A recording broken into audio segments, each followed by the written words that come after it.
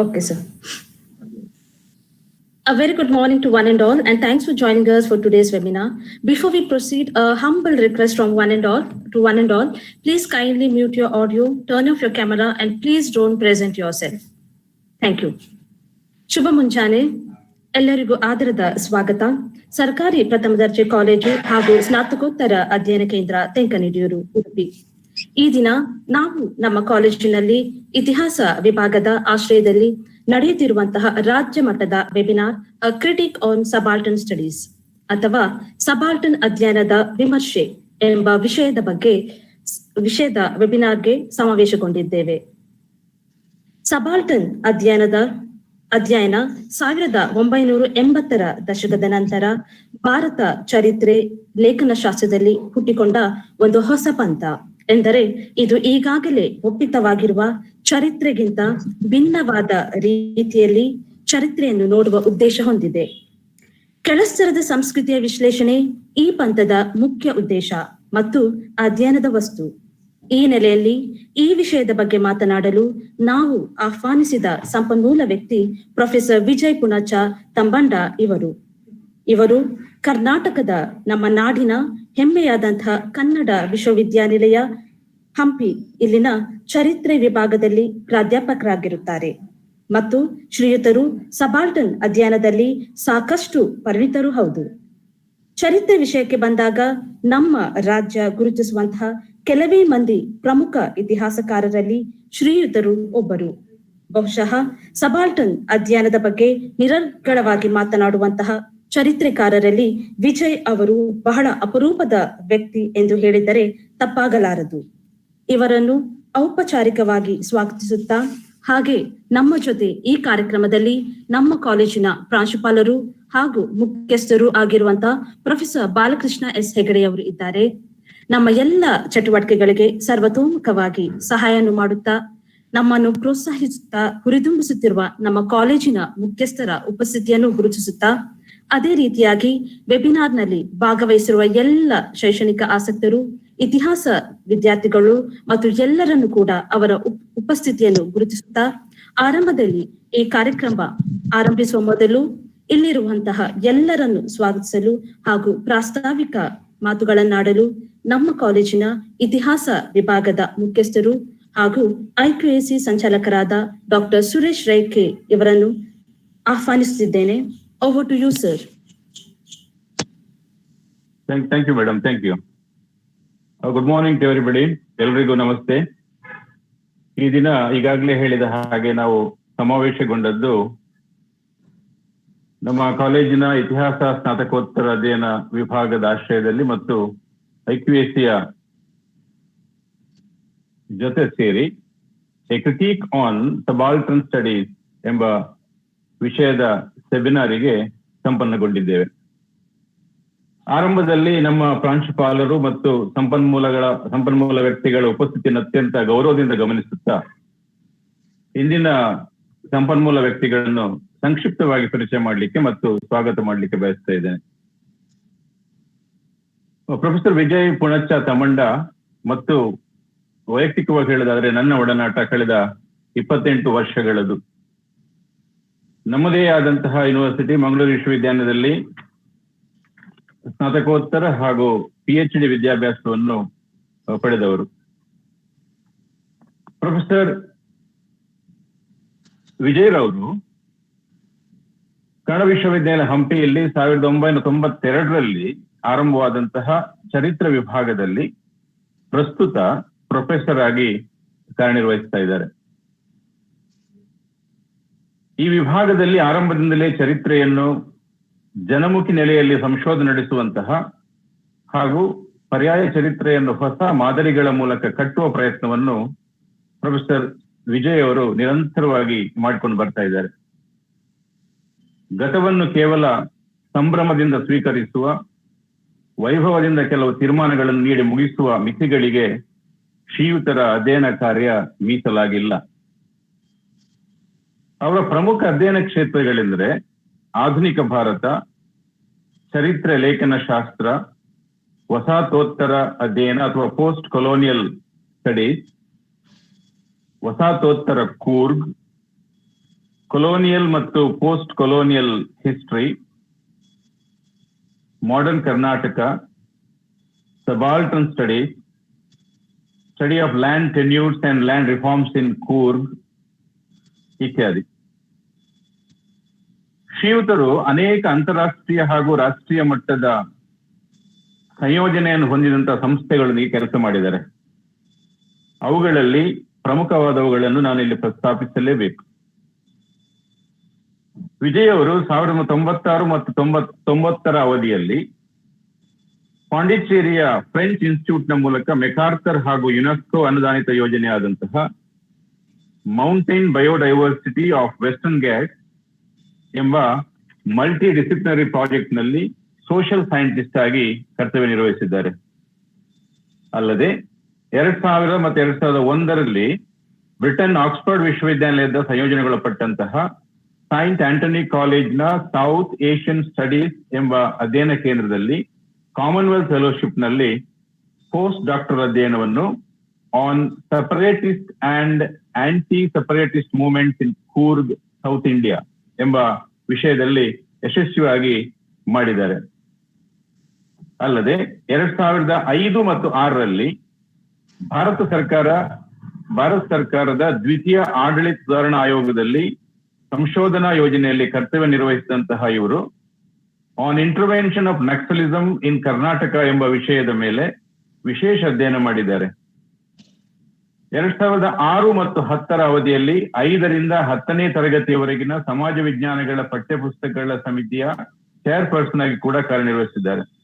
ಅಷ್ಟೇ ಅಲ್ಲದೆ 2010-11 ಅವಧಿಯಲ್ಲಿ ಇವರು 8ನೇ ತರಗತಿಯ ಸಮಾಜ ವಿಜ್ಞಾನ ಪಠ್ಯಪುಸ್ತಕ ರಚನಾ ಸಮಿತಿಯ ಎಡಿಟೋರಿಯಲ್ ಸಮಿತಿ ಅಧ್ಯಕ್ಷರಾಗಿ ಕಾರ್ಯನಿರ್ವಹಿಸಿದ್ದಾರೆ. ಹಾಗೂ ಅವರ ವಿವಿಧ ಕ್ಷೇತ್ರಗಳಲ್ಲಿ ತೊಡಗಿಸಿಕೊಳ್ಳುವಿಕೆ ಮತ್ತು ಅವರ ಸಾಧನೆ ಅನನ್ಯ ಮತ್ತು ಅಪೂರ್ವ. ಹೊಸ ತಲೆಮಾರಿನ ಪ್ರಮುಖ ಇತಿಹಾಸಕಾರರಾಗಿರುವಂತಹ ವಿಜಯ್ ಪುಣಚ್ಚ ತಮ್ಮಂಡ ಇವರು ಅನೇಕ ಕೃತಿಗಳನ್ನು ರಚಿಸಿದ್ದಾರೆ ಮತ್ತು ಸಂಪಾದಿಸಿದ್ದಾರೆ. ಅವುಗಳಲ್ಲಿ ಪ್ರಮುಖವಾದನ್ನು ನಾನಿಲ್ಲಿ ಪ್ರಸ್ತಾಪಿಸುವುದಾದರೆ, ಹಾಲೇರಿ ಅರಸ ವೀರರಾಜೇಂದ್ರ ಒಡೆಯರ್ ಕುರಿತು ಬರೆದ ರಾಜೇಂದ್ರ ನಾಮೆ ಮರುವುದು ಇವರ ಮಹತ್ವದ ಕೃತಿ. ಅಲ್ಲದೆ ಇವರು ಕನ್ನಡ ವಿಶ್ವವಿದ್ಯಾಲಯದ ವಿಶ್ವಕೋಶ 4 ಚರಿತ್ರೆ ಇದರ ಸಂಪಾದಕರಾಗಿ, ಅಲ್ಲದೆ ಕನ್ನಡ ವಿಶ್ವವಿದ್ಯಾಲಯದ ಆಂಗ್ಲ ಭಾಷಾ ನಿಯತಕಾಲಿಕೆಯಾದ ಜರ್ನಲ್ ಆಫ್ ಕರ್ನಾಟಕ ಸ್ಟಡೀಸ್ ಇದರ ಸ್ಥಾಪಕ ಎಡಿಟರ್ ಆಗಿ 2001 ಮತ್ತು 2013ರವರೆಗೆ ಕಾರ್ಯನಿರ್ವಹಿಸಿದ್ದಾರೆ.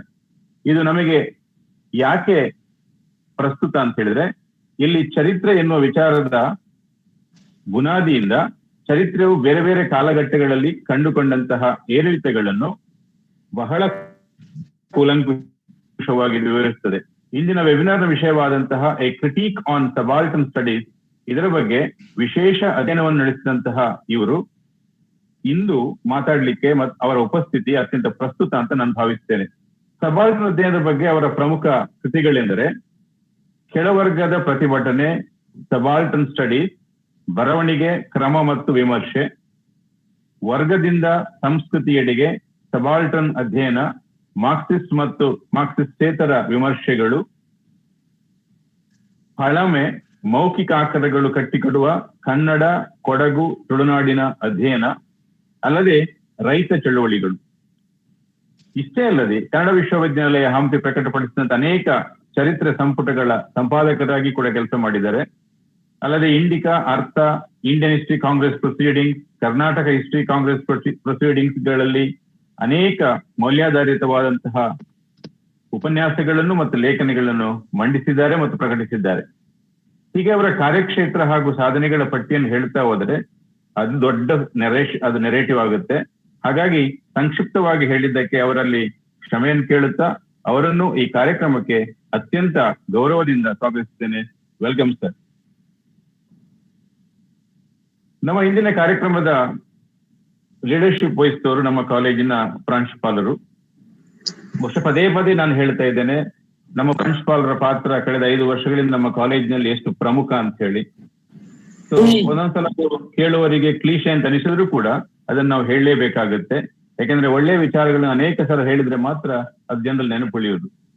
ನಮ್ಮ ಕಾಲೇಜ್ ಇವತ್ತು ಈ ಹಂತಕ್ಕೆ, ಅಂದ್ರೆ ವಿದ್ಯಾರ್ಥಿಗಳ ಸಂಖ್ಯೆಯಲ್ಲಿ ಅಥವಾ ಇನ್ಫ್ರಾಸ್ಟ್ರಕ್ಚರ್ ಅಲ್ಲಿ ಅಥವಾ ರಿಸಲ್ಟ್ ಅಲ್ಲಿ ಅಥವಾ ಈ ಪ್ರದೇಶದಲ್ಲಿ ಒಂದು ರೆಪ್ಯುಟೇಷನ್ ಪಡಲಿಕ್ಕೆ ಬಹಳ ಮುಖ್ಯ ಕಾರಣ ನಮ್ಮ ಪ್ರಾಂಶುಪಾಲರು ಅಂತ ಹೇಳಿದ್ರೆ ಅದು ಖಂಡಿತ ಉತ್ಪ್ರೇಕ್ಷೆ ಅಲ್ಲ.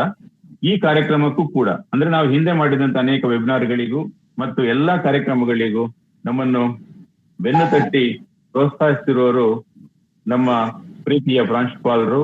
ಅವರ ಉಪಸ್ಥಿತಿಯನ್ನು ಗೌರವಿಸುತ್ತಾ ಅವರನ್ನು ಕೂಡ ಈ ಕಾರ್ಯಕ್ರಮಕ್ಕೆ ನಾನು ಸ್ವಾಗತಿಸ್ತಾ ಇದ್ದೇನೆ. ಥ್ಯಾಂಕ್ ಯು ಈ ಕಾರ್ಯಕ್ರಮದಲ್ಲಿ ಭಾಗವಹಿಸಿದಂತಹ ಎಲ್ಲ ಪಾರ್ಟಿಸಿಪೆಂಟ್ಸ್ ಬಹುಶಃ ರಾಜ್ಯದ ಎಲ್ಲ ಮೂಲೆಗಳಿಂದ ರಿಜಿಸ್ಟ್ರೇಷನ್ ಮಾಡಿದ್ದಾರೆ. ಸುಮಾರು 200ಕ್ಕಿಂತ ಜಾಸ್ತಿ ಮಾಡಿದ್ದಾರೆ. ಈಗ ವರ್ತಮಾನದಲ್ಲಿ 67 ಜನ ಇದ್ದಾರೆ. ಇನ್ನೇನು ಕೆಲವರು ಜಾಯ್ನ್ ಆಗೋರಿದ್ದಾರೆ. ಅವರೆಲ್ಲರನ್ನೂ ಕೂಡ ನಾನು ಅತ್ಯಂತ ಹೃದಯ ಸ್ಪರ್ಶಿಯಾಗಿ ಸ್ವಾಗತಿಸ್ತೇನೆ. ಅಷ್ಟೇ ಅಲ್ಲದೆ ಈ ಕಾರ್ಯಕ್ರಮ ಸಂಘಟನೆಯಲ್ಲಿ ನನ್ನ ಜೊತೆ ಕೈ ಜೋಡಿಸಿದಂತಹ ನಮ್ಮ IPSC ಘಟಕದ ಸಹಸಂಚಾಲಕರಾದಂತಹ ಮೇವಿ ಮಿರಾಂಡಾ ಮತ್ತು ಈ ಕಾರ್ಯಕ್ರಮದ ಮಾಡರೇಟರ್ ಆಗಿ ಕಾರ್ಯನಿರ್ವಹಿಸುತ್ತಿರುವಂತಹ ಶರ್ಮಿಳಾ ಹಾರಾಡಿ, ಸಹಾಯಕ ಪ್ರಾಧ್ಯಾಪಕರು ಆಂಗ್ಲ ಭಾಷಾ ವಿಭಾಗ, ಅವರನ್ನು ಕೂಡ ಈ ಕಾರ್ಯಕ್ರಮಕ್ಕೆ ಸ್ವಾಗತಿಸ್ತಾ ಇದ್ದೇನೆ. ಮತ್ತು ನಮ್ಮ ಕಾಲೇಜಿನ ಬೋಧಕ ಸಿಬ್ಬಂದಿಯವರು ಮತ್ತು ಬೋಧಕೇತರ ಸಿಬ್ಬಂದಿಯವರು ಕೆಲವರು ನಮ್ಮ ಜೊತೆ ಈ ಕಾರ್ಯಕ್ರಮದಲ್ಲಿ ಭಾಗವಹಿಸ್ತಾ ಇದ್ದಾರೆ. ಅವರನ್ನು ಕೂಡ ಆತ್ಮೀಯವಾಗಿ ಸ್ವಾಗತಿಸ್ತಾ ಇದ್ದೇನೆ. ಅಷ್ಟು ಮಾತ್ರ ಅಲ್ಲ, ಈ ಕಾರ್ಯಕ್ರಮದ ಹಿಂದೆ ಈ ಕಾರ್ಯಕ್ರಮದ ಎಲ್ಲ ಕೆಲಸಗಳನ್ನು ಪೋಸ್ಟರ್ ಆಗಿರ್ಬೋದು, ಪ್ರಮಾಣ ಪತ್ರ ಆಗಿರ್ಬೋದು, ಅವುಗಳನ್ನೆಲ್ಲ ಅಚ್ಚುಕಟ್ಟಾಗಿ ನಮಗೆ ನಿರ್ವಹಿಸಿಕೊಟ್ಟಂತಹ ನಮ್ಮ ಪ್ರೀತಿಯ ವಿದ್ಯಾರ್ಥಿ ಸುಮಿತ್ ಅನ್ನು ಕೂಡ ಈ ಕಾರ್ಯಕ್ರಮಕ್ಕೆ ನಾನು ಸ್ವಾಗತಿಸಿ ಅವನಿಗೆ ಧನ್ಯವಾದ ಕೂಡ ಹೇಳ್ತೇನೆ. ಎಲ್ಲರನ್ನು ಮತ್ತೊಮ್ಮೆ ಸ್ವಾಗತಿಸಿ ಮುಂದಿನ ಕಾರ್ಯಕ್ರಮವನ್ನು ನಡೆಸಿಕೊಡ್ಬೇಕು ಅಂತ ಮೇಡಮ್ ಅವನು ಕೇಳ್ಕೊಳ್ತಾ ಇದ್ದೇನೆ. ನಮಸ್ತೆ. ಧನ್ಯವಾದಗಳು ಸರ್. ನಿಮಗೂ ಕೂಡ ಈ ಕಾರ್ಯಕ್ರಮಕ್ಕೆ ಆದರದ ಸ್ವಾಗತವನ್ನ ಕೋರ್ತಾ ಇದ್ದೇನೆ. ಕಾರ್ಯಕ್ರಮವನ್ನ ಮುಂದುವರಿಸುವ ಮುಂಚೆ ದಯವಿಟ್ಟು Ponmana Selvan kindly please mute your audio please. Sir, it's a humble request from our side. Kindly mute your audio sir. Ponmana Selvan.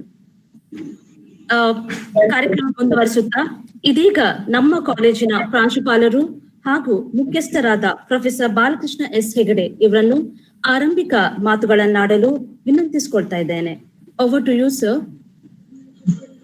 Thank you madam, thank you. ಸರ್ಕಾರಿ ಪ್ರಥಮ ದರ್ಜೆ ಕಾಲೇಜು ಮತ್ತು ಸ್ನಾತಕೋತ್ತರ ಅಧ್ಯಯನ ಕೇಂದ್ರ ಸಂಕನಡಿಯೂರು ಉಡುಪಿ,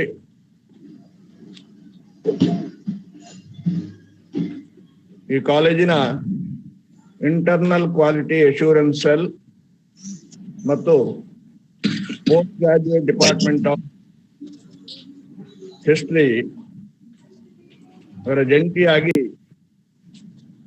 ಇವತ್ತಿನ ರಾಜ್ಯ ಮಟ್ಟದ ಒಂದು ವೆಬಿನಾರ್ ಕಾರ್ಯಕ್ರಮವನ್ನ ಹಮ್ಮಿಕೊಂಡಿದ್ದೇವೆ. ಸತತವಾಗಿ ಕಳೆದ 2 ವಾರಗಳಿಂದ 3ನೆಯ ವೆಬಿನಾರ್ ಕಾರ್ಯಕ್ರಮ ಇತಿಹಾಸ ವಿಭಾಗದ.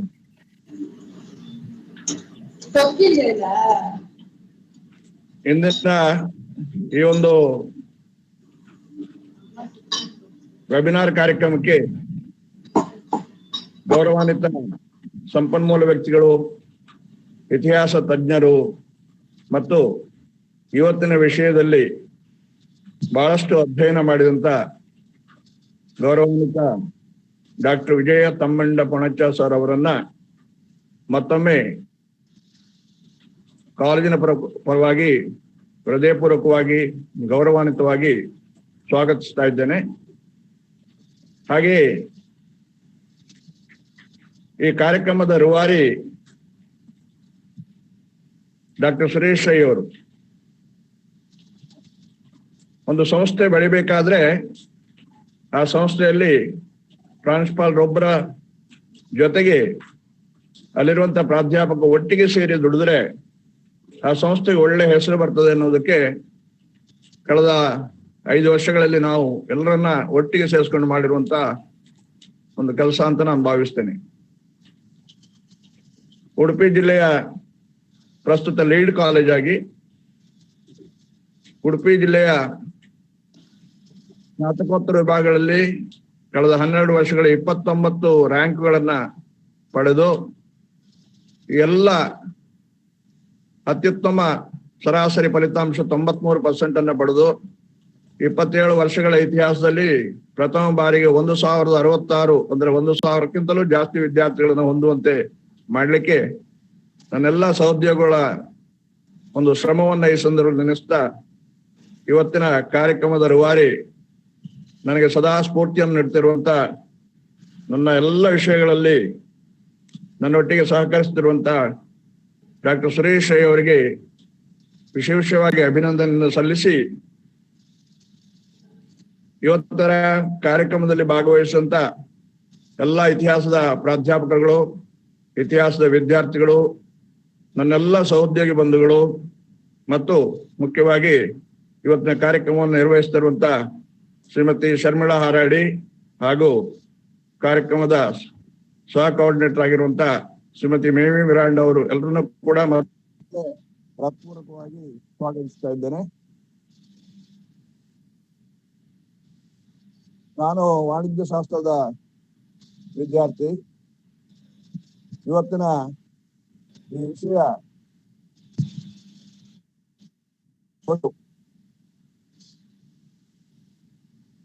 ಈ ವಿಷಯದ ಬಗ್ಗೆ ತೀವ್ರ ಅಧ್ಯಯನ ಮಾಡಿದಂತ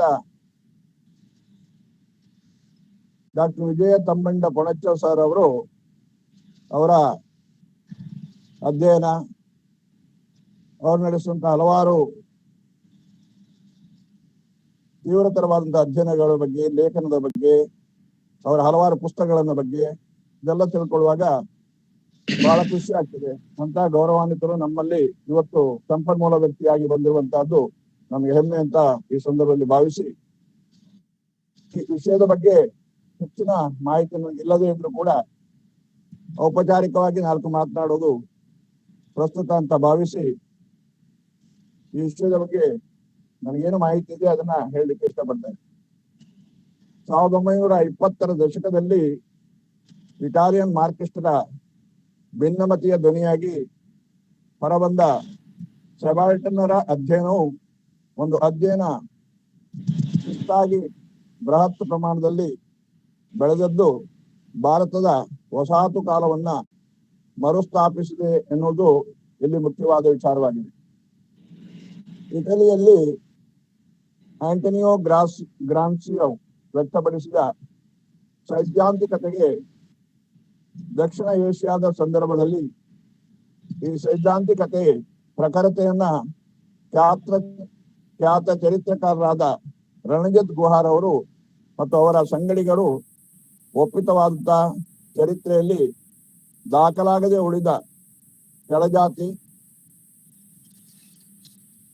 ಸಮುದಾಯದ ಚರಿತ್ರೆಯನ್ನ ಗುಂಪುಗಳು ವಸಾಹತಿಶಾಹಿಗೆ ಮತ್ತು ಸ್ಥಳೀಯ ಬಲಾಢ್ಯ ವರ್ಗಗಳಿಗೆ ಒಡ್ಡಿದ ಪ್ರತಿಭಟನೆ ಪ್ರತಿರೋಧಗಳನ್ನ ಆಧರಿಸಿದೆ ಎಂಬುದು ಉಲ್ಲೇಖನೀಯ.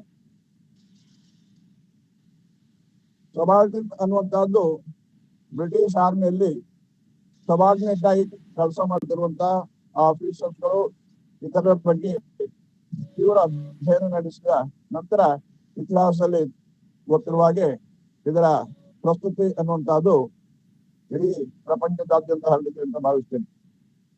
ಭಾರತದಲ್ಲಿ ರಣಜಿತ್ ಗುಹಾ ಎನ್ನುವ ಇತಿಹಾಸಕಾರರು ಮತ್ತು ಅವರ ಸಂಗಡಿಗರು ಇದನ್ನ ಅಸಾಂಪ್ರದಾಯಿಕ ರೀತಿಯಲ್ಲಿ ದಾಖಲು ಮಾಡಿದ್ದಾರೆ ಅನ್ನೋದು ನಮಗೆ ತಿಳಿದಿರುವಂತಹ ವಿಷಯ.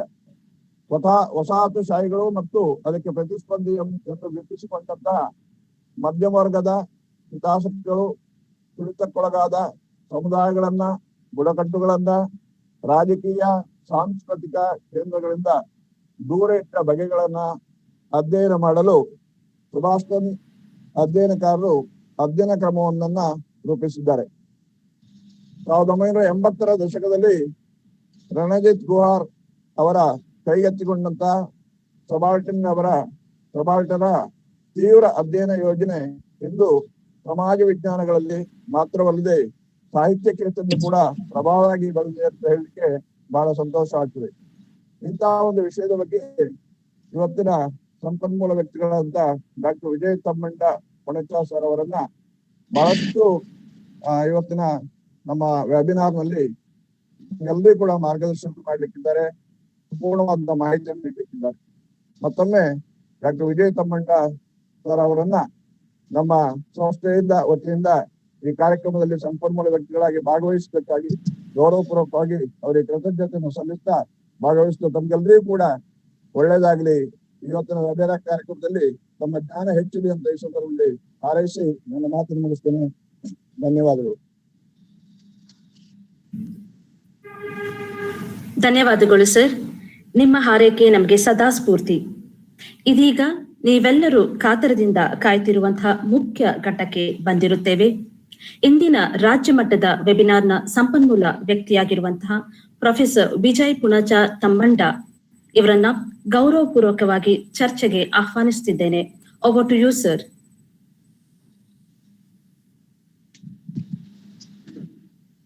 ಎಲ್ರಿಗೂ ನಮಸ್ಕಾರ. ಬಹಳ ಮುಖ್ಯವಾಗಿ ನನಗೆ ಇವತ್ತು ಈ ವಿಷಯದ ಕುರಿತು ಮಾತಾಡಲಿಕ್ಕೆ ಅವಕಾಶ ನೀಡಿದಂತಹ ಪ್ರಿನ್ಸಿಪಾಲ್ ಸರ್ ಅವರಿಗೆ, ಡಾಕ್ಟರ್ ಸುರೇಶ್ ರೈ ಅವರಿಗೆ ಹಾಗೂ ಉಳಿದ ನನ್ನ ಎಲ್ಲ ಸಹೋದ್ಯೋಗಿಗಳಿಗೆ, ಮಿತ್ರರಿಗೆ ಮತ್ತು ವಿದ್ಯಾರ್ಥಿಗಳಿಗೆ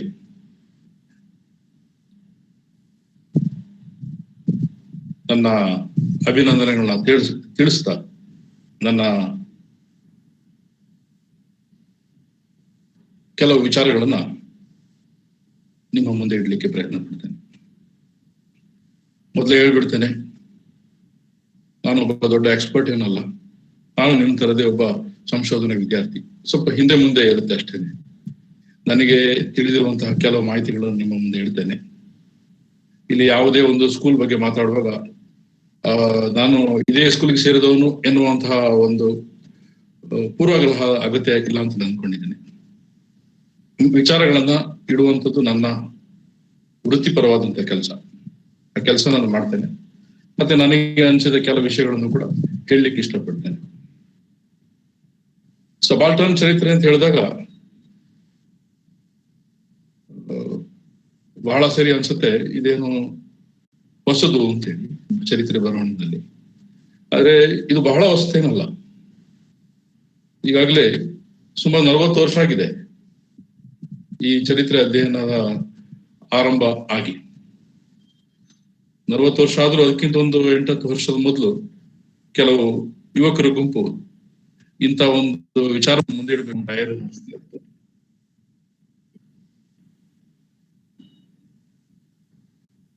ಬಹಳ ಮುಖ್ಯವಾಗಿ ರಂಜಿತ್ ಗುಹಾ ಅವರು, ಡೇವಿಡ್ ಅರ್ನಾಲ್ಡ್ ಅವರು, ಪಾರ್ ಚಟರ್ಜಿ ಅವರು, ಡೇವಿಡ್ ಹರ್ಡಿಮನ್ ಅವರು, ಜ್ಞಾನೇಂದ್ರ ಪಾಂಡೆ ಅವರು, ನಿಮಗೆಲ್ಲ ಕೂಡ ನಿಮ್ಗೆ ಇದ್ರ ಬಗ್ಗೆ ಬಹಳಷ್ಟು ಮಾಹಿತಿಗಳಿರ್ತವೆ. 1970ರ ದಶಕದಲ್ಲಿ ಗ್ರೇಟ್ ಬ್ರಿಟನ್ ನಲ್ಲಿ ಅವರು ತಮ್ಮ ಸಂಶೋಧನೆಯನ್ನ ಮಾಡ್ತಾ ಇರ್ತಾರೆ. ಅವ್ರಿಗೆ ಎಲ್ಲೋ ಚರಿತ್ರೆ ಬರವಣಿಗೆಯಲ್ಲಿ, ಚರಿತ್ರೆಯನ್ನ ಸೃಷ್ಟಿಸುವಲ್ಲಿ, ಮರು ಸೃಷ್ಟಿಸುವಲ್ಲಿ ಎಲ್ಲೋ ಕೆಲವು ಸಮಸ್ಯೆಗಳಿದ್ದಾವೆ ಅಂತೇಳಿ ಅವರು ಭಾವಿಸಿದ್ರು. ಅದು ಅವರು ಮಾತ್ರ ಭಾವಿಸಿರ್ಲಿಲ್ಲ, ಭಾರತದ ಅನೇಕ ಪ್ರಜ್ಞಾವಂತರು ಕೂಡ ಆ ಹೊತ್ತಿಗೆ ಭಾವಿಸ್ಲಿಕ್ಕೆ ಶುರು ಮಾಡಿದ್ರು. ಯಾಕೆ ನಮ್ಮ ದೇಶದ ಚರಿತ್ರೆ ಒಂಥರ ಇದೆ, ನಾವೇ ಒಂಥರ ಇದ್ದೇವೆ. ಸ್ವಾತಂತ್ರ್ಯ ಅಂತ ಹೇಳೋದು ಬಂದಿದೆ, ಆದ್ರೆ ಸ್ವಾತಂತ್ರ್ಯವನ್ನು ಅನುಭವಿಸ್ಲಿಕ್ಕೆ ಆಗ್ತಾ ಇಲ್ಲ.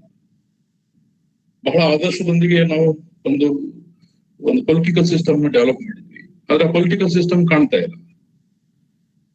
ಆರ್ಥಿಕವಾಗಿ, ಸಾಮಾಜಿಕವಾಗಿ ನಾವೇನೋ ನಿರೀಕ್ಷೆ ಮಾಡಿದ್ವಿ ಸ್ವಾತಂತ್ರ್ಯದಿಂದ, ಆದ್ರೆ ಅದು ಕಾಣ್ತಾ ಇಲ್ಲ.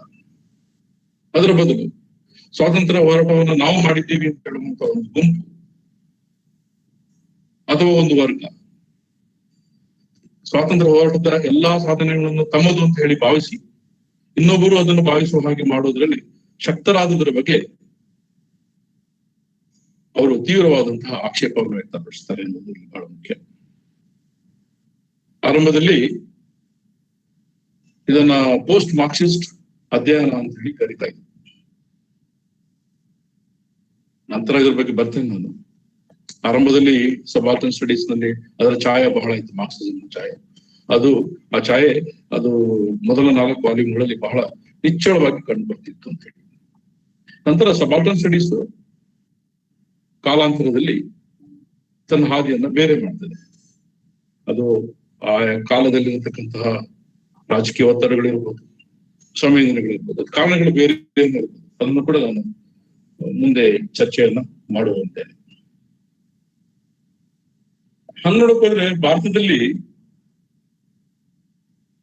ಗ್ರಾಮ್ಶಿ ಬಗ್ಗೆ ಸುಶೋಭನ್ ಸರ್ಕಾರ ಅವರು, ರಂಜಿತ್ ಗುಹರ್ ಅವರ ಟೀಚರ್, ಸುಮಿತ್ ಸರ್ಕಾರ ಅವರ ಅಪ್ಪ.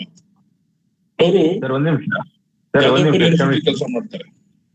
1950ರ ದಶಕದಲ್ಲಿ ಗ್ರಾಮ್ಶಿ ಬಗ್ಗೆ ಅಧ್ಯಯನ ಮಾಡ್ತಾರೆ. ಗ್ರಾಮ್ಶಿ ಪುಸ್ತಕ ಬಂದಿದ್ದು 1940s ಅಲ್ಲಿ, 50s ಅಲ್ಲಿ ಅದ್ರ ಬಗ್ಗೆ ಚರ್ಚೆಯನ್ನು ಶುರು ಮಾಡಿರ್ತಾರೆ. ಆರ್ಟ್ ಆಫ್ ಗ್ರಾಮ್ಶಿ ಅಂತ ಹೇಳಿ 1968 ಅಲ್ಲಿ ಒಂದು ಪುಸ್ತಕವನ್ನು ಕೂಡ ಬರೀತಾರೆ. 1916 ಬರೀತಾರೆ. ಮತ್ತೆ ಇ.ಪಿ. ಥಾಮ್ಸನ್ ಅವರು ಮತ್ತು ಹಿಲ್ ಅವರು, ಇವರೆಲ್ಲರೂ ಕೂಡ ಒಂದು ಆಲ್ಟರ್ನೇಟಿವ್ ಹಿಸ್ಟ್ರಿ ಬಗ್ಗೆ ಬಹಳಷ್ಟು ಗಮನ ವಹಿಸಬೇಕು ಅಂತ ಹೇಳಿ ತಮ್ಮ ಅಭಿಪ್ರಾಯವನ್ನು ವ್ಯಕ್ತಪಡಿಸ್ತಾರೆ. ಇವರೆಲ್ಲರೂ ಕೂಡ ಬಹುತೇಕರು ಮಾರ್ಕ್ಸಿಸ್ಟ್ ಪರಂಪರೆಯವರಾಗಿದ್ದು, ಒಂದು ಹೊಸ ಬಗೆಯ, ಇನ್ನೊಂದು ಬಗೆಯ ಸಂವಾದವನ್ನು ಹುಟ್ಟಾಕ್ಬೇಕು, ಇನ್ನೊಂದು ಬಗೆಯಲ್ಲಿ ಅದನ್ನ ಮರು ಓದಿಗೆ ಒಡ್ಡಿಸ್ಕೋಬೇಕು ಅಂತ ಹೇಳುವಂತ ಒಂದು ಕಾತರದಿಂದ ಅವರೆಲ್ಲ ಕೂಡ ಅಧ್ಯಯನಶೀಲರಾಗಿರ್ತಾರೆ.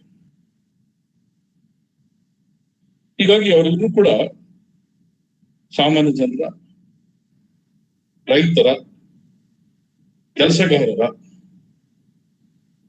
ಚಾರಿತ್ರಿಕವಾದ ಅನುಭವಗಳನ್ನ ದಾಖಲಿಸಬೇಕು, ಆ ಮೂಲಕ ಚರಿತ್ರೆಯನ್ನ ಕಟ್ಟಬೇಕು ಅಂತ ಹೇಳುವಂತ ಒಂದು ಪ್ರಯತ್ನವನ್ನ ಅವ್ರು ಮಾಡ್ತಾರೆ. ಇದರ ಜೊತೆಗೆ 1970ರ ದಶಕದಲ್ಲಿ ಭಾರತದ ಪರಿಸ್ಥಿತಿ ಸ್ವಲ್ಪ ಪ್ರಕ್ಷುಬ್ಧ ಆಗಿರುತ್ತೆ, ಎಮರ್ಜೆನ್ಸಿ ಬಂದಿರುತ್ತೆ. ಎಮರ್ಜೆನ್ಸಿಯನ್ನು ಯಾರು ಒಪ್ಕೊಳ್ಳಕ್ಕೆ ಸಾಧ್ಯವಿರಲ್ಲ. ನಾವೆಲ್ಲ ಬ್ರಿಟಿಷರ ಸಂಸ್ಥೆಯಿಂದ ಹೊರಗಡೆ ಬಂದಿದ್ವಿ. ಬಹಳ ಮುಖ್ಯವಾಗಿ ನಮಗೆ ಅಭಿವ್ಯಕ್ತ ಸ್ವಾತಂತ್ರ್ಯ ಬೇಕು. ಇದು ನಮ್ಮ ದೇಶ. ನಾವು ಭಾರತದ ಸಂವಿಧಾನ ನೀಡಲ್ಪಟ್ಟಿರತಕ್ಕಂತಹ ಮೂಲಭೂತವಾದಂತಹ ಹಕ್ಕುಗಳನ್ನ ನಾವು ಎಕ್ಸರ್ಸೈಸ್ ಮಾಡಬೇಕು ಅಂತ ಹೇಳೋ ಒಂದು ಸಂದರ್ಭದಲ್ಲಿ ಎಮರ್ಜೆನ್ಸಿ ಬರುತ್ತೆ ಇಂದಿರಾ ಗಾಂಧಿ ಅವ್ರ ಕಾಲದಲ್ಲಿ. ಅದು ಬಹಳ ಪ್ರಜಾಪ್ರಭುತ್ವದ ಬಗ್ಗೆ ಬಹಳ ನಿರೀಕ್ಷೆ ಇಟ್ಕೊಂಡಿರ್ತಕ್ಕಂಥ ಬಹಳ ವಿದ್ಯಾವಂತರಿಗೆ, ಚರಿತ್ರೆಕಾರರಿಗೆ, ವಿದ್ವಾಂಸರಿಗೆ ಎಲ್ರಿಗೂ ಆಘಾತವನ್ನು ನೀಡುತ್ತೆ. ಯಾಕೆ ಇದರ ಚಹರೆ ಬೇರೆ ತರ ಆಗ್ತಾ ಬರ್ತಾ ಇದೆ ಎನ್ನುವಂತ ಒಂದು ಪ್ರಶ್ನೆ. ಮತ್ತೆ ನಿಮ್ಗೆ ಇನ್ನೊಂದು ಗೊತ್ತಿರುತ್ತೆ, ನಕ್ಸಲ್ಬಾರಿ ಹೋರಾಟ 1968-69 ನಡೀತದೆ. ನಕ್ಸಲ್ಬಾರಿ ಅದು ಬೇಸಿಕಲಿ ಸಿಪಿಎಂ ಇರ್ತದೆ. ಸಿಪಿಎಂ ನಲ್ಲಿ ಇದ್ದಂತಹ ಒಂದು ಗುಂಪು, ನೀವು ರಾಡಿಕಲ್ ಆಗಿ ನೀವು ಹೋರಾಟ ಮಾಡಿದ್ರೆ ಆಗೋದಿಲ್ಲ. ಪ್ರಜಾಪ್ರಭುತ್ವದ ಇದರಲ್ಲಿ ಏನು ಸ್ಟ್ರಕ್ಚರ್ ಒಳಗಡೆ ನೀವು ಹೋರಾಟ ಮಾಡ್ತಾ ಇದ್ರೆ ಯಾವುದೇ ರಿಸಲ್ಟ್ ಬರೋದಿಲ್ಲ. ಒಂದಲ್ಲ ಒಂದು ಅರ್ಥದಲ್ಲಿ ಅದೇ ವೃತ್ತದಲ್ಲಿ ಅದೇ ಸಂಕೋಲೆಯಲ್ಲಿ ನಾವು ಬಂದಿ ಆಗ್ತೀವಿ ಅಂತ ಹೇಳುವಂತ ಒಂದು ವಾದವನ್ನು ಒಂದು ಗುಂಪು ಮಂಡಿಸ್ತಾ ಇತ್ತು. ನಕ್ಸಲ್ಬಾರಿ ಎನ್ನುವ ಜಾಗದಲ್ಲಿ ಅಲ್ಲಿನ ಜಮೀನ್ದಾರಿಗಳು, ಅಲ್ಲಿನ ಬಡ ರೈತರನ್ನ, ಕೂಲಿಯವರನ್ನ, ಮಹಿಳೆಯರ ಮೇಲೆ ಶೋಷಣೆ ಅತ್ಯಾಚಾರಗಳನ್ನ ಮಾಡ್ತಾರೆ. ಅದು ಮಿತಿ ಮೀರಿದಾಗ ಆ ಜನರೇ ಕಾನೂನನ್ನ ತಮ್ಮ ಕೈಗೆ ಎತ್ಕೊಳ್ತಾರೆ. ಅಲ್ಲಿಂದ ಅದು ಆ ಕಾಲದಲ್ಲಿ ಬಹಳಷ್ಟು ದೊಡ್ಡ ಐಡಿಯಾಲಜಿಕಲ್ ಡಿಬೇಟಿಗೆ ಕಾರಣ ಆಗುತ್ತೆ. ಮುಂದೆ ಅದು ಮಾರ್ಕ್ಸಿಸ್ಟ್ ಲೆನಿನಿಸ್ಟ್ ಪಾರ್ಟಿ ಆಗುತ್ತೆ, ಈಗ ಮಾವೋಯಿಸ್ಟ್ ಪಾರ್ಟಿ ಅಂತ ಆಗುತ್ತೆ. ಹೀಗೆ ಅದರದ್ದು ಏನೋ ರಾಜಕೀಯವಾದಂತಹ ಡೆವಲಪ್ಮೆಂಟ್ಸ್ ಬೇರೆ ಬೇರೆ ಕಾಣಬಹುದು. ಆದ್ರೆ ಚರ್ಚೆಗೆ ಸಂಬಂಧಪಟ್ಟಂಗೆ ಅದು ಬಹಳ ಮುಖ್ಯವಾದಂತಹ ವಿಷಯ ಆಗುತ್ತೆ. ಡೆಮಾಕ್ರಸಿಯನ್ನು ರೂಪಿಸುವುದು, ಮರುರೂಪಿಸುವುದು ಹೇಗೆ, ಮರುರೂಪಿಸುವಾಗ ಡೆಮಾಕ್ರಸಿಯನ್ನು ಮತ್ತೆ ಕಳ್ಕೊಳ್ಳುವಂತಹ ಒಂದು ಪ್ರಾಬ್ಲಮ್ ನಮ್ಮ ಮುಂದೆ ಬರ್ತದ. ಈ ತರದ ಅಂಶಗಳು ನಮ್ಮ ಕಣ್ಮುಂದೆ ಬರುತ್ತೆ. ಬಹಳ ಮುಖ್ಯವಾಗಿ 80ರ ದಶಕದಲ್ಲಿ ಈ ತರದ ಒಂದು ಅಭಿಪ್ರಾಯಗಳನ್ನ ಮಂಡಿಸುವಾಗ ಬಹಳ ಮುಖ್ಯವಾದಂತ ಒಂದು ಉದ್ದೇಶ ಇರ್ತದೆ. ನಾವು ಯಾಕೆ ಟ್ರ್ಯಾಪ್ ಆಗ್ತಿದ್ದೇವೆ ಇಂಡಿಯನ್ ಹಿಸ್ಟ್ರಿ ಬರೆಯುವಾಗ ಅಂತ ಹೇಳಿದ್ರೆ, ಯೂರೋಸೆಂಟ್ರಿಸಮ್ ಇರೋದಕ್ಕಾಗಿ, ಯುರೋಪ್ ಕೇಂದ್ರಿತ ಬರಹಗಳಿರೋದಕ್ಕಾಗಿ ನಾವು ಟ್ರ್ಯಾಪ್ ಆಗ್ತದೆ. ಅದು ಯುರೋಪಿಯನ್ ಹುಟ್ಟಾಕಿದಂತಹ ಬುದ್ಧಿಮತ್ತೆ, ಯುರೋಪಿಯನ್ ವರ್ಲ್ಡ್ ಹುಟ್ಟಿ ಹಾಕಿದಂತಹ ಒಂದು ವಾಗ್ಮಯ. ನಾವು ಅದರದ್ದು ರೆಪ್ಲಿಕವನ್ನು ಇಂಡಿಯಾದಲ್ಲಿ ಮಾಡ್ತಾ ಇದ್ದೇವೆ. ಆ ರೆಪ್ಲಿಕವನ್ನ ಮಾಡಿದ್ರೆ ನಮ್ಮ ನಿಜವಾದ ಚರಿತ್ರೆ ಗೊತ್ತಾಗ್ಲಿಕ್ಕೆ ಸಾಧ್ಯ ಇಲ್ಲ. ಅದಕ್ಕೆ ಬೇರೆದಾದಂತಹ ಒಂದು ಮೆಥಡಾಲಜಿ ಅಗತ್ಯ ಅಂತೇಳಿ ಇವ್ರು ಭಾವಿಸ್ತಾರೆ. ಇದನ್ನ ಮುಂದೆ ನಾನು ಕೆಲವು ಹಂತವಾಗಿ ಅದನ್ನ ಹೇಳಲಿಕ್ಕೆ ಇಷ್ಟಪಡ್ತೇನೆ. ಇಲ್ಲಿ ಆರಂಭದಲ್ಲಿ ನಾನು ಸಬಾಲ್ಟರ್ನ್ ಸ್ಟಡೀಸ್ ಬಗ್ಗೆ ಮಾತಾಡ್ತಿದ್ರು, ನಂತರ ಅದರ ಕ್ರಿಟಿಸಮ್ ಬಗ್ಗೆ ಕೂಡ ಮುಂದಿನ ನೆಕ್ಸ್ಟ್ ಹಾಫ್ ಅಲ್ಲಿ ಮಾತಾಡೋದಿದ್ದೇನೆ. ನಮ್ಗೆಲ್ಲ ಗೊತ್ತಿರುವ ಹಾಗೆ ಕೆಲವು ಅಂಶ ನಿಮ್ಗೆಲ್ಲ ಗೊತ್ತಿರುತ್ತೆ. ಸಬಾಲ್ಟರ್ನ್ ಸ್ಟಡೀಸ್ ನ ಮೂಲಭೂತವಾದಂತಹ ಕೆಲವು ವಿಷಯಗಳು ಚರ್ಚೆಯ ದೃಷ್ಟಿಯಿಂದ ಅನುಕೂಲ ಆಗಲಿ ಅಂತ ಹೇಳೋ ಕಾರಣಕ್ಕಾಗಿ ನಾನು ಕೆಲವೊಂದು ವಿಷಯಗಳನ್ನು ನಿಮ್ಮ ಮುಂದಕ್ಕೆ ಇಡ್ಲಿಕ್ಕೆ ಇಷ್ಟಪಡ್ತೇನೆ. ರಂಜಿತ್ ಗುಹಾ ಅವರ ನೇತೃತ್ವದಲ್ಲಿ subaltern studies south Asian experience ನಮ್ಮ ಗಮನದಲ್ಲಿ ಇಟ್ಕೊಂಡು ವಾಲ್ಯೂಮ್ಗಳು ಹೊರಗಡೆ ಬರುತ್ತೆ. ಮೊದಲ 4 ವಾಲ್ಯೂಮ್ಗಳು ಅವರ ಸಂಪಾದಕತ್ವದಲ್ಲಿ ಬರುತ್ತೆ, ಮತ್ತೆ ಮುಂದಿನವರದು ಅವರ ಸಂಗಡಿಗರ ನೇತೃತ್ವದಲ್ಲಿ ಬರುತ್ತೆ. ಒಟ್ಟು 12 ವಾಲ್ಯೂಮ್ಗಳು ಬರುತ್ತೆ. ಇದು ಭಾರತದ ಚರಿತ್ರೆ ಬರವಣಿಗೆ ಮೇಲೆ ಮಾತ್ರ, ಪಾಶ್ಚಾತ್ಯ ಬರವಣಿಗೆಯಲ್ಲಿ, ಯುರೋಪ್ನಲ್ಲಿ, ಆಫ್ರಿಕಾದಲ್ಲಿ, ಲ್ಯಾಟಿನ್ ಅಮೆರಿಕಾದಲ್ಲಿ ಇರತಕ್ಕಂತಹ ಚರಿತ್ರೆ ರಚನಾಶಾಸ್ತ್ರದ ಮೇಲೆ ಕೂಡ ಪರಿಣಾಮವನ್ನು ಬೀರುತ್ತೆ. ಅದಕ್ಕಾಗಿ ಇದಕ್ಕೊಂದು ಇಂಟರ್ನ್ಯಾಷನಲ್ ಐಡೆಂಟಿಟಿ ಇದೆ. ಈ ಬರಹದ ಬಹಳ ಮುಖ್ಯ ಉದ್ದೇಶ ಮತ್ತು ಬಹಳ ಮುಖ್ಯವಾದಂತಹ ಸೋರ್ಸ್ ಮೆಟೀರಿಯಲ್ ಸೌತ್ ಏಷ್ಯಾ ಆಗಿದ್ದರೂ ಕೂಡ ಅದು 20ನೇ ಶತಮಾನದ ಕೊನೆ ಭಾಗದಲ್ಲಿ ಮತ್ತು 20ನೇ ಶತಮಾನದಲ್ಲಿ ಇಡೀ ಅಂತಾರಾಷ್ಟ್ರೀಯ ಮಟ್ಟದ ವಿಶ್ವವಿದ್ಯಾಲಯಗಳಲ್ಲಿ ಜನಮನ್ನಣೆಗೆ ಪಾತ್ರವಾಗ್ತದೆ. ಹಾಗಾದ್ರೆ ಇದೊಂದು ದಿ ಬೆಸ್ಟ್ ಆಲ್ಟರ್ನೇಟಿವ್ ಗೊತ್ತಿದೆ. ಇದಕ್ಕೆ ಕ್ರಿಟಿಸಿಸಮ್ ಇದೆಯಾ? ಕ್ರಿಟಿಸಿಸಮ್ಸ್ ಇದೆ. ಏನದು ಹೇಳಿ ಯಾವ ಕಾರಣಕ್ಕಾಗಿ ಅದು ಉಳಿದ ಚರಿತ್ರೆ ರಚನಾ ಶಾಸ್ತ್ರ ಪರಂಪರೆಗಿಂತ ಭಿನ್ನವಾಗಿದೆ? ಅವರು ಹೇಳುವ ಹಾಗೆ ಚರಿತ್ರೆ ರಚನಾ ಶಾಸ್ತ್ರ ಅಲ್ಲಿವರೆಗೆ 80ರ ದಶಕದವರೆಗೆ ಡಾಮಿನೇಟ್ ಆಗ್ತಾ ಇದ್ದಂಥದ್ದು ಕೊಲೋನಿಯಲ್ ಎಲಿಟಿಸಂ ಮತ್ತು ಬೂರ್ಜಾಸಿ ನ್ಯಾಷನಲಿಸ್ಟ್ ಎಲಿಟಿಸಂ ಪ್ರಭಾವದಿಂದ ಅಂತ. ಏನಾಗುತ್ತೆ?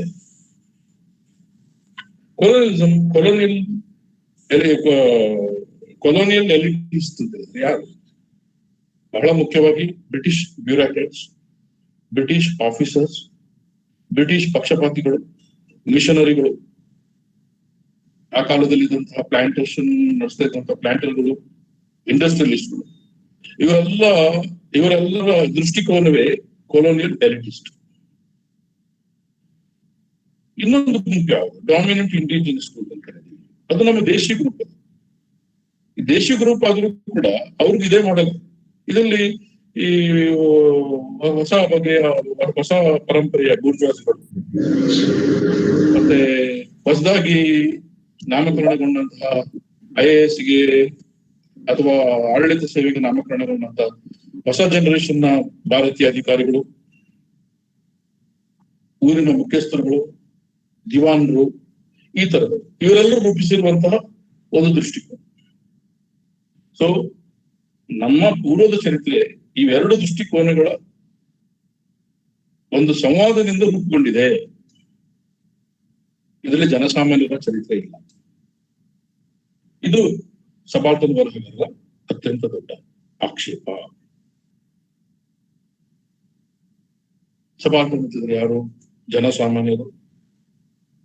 ಕೆಲವೊಮ್ಮೆ ಮೇಲ್ವರ್ಗದ ಜನರು ಬರ್ತಾರೆ, ಕೆಳವರ್ಗದ ಜನರು ಬರ್ತಾರೆ.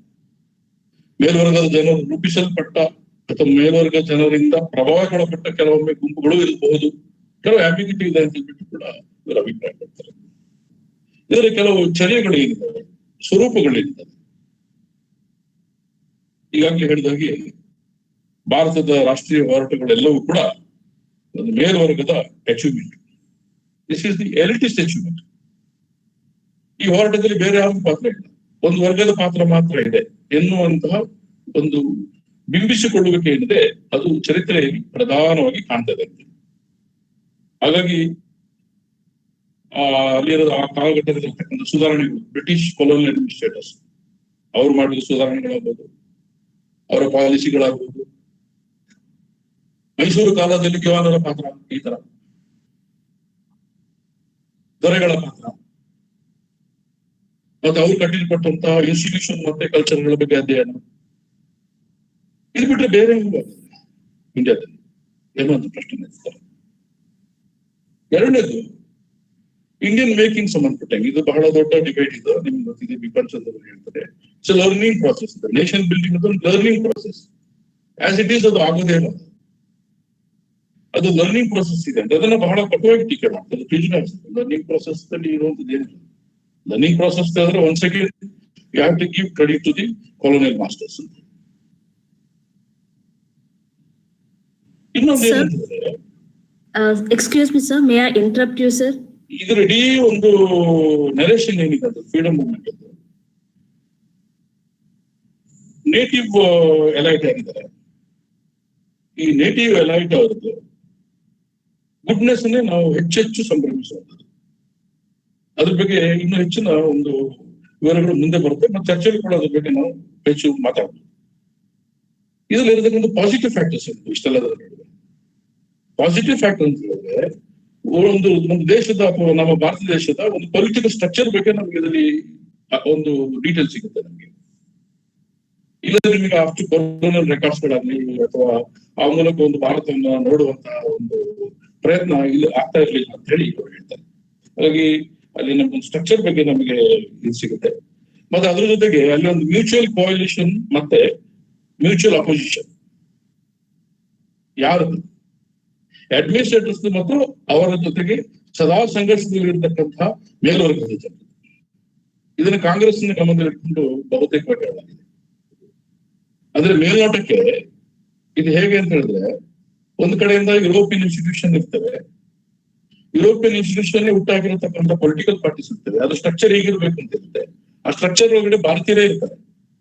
ಸೊ ಆ ಸ್ಟ್ರಕ್ಚರ್ ಹಾಕಿಬಿಟ್ಟವರು ಯುರೋಪಿಯನ್ ಅಡ್ಮಿನಿಸ್ಟ್ರೇಟರ್ಸ್. ಆ ಸ್ಟ್ರಕ್ಚರ್ ಒಳಗಡೆ ನಿಂತ್ಕೊಂಡು ಅಪೋಸಿಷನ್ ಪಾರ್ಟಿ ಕೆಲಸ ಮಾಡ್ತಿರೋದು ಇವರು ಅನೇಕ ಸಾರಿ ಒಪ್ಪಂದಗಳನ್ನು ಮಾಡ್ಕೊಳ್ತಾರೆ, ರಾಜಿ ಆಗ್ತಾರೆ. ಕೆಲವು ಕಡೆ ಅಪೋಸಿಷನ್ ಇರುತ್ತೆ. ಇದರಿಂದ ಬಹಳ ದೊಡ್ಡ ಏನು ವ್ಯತ್ಯಾಸಗಳು ಕಾಣೋದಿಲ್ಲ. ಇಲ್ಲಿ ಕೂಡ ನಿಮಗೆ ಜನಸಾಮಾನ್ಯರ ರೋಲ್ ಏನಿದೆ ಇದು ಸರಿಯಾಗಿ ಕಂಡು ಬರೋದಿಲ್ಲ. ಅವರಿಗೆ ಇದು ಜನಸಾಮಾನ್ಯರ ಚರಿತ್ರೆಗೆ ಇದು ದೋಖ ಆಗಿದೆ ಎನ್ನುವಂತಹ ಒಂದು ಮಾತನ್ನ ನಾವಿಲ್ಲಿ ಕಾಣಬಹುದು. ಹೀಗಾಗಿ ಏನಾಗಿದೆ, ಜನಸಾಮಾನ್ಯರ ಹೋರಾಟಗಳು ಬಹಳ ದೊಡ್ಡ ದೊಡ್ಡ ಹೋರಾಟಗಳು ನಡೆದಿದೆ. ರೌಲತ್ ಆಕ್ಟ್ ವಿರುದ್ಧ ನಡೆದಿರ್ತಕ್ಕಂಥ ಹೋರಾಟಗಳು 1919 ನಂತರದಲ್ಲಿ ನಡೆದಿರ್ತಕ್ಕಂಥ anti Rowlatt protest. 1942 quit India ಚಳವಳಿ ಆಗುತ್ತೆ. ನಮ್ಗೆಲ್ಲ ಗೊತ್ತಿದೆ ಸ್ಟೂಡೆಂಟ್ಸ್ಗೆ. ಭಾರತ ಬಿಟ್ಟು ತೊಲಗಿ ಅಂತೇಳಿ ಮಹಾತ್ಮ ಗಾಂಧಿ ಹೇಳ್ತಾರೆ, ಜೈಲಿಗೆ ಹೋಗ್ತಾರೆ. ಅವ್ರ ಹಿಂಬಾಲಕರು ಹೇಳ್ತಾರೆ, ಜೈಲಿಗೆ ಹೋಗ್ತಾರೆ. ಆದ್ರೆ 1942 ಇಂದ 1947 ವರೆಗೆ ಕೂಡ ಇಡೀ ಭಾರತದಲ್ಲಿ ದಗ ದಗ ದಗ ದಗ ಅಂತೇಳಿ ಇಡೀ ಭಾರತ ಬರೀತಾ ಇರ್ತದೆ. ಜನಸಾಮಾನ್ಯರು ಹೋರಾಟ ಮಾಡ್ತಾರೆ. ಬ್ರಿಟಿಷರ್ನ ಅವರು ವಿಧವರಾಗಿ ಮಾಡ್ಬಿಡ್ತಾರೆ. ಭಯಾನಕ ಸ್ಥಿತಿ. ಯಾರು ಲೀಡರ್ ಅಂತ ಗೊತ್ತಿಲ್ಲ. ಇದನ್ನೇ ನಾವು ಸ್ಪಾಂಟೇನಿಯಸ್ ರಿಯಾಕ್ಷನ್ ಅಂತ ಕರೀತೀವಿ. ಇದ್ರ ಬಗ್ಗೆ ಚರಿತ್ರೆಯಲ್ಲಿ ನಿಮ್ಗೆ ಬಹಳಷ್ಟು ಮೆಟೀರಿಯಲ್ ಇದೆ, ನೋಡ್ಬೋದು. ಇದ್ರ ಬಗ್ಗೆ ನಮ್ಮ ವರ್ಕೌಟ್ ಬಹಳ ಕಡಿಮೆ. ಯಾರು ಮಾಡಿದ್ರು? ಕರೆ ಕೊಟ್ಟಿದ್ರು ಹೌದು ಗಾಂಧೀಜಿ ಅವರು. ವರ್ಕ್ ಮಾಡಿದವರು ಯಾರು? ಸಿನಿಮಾಗಳಲ್ಲಿ ಕೂಡ ನಾವು ನಮ್ಮ ಸ್ಟೂಡೆಂಟ್ಸ್ ಹತ್ರ ಇದನ್ನ ಈಗ ಅನೇಕ ಸರಿ ನಾನು ನೇರ ವಿದ್ಯಾರ್ಥಿಗಳ ಮಾತಾಡಿದ್ದೇನೆ. ಈಗ ಇಂಡಿಯನ್ ಸಿನಿಮಾಗಳಲ್ಲಿ ಫಾರ್ ಎಕ್ಸಾಂಪಲ್ ಈ ಕಮಲ್ ಹಾಸನ್ ಆಕ್ಟ್ ಮಾಡಿದ್ದಾರೆ ಇಂಡಿಯನ್ ಅಂತ ಹೇಳಿ, ಅಥವಾ ತುಂಬಾ ತಮಿಳು ಸಿನಿಮಾಗಳಲ್ಲಿ ತುಂಬಾ ಬಂದಿವೆ. ಕನ್ನಡದಲ್ಲೂ ಮೈಸೂರು ಮಲ್ಲಿಗೆ ಅಂತ ಬಂದಿದೆ. ಅಲ್ಲೆಲ್ಲ ನೀವು ಆ ಚಹರೆಗಳನ್ನು ನೋಡ್ಬೋದು. ಅದಕ್ಕೇನು ಅಂತ ದೊಡ್ಡ ಆಲ್ ಇಂಡಿಯನ್ ಇದಿರೋದಿಲ್ಲ, ಲೀಡರ್ ಅಂತ ಇರೋದಿಲ್ಲ. ಆದ್ರೆ ಇಡೀ ಇಂಡಿಯನ್ ಸಬ್ ಕಾಂಟಿನೆಂಟ್ ಆ ತರ ವರ್ಕೌಟ್ ಆಗುತ್ತೆ. ಹೇಗೆ, ಯಾಕೆ ಅಂತ ಹೇಳುವಂಥದ್ರ ಬಗ್ಗೆ ನಮ್ಮ ಹೆಚ್ಚು ಸಂಶೋಧನೆ ಅದ್ರ ಬಗ್ಗೆ ಮಾತೇ ಆಡೋದಿಲ್ಲ. ಯಾಕಂದ್ರೆ ಮಾತಾಡ್ಬಿಟ್ರೆ ಆ ಕ್ರೀಟನ್ನ ಸಂಬಂಧಪಟ್ಟವರಿಗೆ ತಗೊಳ್ಳಿಕ್ಕೆ ಆಗಲ್ಲ. ಆ ಸಬಾಲ್ಟನ್ ಹಿಸ್ಟ್ರಿ ಬಗ್ಗೆ ಹೆಚ್ಚು ಒತ್ತು ಕೊಡ್ಬೇಕು ಅಂತ ಹೇಳ್ತಾರೆ. ಮತ್ತೆ ಈ ಸಬಾಲ್ಟನ್ ಅಂತ ಹೇಳುವಂಥದ್ದು ಇದು ಪ್ರೀ ಕೊಲೋನಿಯಲ್ ಟೈಮ್ಸ್ ಇಂದನೇ ಇರುತ್ತೆ. ಇದನ್ನ ಆಲ್ ಆಫ್ ಇಟ್ ಸಡನ್ ಕೊಲೋನಿಯಲಿಸಮ್ಗೆ ರೆಸ್ಪಾಂಡ್ ಆಗಿ ಬರೋದು. ನಾವು ಕೊಲೋನಿಯಲಿಸಮ್ ಅಂಡ್ ನ್ಯಾಷನಲಿಸಮ್ ಹೋಗ್ತೇವೆ ಹಿಸ್ಟ್ರಿ. ಕೊಲೋನಿಯಲಿಸಮ್ ಬಂತು, ಅದಕ್ಕಾಗಿ ನ್ಯಾಷನಲಿಸಮ್ ಅದಕ್ಕೆ ರೆಸ್ಪಾಂಡ್ ಆಯ್ತು. ಸೊ ಸ್ಟ್ರಗಲ್ ಕಾಣ್ತೇವೆ, ಆಂಟಿ ಕೊಲೋನಿಯಲ್ ಸ್ಟ್ರಗಲ್ ಕಾಣ್ತೇವೆ. ಹಾಗೇನಿಲ್ಲ. ಈಗ ನಾವು ಎಲಿಟಿಸ್ಟ್ ಹಿಸ್ಟಾರಿಯೋಗ್ರಫಿ ಬಗ್ಗೆ ಮಾತಾಡ್ತಿದ್ದೇನೆ. ಈಗ ಏನ್ ಈಗ ಎಲಿಟಿಸ್ಟ್ ಹಿಸ್ಟಾರಿಯೋಗ್ರಫಿ ಮತ್ತೆ ಇಂಡಿಯನ್ ಪಾಲಿಟಿಕ್ಸ್ ಹೇಗಿದೆ, ಇವೆರಡು ಕೂಡ ಒಂಥರ ಮ್ಯೂಚುವಲ್ ಅಂಡರ್ಸ್ಟ್ಯಾಂಡಿಂಗ್ ಇದ್ದಂಗೆ. ಫಾರ್ ಎಕ್ಸಾಂಪಲ್, ಈಗ ನಾನು ಆಗ್ಲೇ ಹೇಳಿದೆ ಸಬಾಲ್ಟನ್ ಗುಂಪುಗಳದ್ದು ಪ್ರಾತಿನಿಧ್ಯತೆ ಇರಲಿಲ್ಲ ಅಂತೇಳಿ. ಮತ್ತೆ ಸಬಾಲ್ಟನ್ ಗುಂಪುಗಳು ಅಂತ ಹೇಳುವಂಥದ್ದು ಬ್ರಿಟಿಷರು ಬರೋಕ್ಕಿಂತ ಮೊದಲೇ ನಮ್ಮ ಕಂಟೆಕ್ಸ್ಟ್ ಅಲ್ಲಿ ಅಥವಾ ಪ್ರೀ ಕೊಲೋನಿಯಲ್ ಪೀರಿಯಡ್ ನಲ್ಲಿ ಅದಿತ್ತು ಎನ್ನುವಂತ ಒಂದು ಗ್ರಹಿಕೆ.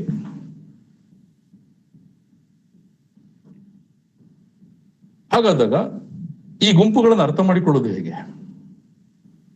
ಇದನ್ನ ಎರಡು ರೀತಿಯಲ್ಲಿ ಅರ್ಥ ಮಾಡ್ಕೋಬಹುದು. ಒಂದು, ಕೊಲೋನಿಯಲ್ ಅಡ್ಮಿನಿಸ್ಟ್ರೇಷನ್ ಟೈಮಲ್ಲಿ ಹೋರಾಟ ಮಾಡ್ತಿದ್ದವರಲ್ಲಿ ಎರಡು ಬಗೆ ನೋಡ್ಬೋದು ನಾವು. ಒಂದು, ಬ್ರಿಟಿಷ್ ಪಾರ್ಲಿಮೆಂಟರಿ ಇನ್ಸ್ಟಿಟ್ಯೂಷನ್ಗಳನ್ನ, ಅಲ್ಲಿನ ಸಂವಿಧಾನ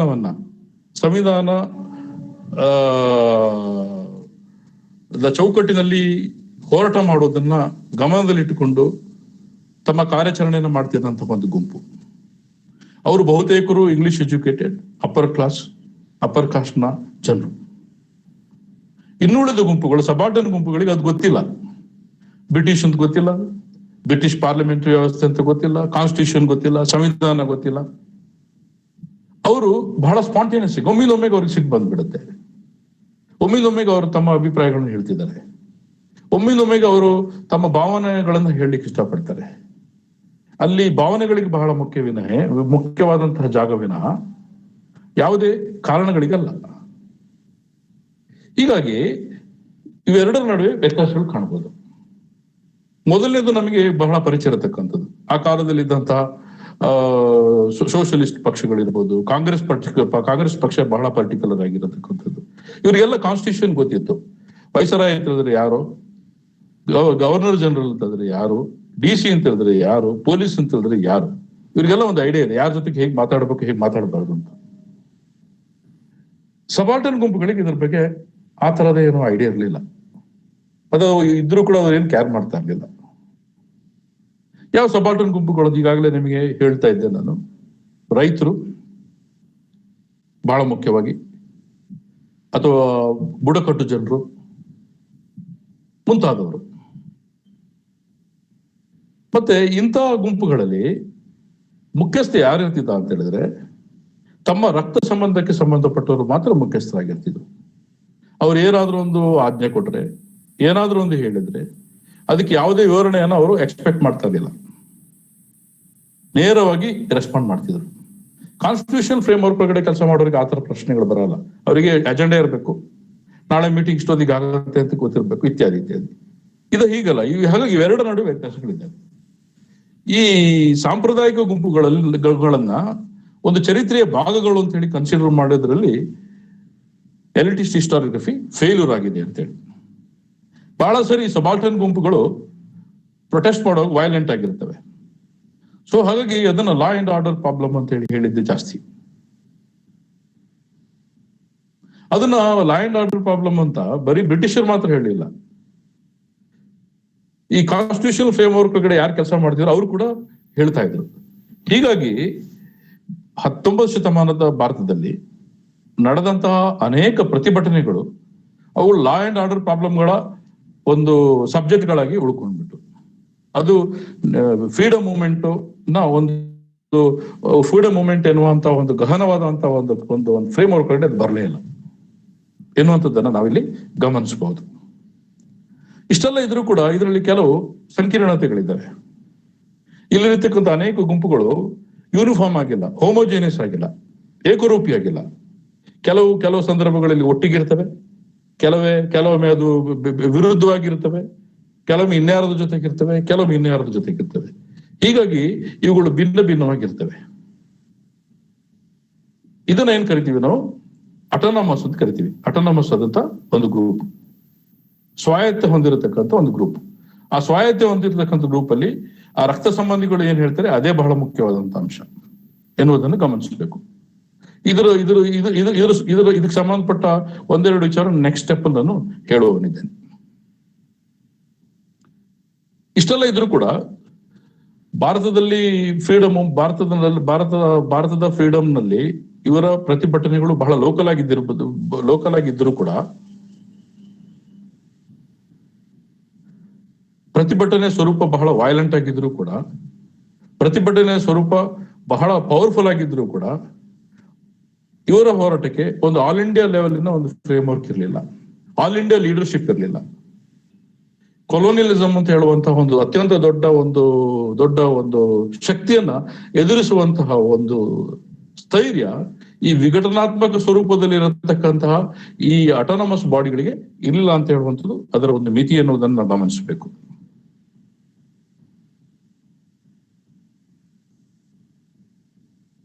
ಇಲ್ಲಿ ನಾವು ಇನ್ನೊಂದು ಹಂತದಲ್ಲಿ ನಾವು ಇಂಡಿಯಾದ ವಿಚಾರಕ್ಕೆ ಸಂಬಂಧಪಟ್ಟಾಗಿ ನೋಡೋದಾದ್ರೆ,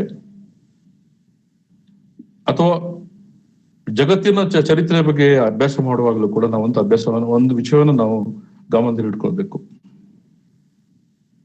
ಅದೇನಂತ ಹೇಳಿದ್ರೆ, ಇಂಡಸ್ಟ್ರಿಯಲೈಸೇಷನ್ ಬರೋಕ್ಕಿಂತ ಅದಕ್ಕಿಂತ ಮೊದಲು ಇದ್ದಿದ್ದು ರೈತರೇ. ಎಲ್ಲಾ ದೇಶದಲ್ಲೂ ಬಹಳ ಮುಖ್ಯವಾಗಿದ್ದಂಥದ್ದು ರೈತರು, ರೈತಾಪಿ ವರ್ಗ. ಅದು ಶೋಷಣಾತ್ಮಕ ಸಂಬಂಧದಲ್ಲಿತ್ತೋ ಇನ್ಯಾವ ಸಂಬಂಧದಲ್ಲಿತ್ತೋ ಬೇರೆ, ಕೃಷಿ ಅನ್ನೋದು ಬಹಳ ಮುಖ್ಯವಾದಂತ ಫ್ಯಾಕ್ಟರ್ ಆಗಿತ್ತು. ಇಂಡಸ್ಟ್ರಿಯಲೈಸೇಷನ್ ಆದ್ಮೇಲೆ ಈ ರೈತ ವರ್ಗ ಅಂತ ಹೇಳುವಂಥದ್ದು ಕಡೆಗಣಿಸೋಯ್ತು. ಎಲ್ಲಾ ಕಡೆ ಏನು ಅಭಿಪ್ರಾಯ ಪಡ್ತಾ ಇದ್ದಾರೆ, ಇದು ಜನರಲ್ ಆದಂತಹ ಒಂದು ಪ್ರಿಜುಡೈಸ್, ಇದು ಒಂದು ಪೂರ್ವಗ್ರಹ. ರೈತರಿಗೆ ಬುದ್ಧಿ ಕಡಿಮೆ, ಅವ್ರಿಗೆ ಬಹಳ ಸಿಟ್ಟು ಜಾಸ್ತಿ, ಯಾವುದೇ ರೀತಿಯಲ್ಲಿ ಅವ್ರಿಗೆ ಅರ್ಥ ಮಾಡಿಸ್ಕೊಳ್ಳಿಕ್ಕೆ ಅವ್ರಿಗೆ ಅರ್ಥ ಮಾಡಿಸ್ಕೊಳ್ಳೋದು ಬಹಳ ಕಷ್ಟ, ಸ್ವಲ್ಪ ದಡ್ತನ ಜಾಸ್ತಿ, ಮುಂಗೋಪಿಗಳು, ಅನೇಕ ಸಾರಿ ಅವರ ಇಗ್ನೋರೆನ್ಸ್ ಸಿಕ್ಕಾಪಟ್ಟೆ ಜಾಸ್ತಿ. ಅವರಿಗೆ ಏನೋ ಸಿಟ್ಟು ಬಂದ್ಬಿಟ್ರೆ ಏನೋ ಗಲಾಟೆ ಮಾಡ್ಕೊಂಡು ಎಲ್ಲ ಹಾಳು ಮಾಡ್ಕೊಂಡ್ಬಿಡ್ತಾರೆ.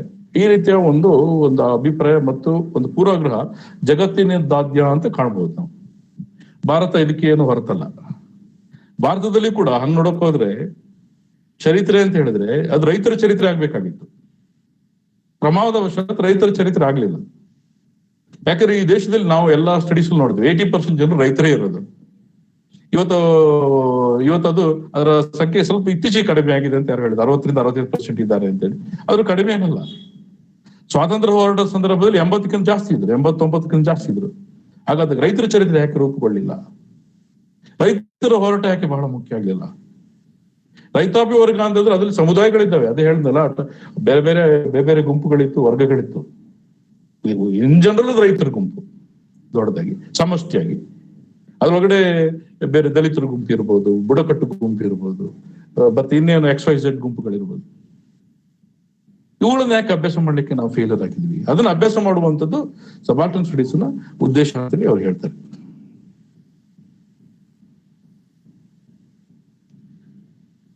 ಇದಕ್ಕೆ ಸಂಬಂಧಪಟ್ಟಂಗೆ ರಂಜಿತ್ ಗುಹಾ ಅವರು ಬಹಳ ಮುಖ್ಯವಾಗಿ ಈ ರೈತರ ಹೋರಾಟವನ್ನ, ಅದರ ಸ್ವರೂಪಗಳ ಬಗ್ಗೆ ಅವರು ಕೆಲವು ವಿಷಯಗಳನ್ನ ನಮ್ಮ ಗಮನ ಸೆಳೀತಾರೆ. ರೈತರ ಹೋರಾಟ ಹೆಂಗಿರುತ್ತೆ, ಅದರ ಸ್ವರೂಪ ಏನು? ಅವರು ಸುಮಾರು 100-150 ರೈತ ಹೋರಾಟಗಳನ್ನ ಗಮನದಲ್ಲಿ ಇಟ್ಕೊಂಡು ಅಭ್ಯಾಸ ಮಾಡಿ ಸಾಮಾನ್ಯವಾದಂತ ಸ್ವರೂಪವನ್ನ ಅವ್ರು ನಮ್ಮ ಮುಂದೆ ಇಡ್ತಾರೆ. ಇದ್ರ ಮೂಲಕ ನಾವು ಹೋರಾಟವನ್ನ ಅರ್ಥ ಮಾಡ್ಕೊಳ್ಬಹುದಾಗಿದೆ ಅಂತ. ಒಂದಿನದಾಗಿ ನೆಗೇಷನ್ ಅಂದ್ರೆ ಒಮ್ಮೆ ರೈತಾಪಿ ಜನರು ಅಥವಾ ಸಬಾಲ್ಟರ್ನ್ ಗುಂಪುಗಳಿಗೆ ಇವರು ನಮ್ಮ ವೈರಿ ಅಂತೇಳಿ ಆದ್ಮೇಲೆ ಅದನ್ನ ಆ ಸ್ಟ್ಯಾಂಡ್ ನ ಚೇಂಜ್ ಮಾಡೋದೇ ಅಲ್ಲ. ಹಾಗಾಗಿ ಅದಕ್ಕೆ ವೈರಿಯ ಐಡೆಂಟಿಟಿಗೆ ಸಂಬಂಧಪಟ್ಟಂತ ಯಾವುದೇ ಒಂದು ವಿಷಯಗಳಿದ್ರು ಕೂಡ ಅವ್ರು ಅದನ್ನ ಕಾಂಪ್ರಮೈಸ್ ಮಾಡ್ಲಿಕ್ಕೆ ಹೋಗೋದಿಲ್ಲ. ಸೊ ವೈರಿಯ ಎಲ್ಲ ಸಿಂಬಲ್ಗಳನ್ನ ನಾಶ ಮಾಡ್ಕೊಂಡು ಬರ್ತಾರೆ ಅವರು. ಅದು ಗೌರ್ಮೆಂಟ್ ಆಫೀಸ್ಗಳು, ಪೋಸ್ಟ್ ಆಫೀಸ್ಗಳು ಇತ್ಯಾದಿ ಇತ್ಯಾದಿ. ಇದು 19ನೇ ಶತಮಾನದಲ್ಲಿ ಬಹಳ ನಿರಾಳವಾಗಿ ಸಿಗುವಂತ ಒಂದು ವಿಚಾರ. ಎರಡನೇದು ಆಂಬಿಗ್ಯೂಟಿ ಯಾರಿಗೆ ಅಂತಂದ್ರೆ ರೈತರಿಗೆ ಸಂಬಂಧಪಟ್ಟಿದ್ದಲ್ಲ. ಆಂಬಿಗ್ಯೂಟಿ ಇದ್ದಂಥದ್ದು ಅಡ್ಮಿನಿಸ್ಟ್ರೇಟರ್ಸ್ಗೆ. ಅವ್ರಿಗೆ ಯಾವುದೋ ಒಂದು ಗುಂಪು ದೊಡ್ಡ ಗಲಾಟೆ ಮಾಡ್ತಾ ಇದೆ ಅಂತ ಹೇಳಿದ್ರೆ ಅವ್ರಿಗೆ ಲಾ ಅಂಡ್ ಆರ್ಡರ್ ಫ್ರೇಮ್ವರ್ಕ್ ಅಲ್ಲಿ ಮಾತ್ರ ನೋಡ್ಲಿಕ್ಕೆ ಬರುವಂತದ್ದು, ಅದಕ್ಕೆ ಹೊರತಾಗಿ ನೋಡ್ಲಿಕ್ಕೆ ಬರೋದಿಲ್ಲ. ಜನ ಸೇರ್ಬಿಟ್ಟಿದ್ದಾರೆ ಅಂತ ಹೇಳಿದ್ರೆ ಜನ ಚದುರಿಸೋದಷ್ಟೇ ಒಂದು ಕೆಲಸ. ಜನ ಯಾಕೆ ಸೇರಿದ್ದಾರೆ, ಅವರ ವಿಷಯಗಳೇನು, ಅವರ ಕಣ್ಣೀರೇನು, ಅವರ ದುಃಖ ದುಮ್ಮಾನಗಳೇನು, ಅದು ಅವ್ರಿಗೆ ಇಂಪಾರ್ಟೆಂಟ್ ಆಗೋದೇ ಇಲ್ಲ.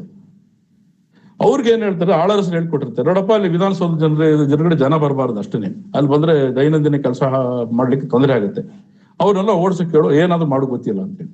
ಏನು ಆಗ್ಲಿಲ್ಲ ಅಂತ ಏನ್ ಮಾಡು, ಒಡೆದ್ ಬಿಸಾಕ್ ಅಷ್ಟೇನೆ. ಕರ್ನಾಟಕದಲ್ಲೇ ನಾವು ನೋಡಿದ್ದೇವೆ, ಗೋಲಿಬಾರ್ಗಳಾಗಿದ್ದಾವೆ ಇತ್ಯಾದಿಗಳಾಗಿ, ರೈತರ ಹೋರಾಟಗಳಿಗೆ ವಿರುದ್ಧ ಗೋಲಿಬಾರ್ಗಳು ನಡೆದಿವೆ. ಆಮೇಲೆ ಅವರು ಸಂಬಂಧಪಟ್ಟರು ಆಮೇಲೆ ಕ್ಷಮೆ ಕೊಡಕ್ ಕೇಳ್ತಾರೆ. ಯಾಕೆ ಬರ್ತಾರೆ ಅವರು? ಯಾಕಂತ ಸಿಚುವೇಶನ್ ನಿರ್ಮಾಣ ಆಗುತ್ತೆ. ಬರೀ ರೈತರದಲ್ಲ, ಒಂದು ಗಳಿಗೆ ಒಂದು ಕಿವಿ ಕೊಟ್ಟು ಕೇಳೋದು. ಅವ್ರು ಬೇರೆ ಯಾರಾದ್ರಲ್ಲ, ಅವ್ರು ನಮ್ಮವರೇ. ಏನೋ ಸಮಸ್ಯೆ ಬಂದಿದೆ, ಒಂದು ಸಂಧಾನ ಮಾಡ್ಬೋದು, ಸಂಭಾಷಣೆ ಮಾಡ್ಬೋದು. ಅದು ಈ ಕಾಲದಲ್ಲಿ ಇರ್ಲಿಲ್ಲ, ಬ್ರಿಟಿಷರ ಕಾಲದಲ್ಲಿ ಅದನ್ನು ಊಹಿಸಿಕೊಳ್ಳಿಕ್ಕೂ ಸಾಧ್ಯ ಇರಲಿಲ್ಲ. ಹಾಗಾಗಿ ಅವ್ರಿಗೆ ಎಲ್ಲಾ ತರದ ಪ್ರತಿಭಟನೆಗಳು, ಎಲ್ಲಾ ತರದ ಹೋರಾಟಗಳು, ಎಲ್ಲಾ ತರದ ಭಿನ್ನಮತಗಳು ಕೂಡ ಪ್ರತಿಭಟನೆಯಾಗಿ ಕಾಣ್ತವೆ. ಹಾಗಾಗಿ ಅವ್ರನ್ನ ಸಂಹಾರ ಮಾಡೋದನ್ನ ಅವರು ಬಹಳ ಲಾ ಅಂಡ್ ಆರ್ಡರ್ ನ ಭಾಗ ಅಂತ ಹೇಳಿ ತಿಳ್ಕೊಂಡಿದ್ರು. ಹೀಗಾಗಿ ಅವ್ರಿಗೆ ಬಹಳ ಆಂಬಿಗ್ಯೂಟಿ. ಇತ್ತು ಎನ್ನುವುದನ್ನ ಅವರು ರಂಜಿತ್ ಗುಹರ್ ನೋಟ್ ಮಾಡ್ತಾರೆ. ಪಾರ್ಥ ಚಟರ್ಜಿ ಅವರು ಕೂಡ ಅದನ್ನ ಅನುಮೋದಿಸ್ತಾರೆ. ಇನ್ನು ಮೊಡಾಲಿಟಿ ಕೂಡ ಅಷ್ಟೇ. ಮೊಡಾಲಿಟಿ ಒಂದೇ ತರಹದ ಮೊಡಾಲಿಟಿ, ಬೆಂಕಿ ಕೊಡೋದು, ರೆಕ್ಲೆಸ್ ಆಗಿರೋದು ಮತ್ತು ಲೂಟ್ ಮಾಡೋದು. ಮತ್ತೆ ಇಷ್ಟೆಲ್ಲ ಆದ್ಮೇಲೆ ಈ ಪ್ರತಿಭಟನೆಗಾರರು ತಮ್ಮದೇ ಆದಂತಹ ಅಧಿಕಾರವನ್ನು ಸ್ಥಾಪಿಸುವಂಥದ್ದು. ಇದಕ್ಕೆ ಸಂಬಂಧಪಟ್ಟ ಬಹಳಷ್ಟು ಉದಾಹರಣೆಗಳು ನಿಮಗೆ ಭಾರತದಾದ್ಯಂತ ಸಿಗುತ್ತೆ. ಹಾಗೆ ಕರ್ನಾಟಕದಲ್ಲೂ ಕೂಡ ನಿಮಗೆ ಸಿಗುತ್ತೆ. ಕರ್ನಾಟಕದಲ್ಲೂ ಇಂಥದ್ದು ಬಹಳಷ್ಟು ನಡೆದಿವೆ.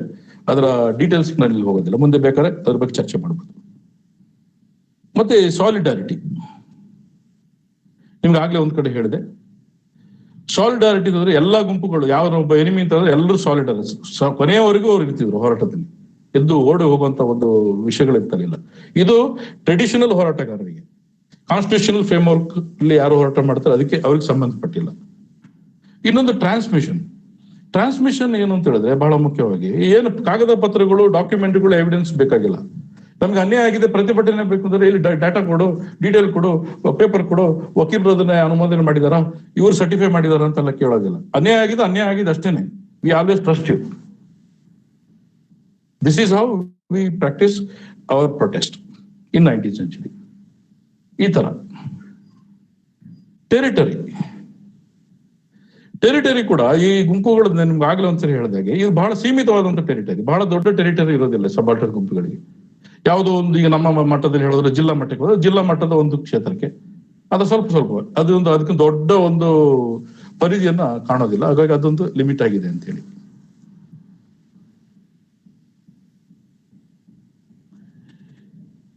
ಇಲ್ಲಿ ನಮಗೆ ಸಬಾಲ್ಟರ್ನ್ ಸ್ಟಡೀಸ್ ಅವರು ಮತ್ತೆ ಗ್ರಾಮ್ಶಿಗೆ ಸಂಬಂಧಪಟ್ಟ ಕೆಲವೊಂದು ಸಣ್ಣ ಒಂದು ಮ್ಯಾಟರ್ ಇದೆ, ಅದನ್ನ ನಾನು ಮತ್ತೆ ಹೇಳ್ತೇನೆ. ಅದಕ್ಕಿಂತ ಮೊದಲು ನಿಮ್ಗೊಂದು ಇಂಪಾರ್ಟೆಂಟ್ ಆದ ವಿಚಾರ ಹೇಳ್ಬೇಕು.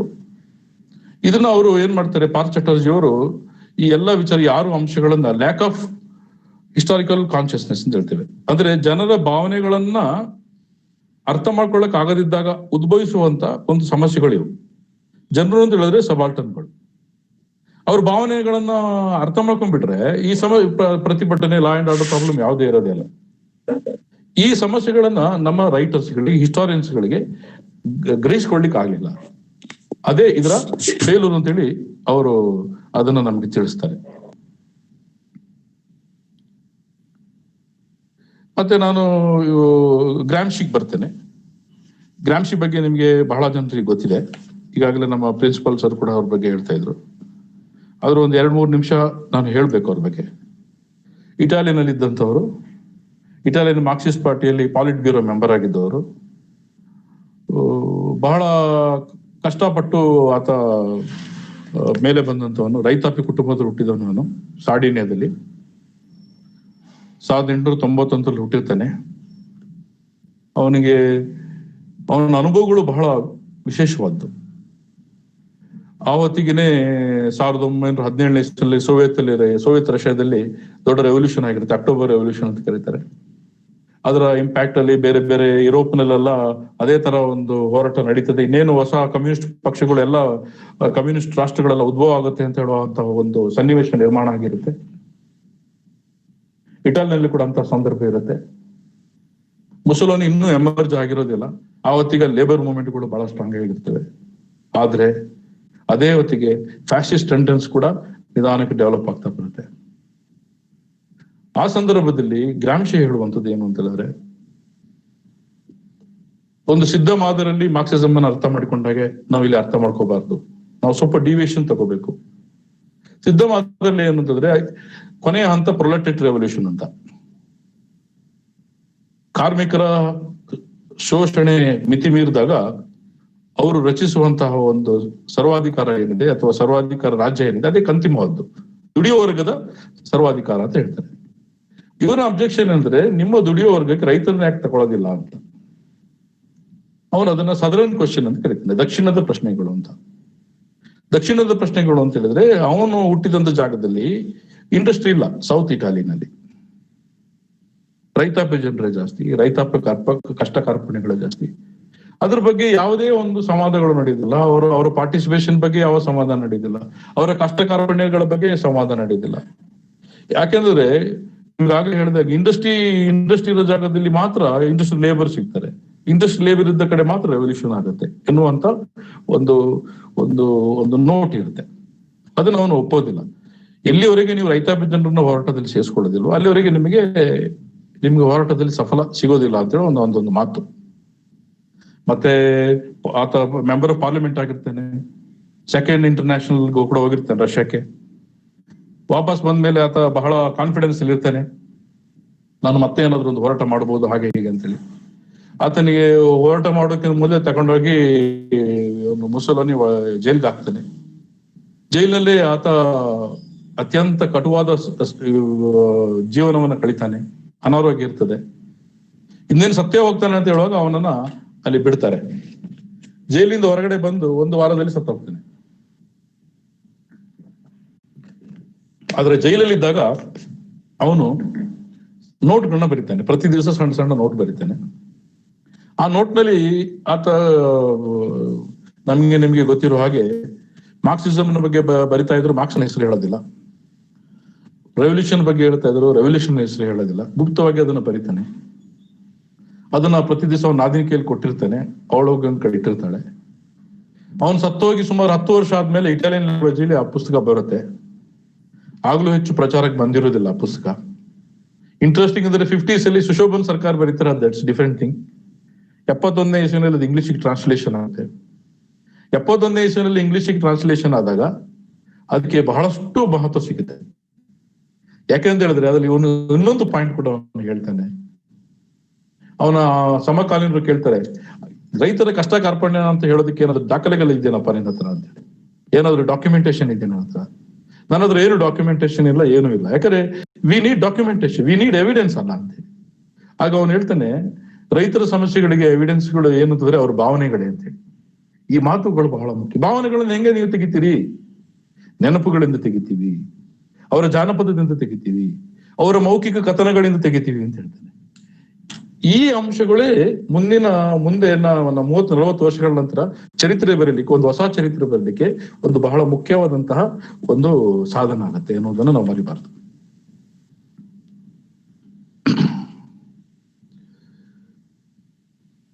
ಹೀಗಾಗಿ ರೈತರು ಎಲ್ಲಿವರೆಗೆ ಪಾರ್ಟಿಸಿಪೇಷನ್ ಮಾಡೋದಿಲ್ಲ ಅಲ್ಲಿವರೆಗೆ ಅದು ಹೋರಾಟ ಆಗೋದಿಲ್ಲ ಅಂತೇಳಿ ಆತ ಬರೀತಾನೆ. ಇದ್ರ ಬಗ್ಗೆ ನಿಮ್ಗೆ ಈಗಾಗಲೇ ತಿಳಿಸಿದ್ದೇನೆ. ಇಂಡಿಯಾದಲ್ಲಿ ಅವರ ಇಂಪ್ಯಾಕ್ಟ್ ಏನು ಅಂತ. ಅವರು ಗ್ರಾಮ್ಶಿ ಒಂದು ವಿಷಯದಲ್ಲಿ ಬಹಳ ನಂಬಿಕೆ ಇಟ್ಕೊಂಡಿರ್ತಾನೆ. ಶೋಷಣೆ ಅಂತ ಹೇಳುವಂಥದ್ದು ನಿರಂತರ. ಯಾಕಂತಂದ್ರೆ ಶೋಷಣೆಗೊಳಪಡುವಂತಹ ಎಲ್ಲಾ ಜನರು ಕೂಡ ಅವರಿಗೆ ನಿರ್ದೇಶನ ಕೊಡುವಂಥದ್ದು ಯಾರು ಅವರನ್ನು ಶೋಷಣೆ ಮಾಡ್ತಾರೆ ಅವರು, ಅಂದ್ರೆ ಶೋಷಕರಿಂದಾಗಿಯೇ ಶೋಷಣೆಗೆ ಒಳಗಾಗುವವರು ಇರ್ತಾರೆ ಅಂತ ಹೇಳುವಂತ ಒಂದು ಔಟ್ಸ್ಟ್ಯಾಂಡಿಂಗ್ ಆದಂತ ಒಂದು ಸಿದ್ಧಾಂತ. ಅದನ್ನ ಅವನಿಗಿಂತ ಹಿಂದೆ ಇರೋರು ಹೇಳಿದರು. ಗ್ರಾಮ್ಶಿ ಕೂಡ ಅದನ್ನೇ ಹೇಳ್ತಾನೆ. ನಮ್ಮಲ್ಲಿ ಇಂಡಿಯನ್ ಸ್ಕಾಲರ್ಸ್ ಏನ್ ಹೇಳ್ತಾರೆ, ಇಲ್ಲ ಆತರ ಅಲ್ಲ ಇದು ಅಂತ ಹೇಳ್ತಾರೆ. ಅದನ್ನ ಒಪ್ಪೋದಿಲ್ಲ ಅವರು. ಬೇರೆಲ್ಲ ವಿಷಯಗಳನ್ನ ಒಪ್ಪಿದ್ರು ಅದನ್ನ ಒಪ್ಪಲ್ಲ. ರಂಜಿತ್ ಗುಹಾ ಮತ್ತು ಬಾಕಿ ಇರೋರು ಕೂಡ ಏನ್ ಹೇಳ್ತಾರೆ ಅಂತ ಹೇಳಿದ್ರೆ, ಯಾವುದೇ ಒಂದು ಪ್ರತಿಭಟನೆ ಮಾಡುವಂತಹ ಸಬಾಲ್ಟರ್ನ್ ವರ್ಗಗಳಿರ್ಬೋದು, ಅವು ಆಟೋನಮಸ್ ಆಗಿರ್ತವೆ. ಅವುಗಳು ತಮ್ಮ ಪ್ರತಿಭಟನೆಯಲ್ಲಾಗಲಿ ತಮ್ಮ ಸಾಮಾಜಿಕ ಜೀವನದಲ್ಲಾಗಲಿ ನಮ್ಮ ದೃಷ್ಟಿಯಲ್ಲಿ ಹೇಳೋದಾದ್ರೆ ಮೇಲ್ಜಾತಿ ಮೇಲ್ವರ್ಗದಿಂದ ಪ್ರೇರಿತಗೊಂಡೇ ಏನು ಆಗಿರೋದಿಲ್ಲ. ಅವರಿಗೆ ಅವರದೇ ಆದಂತಹ ಅಂತಸತ್ವ ಇರುತ್ತೆ, ಅವ್ರದೇ ಆದಂತಹ ಒಂದು ಕೆಪಾಸಿಟಿ ಇರುತ್ತೆ, how to protect our self ಅಂತ ಹೇಳುವಂಥದ್ದು. ಹೀಗಾಗಿ ಏನಾಗುತ್ತೆ, ಅದೊಂದು ಅಟಾನಮಿ ಆಗಿರುತ್ತೆ ಮತ್ತು ಪವರ್ಫುಲ್ ಕೂಡ ಆಗಿರ್ತವೆ. ಯಾರು ಹೊರಗಿನ ಶಕ್ತಿಗಳು ಅವ್ರನ್ನ ಏನು ಉತ್ತೇಜಿಸಲಿಕ್ಕೆ ಆಗೋದಿಲ್ಲ. ಹಾಗಾಗಿ ಹಂಗೆಂತ ಆಗಿದ್ರೆ ಪ್ರತಿಭಟನೆಗಳು ಹೆಂಗಾಗ್ತಿತ್ತು ಅಂತ. ಶೋಷಕರ ವಿರುದ್ಧ ಪ್ರತಿಭಟನೆ ಮಾಡೋದಾದ್ರೆ ಅದು ಹೇಗಾಗ್ತದೆ? ಮತ್ತೆ ಎಲ್ಲವನ್ನೂ ಹೇಳ್ಕೊಟ್ಟು ಏನು ಮಾಡ್ಲಿಕ್ಕೆ ಆಗಲ್ಲ. ಬಡವರು ಅಂತ ಹೇಳಿದ ತಕ್ಷಣ ಅವ್ರಿಗೆ ಬುದ್ಧಿ ಇಲ್ಲ ಅಂತಲ್ಲ, ರೈತರು ಅಂತ ಹೇಳಿದ ತಕ್ಷಣ ಅವ್ರಿಗೆ ಬುದ್ಧಿ ಇಲ್ಲ ಅಂತಲ್ಲ. ಅವರೆಲ್ಲರನ್ನು ಕೂಡ ಇವರೇ ಏನು ಕೈಯಲ್ಲಿ ಇಟ್ಕೊಂಡಿರ್ತಾರೆ ಅಂತಲ್ಲ. ಆತರ ಯಾವುದೇ ಅದೊಂದು ದೊಡ್ಡ ಪೂರ್ವಗ್ರಹ. ರೈತರು ದೊಡ್ಡರು, ಅವ್ರಿಗೆ ಯಾರು ಹೇಳ್ಕೊಡ್ಬೇಕು? ಬುಡಕಟ್ಟುಗಳ ಜನರು ಯಾರೋ ಹೇಳ್ಕೊಡ್ಬೇಕು? ದಲಿತರು ಅವ್ರಿಗೆಲ್ಲ ಯಾರೋ ಹೇಳ್ಕೊಡ್ಬೇಕು? ಹಾಗೇನಿಲ್ಲ. ಅದೊಂದು ಅಟಾನಮಸ್ ಆದಂತ ಗುಂಪು. ಅದಕ್ಕೆ ಗೊತ್ತಿದೆ ಹೇಗೆ ಪ್ರೊಟೆಕ್ಟ್ ಮಾಡ್ಕೋಬೇಕು, ಹೇಗೆ ಇದ್ ಮಾಡ್ಕೋಬೇಕು ಅಂತ ಹೇಳುವಂತ ನಿಚ್ಚಳವಾದಂತಹ ಮಾತನ್ನ ಅವ್ರು ಹೇಳ್ತಾರೆ. ಇಂಟ್ರೆಸ್ಟಿಂಗ್ ಅಂದ್ರೆ ಇಂಗ್ಲೆಂಡ್ ನಲ್ಲಿ E.P. ಥಾಮ್ಸನ್ ಮತ್ತು ರೇಮಂಡ್ ವಿಲಿಯಮ್ಸ್ ಕೂಡ ಇದೇ ಮಾತನ್ನ ಆಡುವಂತದನ್ನು ಕೂಡ ನಾವು ಗಮನಿಸಬಹುದು. ಇದು ಬಹಳ ವಿಶೇಷವಾಗಿ ಕಾಣ್ತದೆ. ಉದಾಹರಣೆಗೆ ಜ್ಞಾನೇಂದ್ರ ಪಾಂಡೆ ಅವರು ಔದ್ ಪೆಸೆಂಟ್ಸ್ ಬಗ್ಗೆ ಕೆಲಸ ಮಾಡ್ತಾರೆ. ಔದ್ನಲ್ಲಿ 1919-22 ನಡುವೆ ನಡೆದಂತ ಹೋರಾಟ, ಅದು ಲ್ಯಾಂಡ್ ಲಾರ್ಡ್ಗಳ ವಿರುದ್ಧ ನಡೆದಂತ ಹೋರಾಟ, ಭೂ ಮಾಲೀಕರ ವಿರುದ್ಧ ಅಂತ ನಡೆದಂತ ಹೋರಾಟ. ಅದಕ್ಕೆ ಕಾಂಗ್ರೆಸ್ನವರು ಸಪೋರ್ಟ್ ಮಾಡೋದಿಲ್ಲ, ಗಾಂಧಿ ನೆಹರು ಅದನ್ನ ಅಪೋಸ್ ಮಾಡ್ತಾರೆ. ಯಾಕೆ ಒಂದೇನಂದ್ರೆ ಇಂಟ್ರೆಸ್ಟಿಂಗ್ ಐರಾನಿಕಲಿ ಅಲ್ಲಿ ಲ್ಯಾಂಡ್ ಲಾರ್ಡ್ಸ್ ಗಳೆಲ್ಲ ಕಾಂಗ್ರೆಸ್ನವರಾಗಿರ್ತಾರೆ, ಅದೊಂದು ಪ್ರಾಬ್ಲಮ್. ಎರಡನೇದು, ಇದು ನ್ಯಾಷನಲ್ ಯೂನಿಟಿಗೆ ಸಮಸ್ಯೆ ಆಗ್ಬಹುದು ಅಂತ, ರೈತರ ಹೋರಾಟ ನ್ಯಾಷನಲ್ ಯೂನಿಟಿಗೆ ಸಮಸ್ಯೆ ಆಗ್ಬಹುದು ಅಂತ ಕಾಂಗ್ರೆಸ್ ಆಗ ಮಾತಾಡ್ತಿದೆ. ಹಾಗೆ ಗಾಂಧಿ ಆಗ್ಲೇ ನಾನ್ ವೈಲೆನ್ಸ್ ಬಗ್ಗೆ ಮಾತಾಡ್ತಾ ಇರ್ತಾರೆ, ಇದು ವೈಲೆನ್ಸ್ ಆಗಿದೆ, ಹಾಗಾಗಿ ಇದು ದೇಶಕ್ಕೆ ಇದು ಒಳ್ಳೇದಾಗೋದಿಲ್ಲ ಅಂತೇಳಿ ಹೇಳ್ತಾರೆ. ಹೀಗಾಗಿ ಒಂದು ಸ್ಥಾಪಿತ ಹಿತಾಸಕ್ತಿ ವಿರುದ್ಧ ನಡೆದಂತ ಪ್ರತಿಭಟನೆಯನ್ನ ಅರ್ಥ ಮಾಡಿಕೊಂಡ ಬಗೆ ಹೀಗೆ, ಒಂದು ಕಾಂಗ್ರೆಸ್ ಪಾರ್ಟಿ ಹೀಗೆ ಅಭಿಪ್ರಾಯ ಪಡುತ್ತೆ. ಅದರಿಂದ ಪ್ರೇರಿತರಾದಂತ ಮುಂದೆ ಬಂದಂತ ಚರಿತ್ರೆಕಾರರು ಕೂಡ ಅದನ್ನ ಹಾಗೆ ಬರೀತಾರೆ. ಡೇವಿಡ್ ಹರ್ಡಿಮನ್ ಅವರು ನಿಮ್ಗೆಲ್ಲ ಗೊತ್ತಿದೆ, ಫೇಮಸ್ ವರ್ಕ್ ಅವ್ರದ್ದು ದೇವಿ ಮೂವ್ಮೆಂಟ್ ಬಗ್ಗೆ. ಸೌತ್ ಗುಜರಾತ್ ನಲ್ಲಿ 1922-23 ಸಂದರ್ಭದಲ್ಲಿ ಪಾರ್ಸಿ ಲ್ಯಾಂಡ್ ಲಾರ್ಡ್ಸ್ ನ ಎಕನಾಮಿಕ್ ಡಾಮಿನೇಷನ್ ಬಗ್ಗೆ ಒಂದು ಹೋರಾಟ ಮಾಡ್ತಾರೆ. ಅಲ್ಲಿನ ಜನರು, ಲ್ಯಾಂಡ್ ಲಾರ್ಡ್ಸ್ ಮತ್ತೆ ಲಿಕರ್ ಲಾಬಿ ಇಬ್ಬರು ಇರ್ತಾರೆ, ಅವ್ರ ವಿರುದ್ಧ ಹೋರಾಟ ಮಾಡುವಾಗ ಇಲ್ಲಿ ಏನು ಅಂತ ಹೇಳಿದ್ರೆ ಕಾಂಗ್ರೆಸ್ನ ಮಿಡಲ್ ಲೇಯರ್ ಇರತಕ್ಕಂಥ ಜನರು ಆ ಹೋರಾಟವನ್ನ ತಮ್ಮದೇ ಹೋರಾಟ ಅಂತೇಳಿ ಬಿಂಬಿಸ್ಲಿಕ್ಕೆ ಹೊರಟಿರುವಂತದ್ದು. ನಾವು ನಿಮಗೆ ಸಪೋರ್ಟ್ ಮಾಡ್ತೀವಪ್ಪ, ನಾವು ಹಿಂದೆ ಇರ್ತೀವಿ ಅಂತ ಹೇಳಿ. ಇದರ ಪರಿಣಾಮ ಏನಾಯ್ತು ಅಂತ ಹೇಳಿದ್ರೆ ಅಲ್ಲಿನ ಜನಸಾಮಾನ್ಯರ ಹೋರಾಟ ಅದರ ಇಂಟೆನ್ಸಿಟಿ ಕಮ್ಮಿ ಅಂತ ಚರಿತ್ರೆಕಾರರು ಅಭಿಪ್ರಾಯ ಪಡ್ತಾರೆ. ಬಹಳ ಮುಖ್ಯವಾಗಿ ಡೇವಿಡ್ ಹರ್ಡಿಮನ್ ಅಭಿಪ್ರಾಯ ಪಡ್ತಾರೆ. ಹೀಗಾಗಿ ಒಂದು ಸಮರ್ಥವಾಗಿ ಕೆಲಸ ಮಾಡ್ತಾ ಸಮರ್ಥವಾಗಿ ಪ್ರತಿಭಟನೆ ಮಾಡುವಂತ ಒಂದು ಗುಂಪು ಹೇಗೆ ನಿಧಾನವಾಗಿ ಅದು ವೀಕ್ ಆಗ್ತಾ ಹೋಗ್ತದೆ ಅಂತ ಹೇಳುವಂಥದ್ದು ಕೂಡ ಇವರು ಎವಿಡೆನ್ಸ್ ಮೂಲಕ ಹೇಳುವಂತ ಒಂದು ಪ್ರಯತ್ನವನ್ನ ನಾವು ಇಲ್ಲಿ ಕಾಣಬಹುದು. ಇಂಟರ್ನ್ಯಾಷನಲ್ ಲೆವೆಲ್ ಅಲ್ಲಿ ನಾವು ಇದಕ್ಕೆ ಸಂಬಂಧಪಟ್ಟಂಗೆ ಭಿನ್ನಾಭಿಪ್ರಾಯಗಳನ್ನ ನೋಡಬಹುದು. ಆ ತರ ಭಿನ್ನಾಭಿಪ್ರಾಯಗಳನ್ನ ಬಹಳ ಮುಖ್ಯವಾಗಿ CA ಬೇಲಿ ಅವರು ಮಾಡ್ತಾರೆ 1988 ಅಲ್ಲಿ. ಮತ್ತೆ ನಮ್ಮ ಸುಮಿತ್ ಸರ್ಕಾರ್ ಅವರು ಮಾಡ್ತಾರೆ 1897 ಅಲ್ಲಿ. ಬಹಳ ಮುಖ್ಯವಾದಂತ ವಿನಯ್ ಬಾಲ್ ಅವರು ಮಾಡ್ತಾರೆ ಈ ದಶಕದ ಈ ಸ್ತಂಭದ ಆರಂಭದಲ್ಲಿ. ಮತ್ತೆ ಐಜಾಜ್ ಅಹಮದ್ ಅವರು ಮಾಡ್ತಾರೆ. ಇದರದ್ದು ಒಂದು ಭಾಗವನ್ನು ಹೇಳ್ತಾ ನಾನು ಮುಂದೆ ಹೋಗ್ತೇನೆ. ಐಜಾಜ್ ಅಹಮದ್ ಅವ್ರು ಏನ್ ಹೇಳ್ತಾರೆ ಅಂತಂದ್ರೆ, ಅವ್ರು ಮೊದಲು ಹೇಳಿರುವಂತ ಮಾತನ್ನ ನರೇಷನ್ ಕೊಡ್ತೇನೆ, ಆಮೇಲೆ ಅದಕ್ಕೆ ಸಂಬಂಧಪಟ್ಟ ಕ್ರಿಟಿಸಮ್ ಕೊಡ್ತೇನೆ. ಅವ್ರು ಏನ್ ಹೇಳ್ತಾರೆ ಇದಕ್ಕೆ ಸಂಬಂಧಪಟ್ಟಂಗೆ, ಈ ಸಬಾಲ್ಟನ್ ಸ್ಟಡೀಸ್ ಅಂತ ಹೇಳುವಂಥದ್ದು ಬೇಸಿಕ್ ಆಗಿ ಒಂದು ಇಂಟರ್ನ್ಯಾಷನಲ್ ಫಿನಾಮಿನಾ. ಇದು ಒಂದು ಪೋಸ್ಟ್ ಮಾಡರ್ನಿಸಮ್ನ ಭಾಗ. ವಿಘಟನೆಯ ಮೂಲಕ ಚರಿತ್ರೆಯನ್ನು ನೋಡುವಂಥದ್ದು ಒಂದು ಸ್ಟೈಲ್. ಅದೊಂದು ರಾಜಕೀಯವಾದಂತಹ ಒಂದು ಸಿದ್ಧಾಂತದ ಒಂದು ಪ್ರತಿಫಲ. ಅದನ್ನೇ ನಾವು ಆಧುನಿಕೋತ್ತರ ಅಂತೇಳಿ ಕರಿತೇವೆ ಅಂತೇಳಿ. ಅದರ ಸಮರಿಯನ್ನು ನಾನು ಹೇಳ್ತೇನೆ. ಮೊದಲು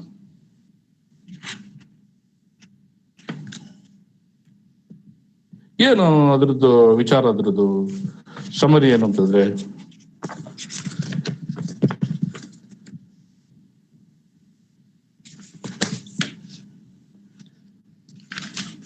ಅದು ಬೇಸಿಕ್ ಆಗಿ ಆಧುನಿಕತೆ ಮತ್ತು ಆಧುನಿಕೋತ್ತರವಾದಗಳ ನಡೆ ಇರತಕ್ಕಂಥ ಸಂಘರ್ಷ ಅಂತೇಳಿ.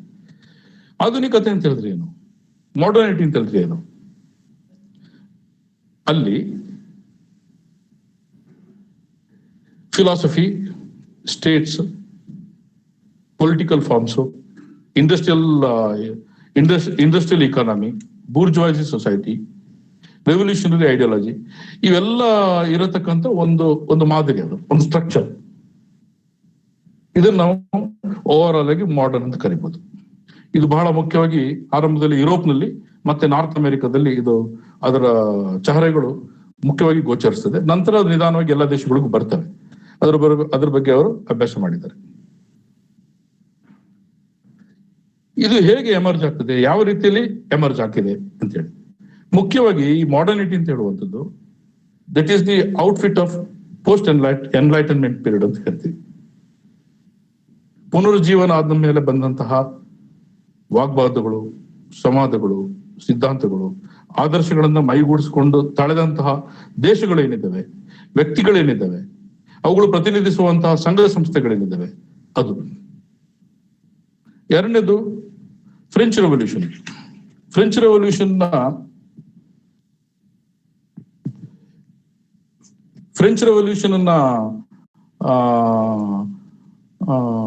ಆದರ್ಶಗಳೇನಿದ್ದಾವೆ ಅದನ್ನ ಮೈಗೂಡಿಸ್ಕೊಳ್ಬೇಕು ಅಂತ ಹೇಳುವಂತಹ ಒಂದು ಫ್ರೇಮ್ ವರ್ಕ್ ಏನಿದೆ ಅದು ಕೂಡ ಅದರ ಬಹುಮುಖ್ಯವಾದ ಸ್ವರೂಪದಲ್ಲಿ ಒಂದು.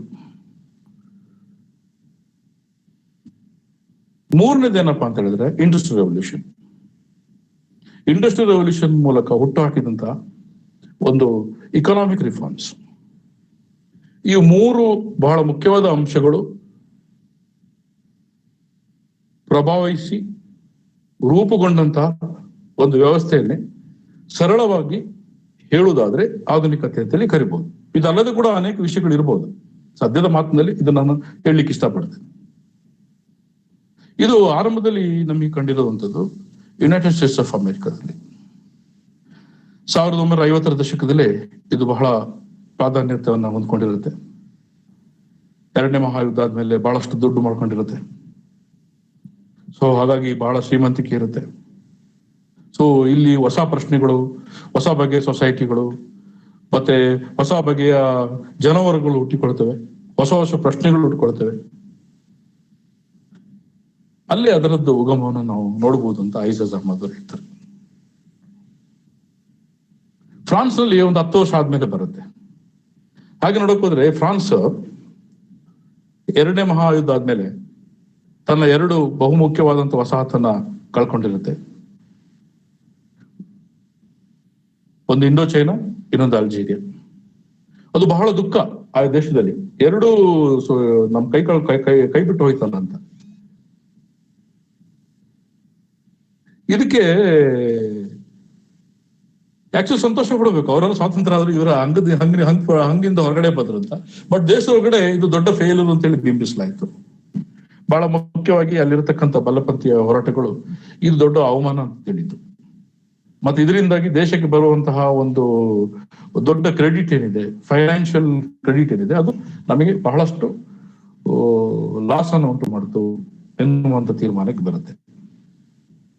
ಈ ಕಾರಣಕ್ಕಾಗಿ ಅಲ್ಲಿ ಮಾರ್ಷಲ್ ಪ್ಲಾನ್ ಅನ್ನ ಒಪ್ಕೊಳ್ಳೋದು ಬೇಡ ಅಂತ ಹೇಳ್ತಾರೆ.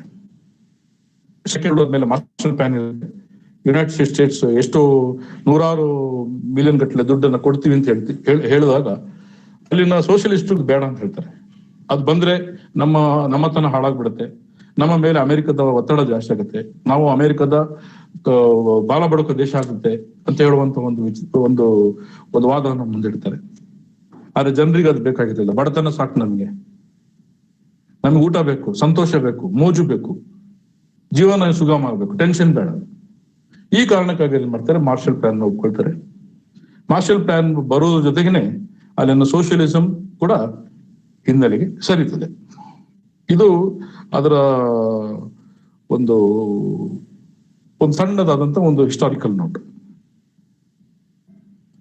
ಸೊ ಅಲ್ಲಿ ಇನ್ನೊಂದು ಬಹಳ ಮುಖ್ಯವಾದಂತ ಅಂಶ ಏನಪ್ಪಾ ಅಂತಂದ್ರೆ, ಸೆಕೆಂಡ್ ವರ್ಲ್ಡ್ ವಾರ್ ಆದ್ಮೇಲೆ ಅಮೆರಿಕದಲ್ಲೆಲ್ಲ ಹೊಸ ಯೂನಿವರ್ಸಿಟಿಗಳು ಹುಟ್ಕೊಳ್ತವೆ, ಬಹಳ ಪವರ್ಫುಲ್ ಆದಂಥದ್ದು. ಅವೆಲ್ಲ ಈ ಪೋಸ್ಟ್ ಮಾಡರ್ನಿಸಮ್ ಅನ್ನ ಚಹರೆಯಿಂದಲೇ ಉಟ್ಕೊಂಡಿರತಕ್ಕಂತಹ ಒಂದು ಯೂನಿವರ್ಸಿಟಿಗಳು. ಅವುಗಳು ದೇವರ್ ಅನ್ಲೈಕ್ ಯುರೋಪಿಯನ್ ಯೂನಿವರ್ಸಿಟೀಸ್. ಇವರು ಹೊಸ ಕಾನ್ಸೆಪ್ಟ್ ಬಗ್ಗೆ ಮಾತಾಡ್ಲಿಕ್ಕೆ ಶುರು ಮಾಡ್ತಾರೆ. ಕ್ಲಾಸ್ ಅನ್ನ ಬಗ್ಗೆ ಮಾತಾಡೋದಕ್ಕಿಂತ ಹೆಚ್ಚಾಗಿ repression, cultural revolt, minority rights, students radicalism ಇತ್ಯಾದಿ ಜೆಂಡರ್ ವಿಷಯಗಳು ಇತ್ಯಾದಿ ಎಲ್ಲ ಮಾತಾಡ್ತಿರ್ತಾರೆ. ಇತ್ಯಾದಿ ಮಾತಾಡೋದು ತಪ್ಪು ಅಂತ ಹೇಳೋದಿಲ್ಲ. ಎಲ್ಲ ಶಕ್ತಿಗಳು ಇದರಲ್ಲಿ ವಿಘಟನೆ ಆಗ್ಬಿಟ್ರೆ ಮುಖ್ಯವಾದಂತಹ ಹೋರಾಟ ಮಾಡೋರು ಯಾರು ಅಂತ ಐಜಾಜ್ ಅಹ್ಮದ್ ಮತ್ತು ಅವರಂತ ಮಾರ್ಕ್ಸಿಸ್ಟ್ಗಳ ಪ್ರಶ್ನೆ. ಇಲ್ಲಿ ಹೊಸ ಹೀರೋ ಯಾರು ಅಂತ ಹೇಳಿದ್ರೆ, ಇನ್ಫಾರ್ಮೇಶನ್ ಟೆಕ್ನಾಲಜಿ, ಕಂಪ್ಯೂಟರ್ ಬಹಳ ಮುಖ್ಯವಾದ ಪ್ರಧಾನಕ್ಕೆ ಇದಕ್ಕೆ ಬರುತ್ತೆ, ಮುನ್ನೆಲೆಗೆ ಬರುತ್ತೆ. ಪ್ರೊಡಕ್ಷನ್ ಸೊಸೈಟಿಯಿಂದ ಇಂಡಸ್ಟ್ರಿಯಲ್ ಸೊಸೈಟಿಗೆ ಹೋಗುವ ಸಂದರ್ಭದಲ್ಲಿ ಬಹಳ ಮುಖ್ಯವಾಗಿ ಬರುವಂತದ್ದು ಇನ್ಫಾರ್ಮೇಶನ್ ಸೊಸೈಟಿ. ಅಲ್ಲಿ ಕ್ಯಾಪಿಟಲ್ಗೆ ರೋಲ್ ಇಲ್ಲ. ಹಿಂದೆ ಇದ್ದಾಗ ಒಬ್ಬ ಇಬ್ಬ ಕ್ಯಾಪಿಟಲಿಸ್ಟ್ ಇರ್ತಿರ್ಲಿಲ್ಲ. ಈಗ ಕ್ಯಾಪಿಟಲ್ ಮೇಲೆ ಅದು ಪಾರ್ಟ್ನರ್ಶಿಪ್ ಆಗಿ ಕನ್ವರ್ಟ್ ಆಗುತ್ತೆ. ಅದಕ್ಕೆ ಬಹಳಷ್ಟು ಜನ ಓನರ್ಸ್ ಇರ್ತಾರೆ. ಹಾಗೆ ಡಿಸಿಷನ್ ಯಾರು ಮಾಡ್ತಾರೆ ಅಂದ್ರೆ ಕ್ಯಾಪಿಟಲಿಸ್ಟ್ ಮಾಡೋದಿಲ್ಲ, ಟೆಕ್ನೋ ಮ್ಯಾನೇಜರಲ್ ಗುಂಪುಗಳು ಮಾಡ್ತವೆ. ಪ್ರೊಡಕ್ಷನ್ ಸಿಸ್ಟಮ್ ಆಗ್ಲಿ, ಅಲ್ಲಿ ವರ್ಕಿಂಗ್ ಕ್ಲಾಸ್ನವರಾಗ್ಲಿ ಅಥವಾ ಯಾವುದೋ ಒಂದು ಕ್ಯಾಪಿಟಲ್ ಕ್ಲಾಸ್ ಆಗ್ಲಿ, ಇದರಲ್ಲಿ ಯಾವುದೇ ರೋಲ್ ಪಡೆಯೋದಿಲ್ಲ. ಹೀಗಾಗಿ ಏನಾಗುತ್ತೆ, ಮಾರ್ಕ್ಸಿಸಂ ಕೂಡ ಅದರ ಇಂಪಾರ್ಟೆನ್ಸ್ ಬಹಳ ನಗಣ್ಯವಾಗಿ ಕಾಣ್ತದೆ.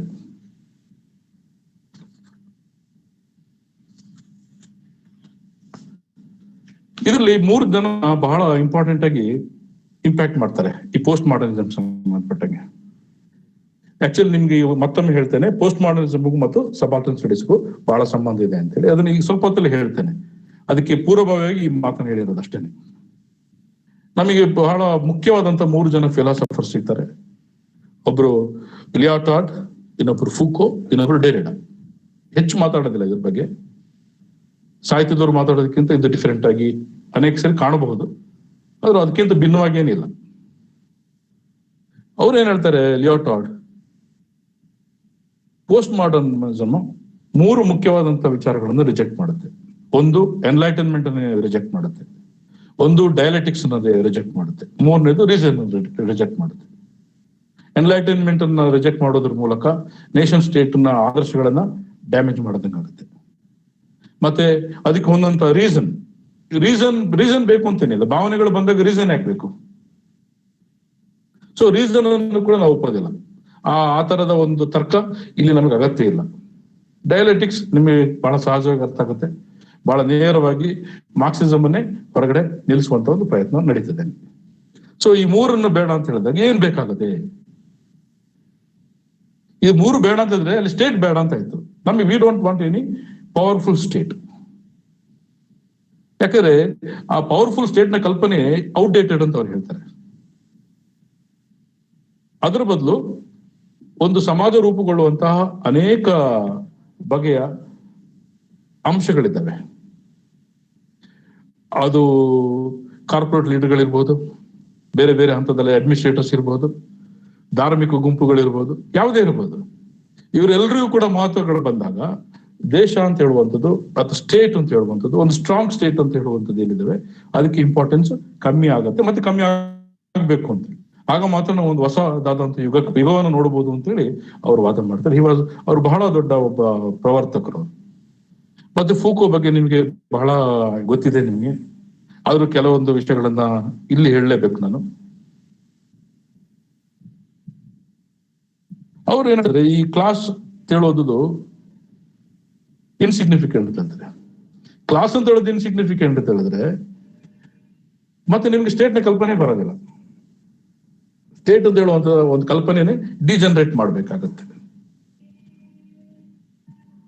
ಅವ್ರು ಏನ್ ಹೇಳೋದು, ಇಕಾನಮಿ ಏನ್ ಮಾಡಿದ್ರಿ, ಇಕಾನಮಿ ಅಂತ ಹೇಳೋದು ಯಾಕೆ ನೀವು ತಲೆ ಬಿಸಿ ಮಾಡ್ತೀರಿ ಅಂತ ಕೇಳ್ತಾರೆ. ಇಕಾನಮಿ ಅಂತ ಮನುಷ್ಯನ ಬದುಕಿನ ಅನೇಕ ಅಂಶಗಳಲ್ಲಿ ಅದು ಒಂದು ಫ್ಯಾಕ್ಟರ್ ಅಷ್ಟೇನೆ.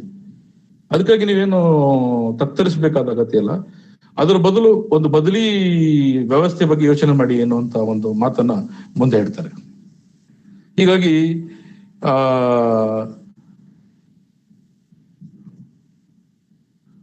ಅಲ್ಲಿ ಅದರ ಬದಲಿಗೆ ಏನಿಡಬೇಕು ಅಂತ ಹೇಳಿದ್ರೆ, ಸ್ಟೇಟು ಅಥವಾ ಒಂದು ಸ್ಟೇಟ್ ನಡೆಸುವಂತಹ ಪಾರ್ಲಿಮೆಂಟ್ ಅಂತ ಹೇಳುವಂಥದ್ದು ಏನಿದೆ ಅದೊಂದು ಸಾಧಾರಣವಾದಂತಹ ಯಾವುದೋ ಒಂದು ಸ್ಕೂಲ್ ಇದ್ದ ಹಾಗೆ, ಒಂದು ಜೈಲ್ ಇದ್ದ ಹಾಗೆ, ಒಂದು ಜನತಾ ಬಜಾರ್ ಇದ್ದ ಹಾಗೆ, ಅದು ಅನೇಕ ಸೋಷಿಯಲ್ ಯೂನಿಟ್ಗಳಲ್ಲಿ ಅದೊಂದು ಯೂನಿಟ್ ಆಗ್ಬೇಕನ್ನ ಅದೇ ಪ್ರಧಾನವಾದ ಯೂನಿಟ್ ಆಗಬಾರದು ಅಂತ. ನಮ್ಮ ಮನುಷ್ಯನ ಪ್ರತಿ ನಡವಳಿಕೆಗಳನ್ನ, ಪ್ರತಿ ಭಾವನೆಗಳನ್ನ ಅದು ನಿರ್ದೇಶನ ಮಾಡುವಂತ ಅತ್ಯಂತ ಪ್ರಭಾವಿಯಾದ ಸಂಸ್ಥೆ ಅದು ಆಗಿರಬಾರದು. ಹೀಗಾಗಿ ನಮ್ಗೇನ್ ಬೇಕಲ್ಲಿ ನಮ್ಮ ಸ್ಥಳೀಯವಾದಂತಹ ಲೋಕಲ್ ಪಾಲಿಟಿಕ್ಸ್ ಏನಿದೆ ಅದು ಬಹಳ ಮುಖ್ಯ. ಅದನ್ನೇ ಅವರು ಬಹಳ ದೀರ್ಘವಾಗಿ ಅದನ್ನ ಎಕ್ಸ್ಪ್ಲೇನ್ ಮಾಡ್ತಾರೆ. ಅದನ್ನ ಮೈಕ್ರೋ ಪಾಲಿಟಿಕ್ಸ್ ಅಂತ ಕರೀತಾರೆ. ಅದು ಬಹಳ ಲೋಕಲ್ ಆಗಿರ್ತವೆ. ಅದು ಎಲ್ಲಾ ರೆಪ್ರೆಸೆಂಟೇಷನ್ಗಳು, ಎಲ್ಲಾ ರೆಪ್ರೆಸೆಂಟೇಟಿವ್ಸ್ ಎಲ್ಲರೂ ಇರ್ತಾರೆ. ಸಮಾಜ ಅಂತ ಹೇಳುವಂಥದ್ದು ಬಹಳ ಕಾಂಪ್ಲೆಕ್ಸ್ ಆದಂಥದ್ದು ಅಂತ ಹೇಳ್ತಾರೆ. ಸಮಾಜ ಅಂತ ಹೇಳೋದು ಬರೀ ಸಮಾಜ ಮತ್ತು ಸೊಸೈಟಿ ಮಾತ್ರ ಅಲ್ಲ, ಸಮಾಜದ ಒಂದು ಅಭಿವ್ಯಕ್ತ ಮಾತ್ರ ಅಧಿಕಾರ, ಸಮಾಜದ ಒಂದು ಅಭಿವ್ಯಕ್ತಿ ಮಾತ್ರ ಸ್ಟೇಟ್ ಅಂತ ಹೇಳುವಂತ ವಿಚಾರನ ಹೇಳಕ್ ಬರ್ತಾರೆ. ಡೆರಿಡಾ ಅವರು ಇನ್ನೂ ಒಂದೇ ಹೆಜ್ಜೆ ಮುಂದೆ ಹೋಗ್ತಾರೆ. ಅವ್ರು ಏನ್ ಹೇಳ್ತಾರೆ ಅಂತಂದ್ರೆ, ನಮಗೆ ದೇಶದ ನಡುವೆ ಗಡಿಗಳಿರೋದು ಅಗತ್ಯ ಇಲ್ಲ, ಇಂಟರ್ನ್ಯಾಷನಲ್ ವ್ಯವಸ್ಥೆ ಇರಬೇಕು. ಅದಕ್ಕೆ ಯಾವ ಕೋಆರ್ಡಿನೇಷನ್ ಇಲ್ಲ, ಅದಕ್ಕೊಂದು ಹೆಸರು ಬೇಕು ಅಂತೇನಿಲ್ಲ, ಅದಕ್ಕೆ ಒಂದು ಇಂಥದೇ ಕಮ್ಯುನಿಟಿ ಇಲ್ಲೇ ಇರಬೇಕು ಅಲ್ಲೇ ಇರಬೇಕು ಅಂತ ಏನಿಲ್ಲ, ಯಾವುದೇ ಸಿಟಿಜನ್ಶಿಪ್ಗಳು ಬೇಡ, ಈ ತರದ ಒಂದು ತರ್ಕವನ್ನು ಮುಂದಿಡ್ತಾರೆ. ಇದನ್ನೇ ಪೋಸ್ಟ್ ಮಾಡರ್ನಿಸಂ ಅಂತೇಳಿ. ಪೋಸ್ಟ್ ಮಾಡರ್ನಿಸಂನ ಪ್ರವರ್ತಕರು ಇವರು 3 ಜನರು. ಇವರು ಮುಂದಿನ ಒಂದು 20-30 ವರ್ಷದ ಬುದ್ಧಿಮತ್ತೆಯನ್ನ ಇವರು ಜಗತ್ತಿನದಾದ್ಯಂತ, ಮುಖ್ಯವಾಗಿ ಭಾರತದಲ್ಲಿ ಕೂಡ ಇವರ ಒಂದು ಇಂಪ್ಯಾಕ್ಟ್ ಅನ್ನು ನಾವು ನೋಡಬಹುದು ಅಂತ ಹೇಳಿ ಐಜಾಜ್ ಅಹಮದ್ ಅವರು ಹೇಳ್ತಾರೆ. ಈಗ ಇದನ್ನ ಸಬಾಲ್ಟರ್ನ್ ಸ್ಟಡೀಸ್ ಬಂದಾಗ ಅಪೋಸ್ ಮಾಡಿದಂತಹ ಅವರಲ್ಲಿ ಬಹಳ ಮುಖ್ಯವಾದವರು ಸಿ ಎ ಬೇಲಿ ಅವರು. ಸಿ ಎ ಬೇಲಿ ಅವ್ರ ಬಗ್ಗೆ ನೀವೆಲ್ಲ ಕೇಳುತ್ತೀವಿ. ಬಹಳ ದೊಡ್ಡ ಹಿಸ್ಟಾರಿಯನ್, ಕೇಂಬ್ರಿಡ್ಜ್ ಅಲ್ಲಿ ಅವರು ಅಭ್ಯಾಸ ಮಾಡ್ತಾ ಇರ್ತಾರೆ. ಅವ್ರು ಏನ್ ಹೇಳ್ತಾರೆ, ಅವ್ರದ್ದು ರ್ಯಾಲಿಂಗ್ ಅರೌಂಡ್ ಸಬಾಲ್ಟರ್ನ್ ಅಂತ ಹೇಳಿ 1988 ಅಲ್ಲಿ ಒಂದು ಇದು ಮಾಡ್ತಾರೆ, ಒಂದು ಆರ್ಟಿಕಲ್ ಬರೀತಾರೆ. ಅವರ ಆರ್ಟಿಕಲ್ ಅಲ್ಲಿ ಅವರು ಏನ್ ಹೇಳ್ತಾರೆ ಅಂತ ಹೇಳಿದ್ರೆ,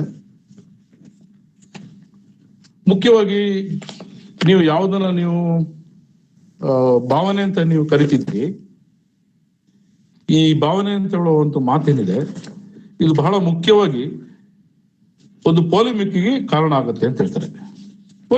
ಪಾಲಿಮಿಕ್ಸ್ ಏನು, ಒಂದು ಹೊಸ ಬಗೆಯ ಒಂದು ವಾಂಗ್ಮಯಕ್ಕೆ ಅದು ಕಾರಣ ಆಗತ್ತೆ ಅಂತೇಳಿ. ಈ ಹೊಸ ಬಗೆಯ ವಾಂಗ್ಮಯ ಏನದು, ಹೊಸ ಬಗೆಯ ವಾಂಗ್ಮಯದ ಚಹರೆ ಏನು? ಬಹಳ ಮುಖ್ಯವಾಗಿ ನೀವು ಇದರಲ್ಲಿ ಬರೀ ನೀವು ಇದನ್ನ ಮಾತ್ರ ಮಾತಾಡ್ತಿಲ್ಲ, ಯಾವ್ದನ್ನ ನೀವು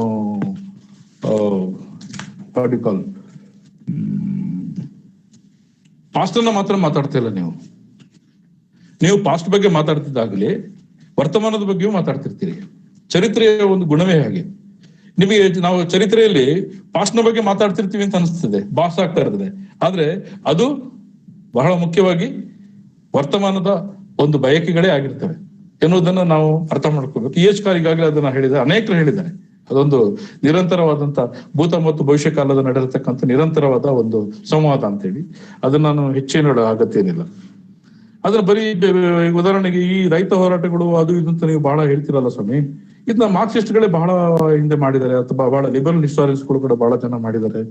ಎರಿಕ್ ಸ್ಟೋಕ್ಸ್ ಮಾಡಿದ್ದಾರೆ, AR ದೇಸಾಯಿ ಅವರು ಮಾಡಿದ್ದಾರೆ, ಮಜೀದ್ ಸಿದ್ದಿಕಿ ಅವರು ಮಾಡಿದ್ದಾರೆ, ಜಿಮ್ ಮ್ಯಾಸ್ಲೆಸ್ ಮಾಡಿದ್ದಾರೆ, ರಂಜಿತ್ ರೇ ಮಾಡಿದ್ದಾರೆ, ರಜತ್ ರೇ ಮಾಡಿದ್ದಾರೆ, ಡೇವಿಡ್ ಲಡನ್ ಮಾಡಿದ್ದಾರೆ, ಮತ್ತೆ ಚಂದ್ರಾವರ್ಕರ್ ಮಾಡಿದ್ದಾರೆ.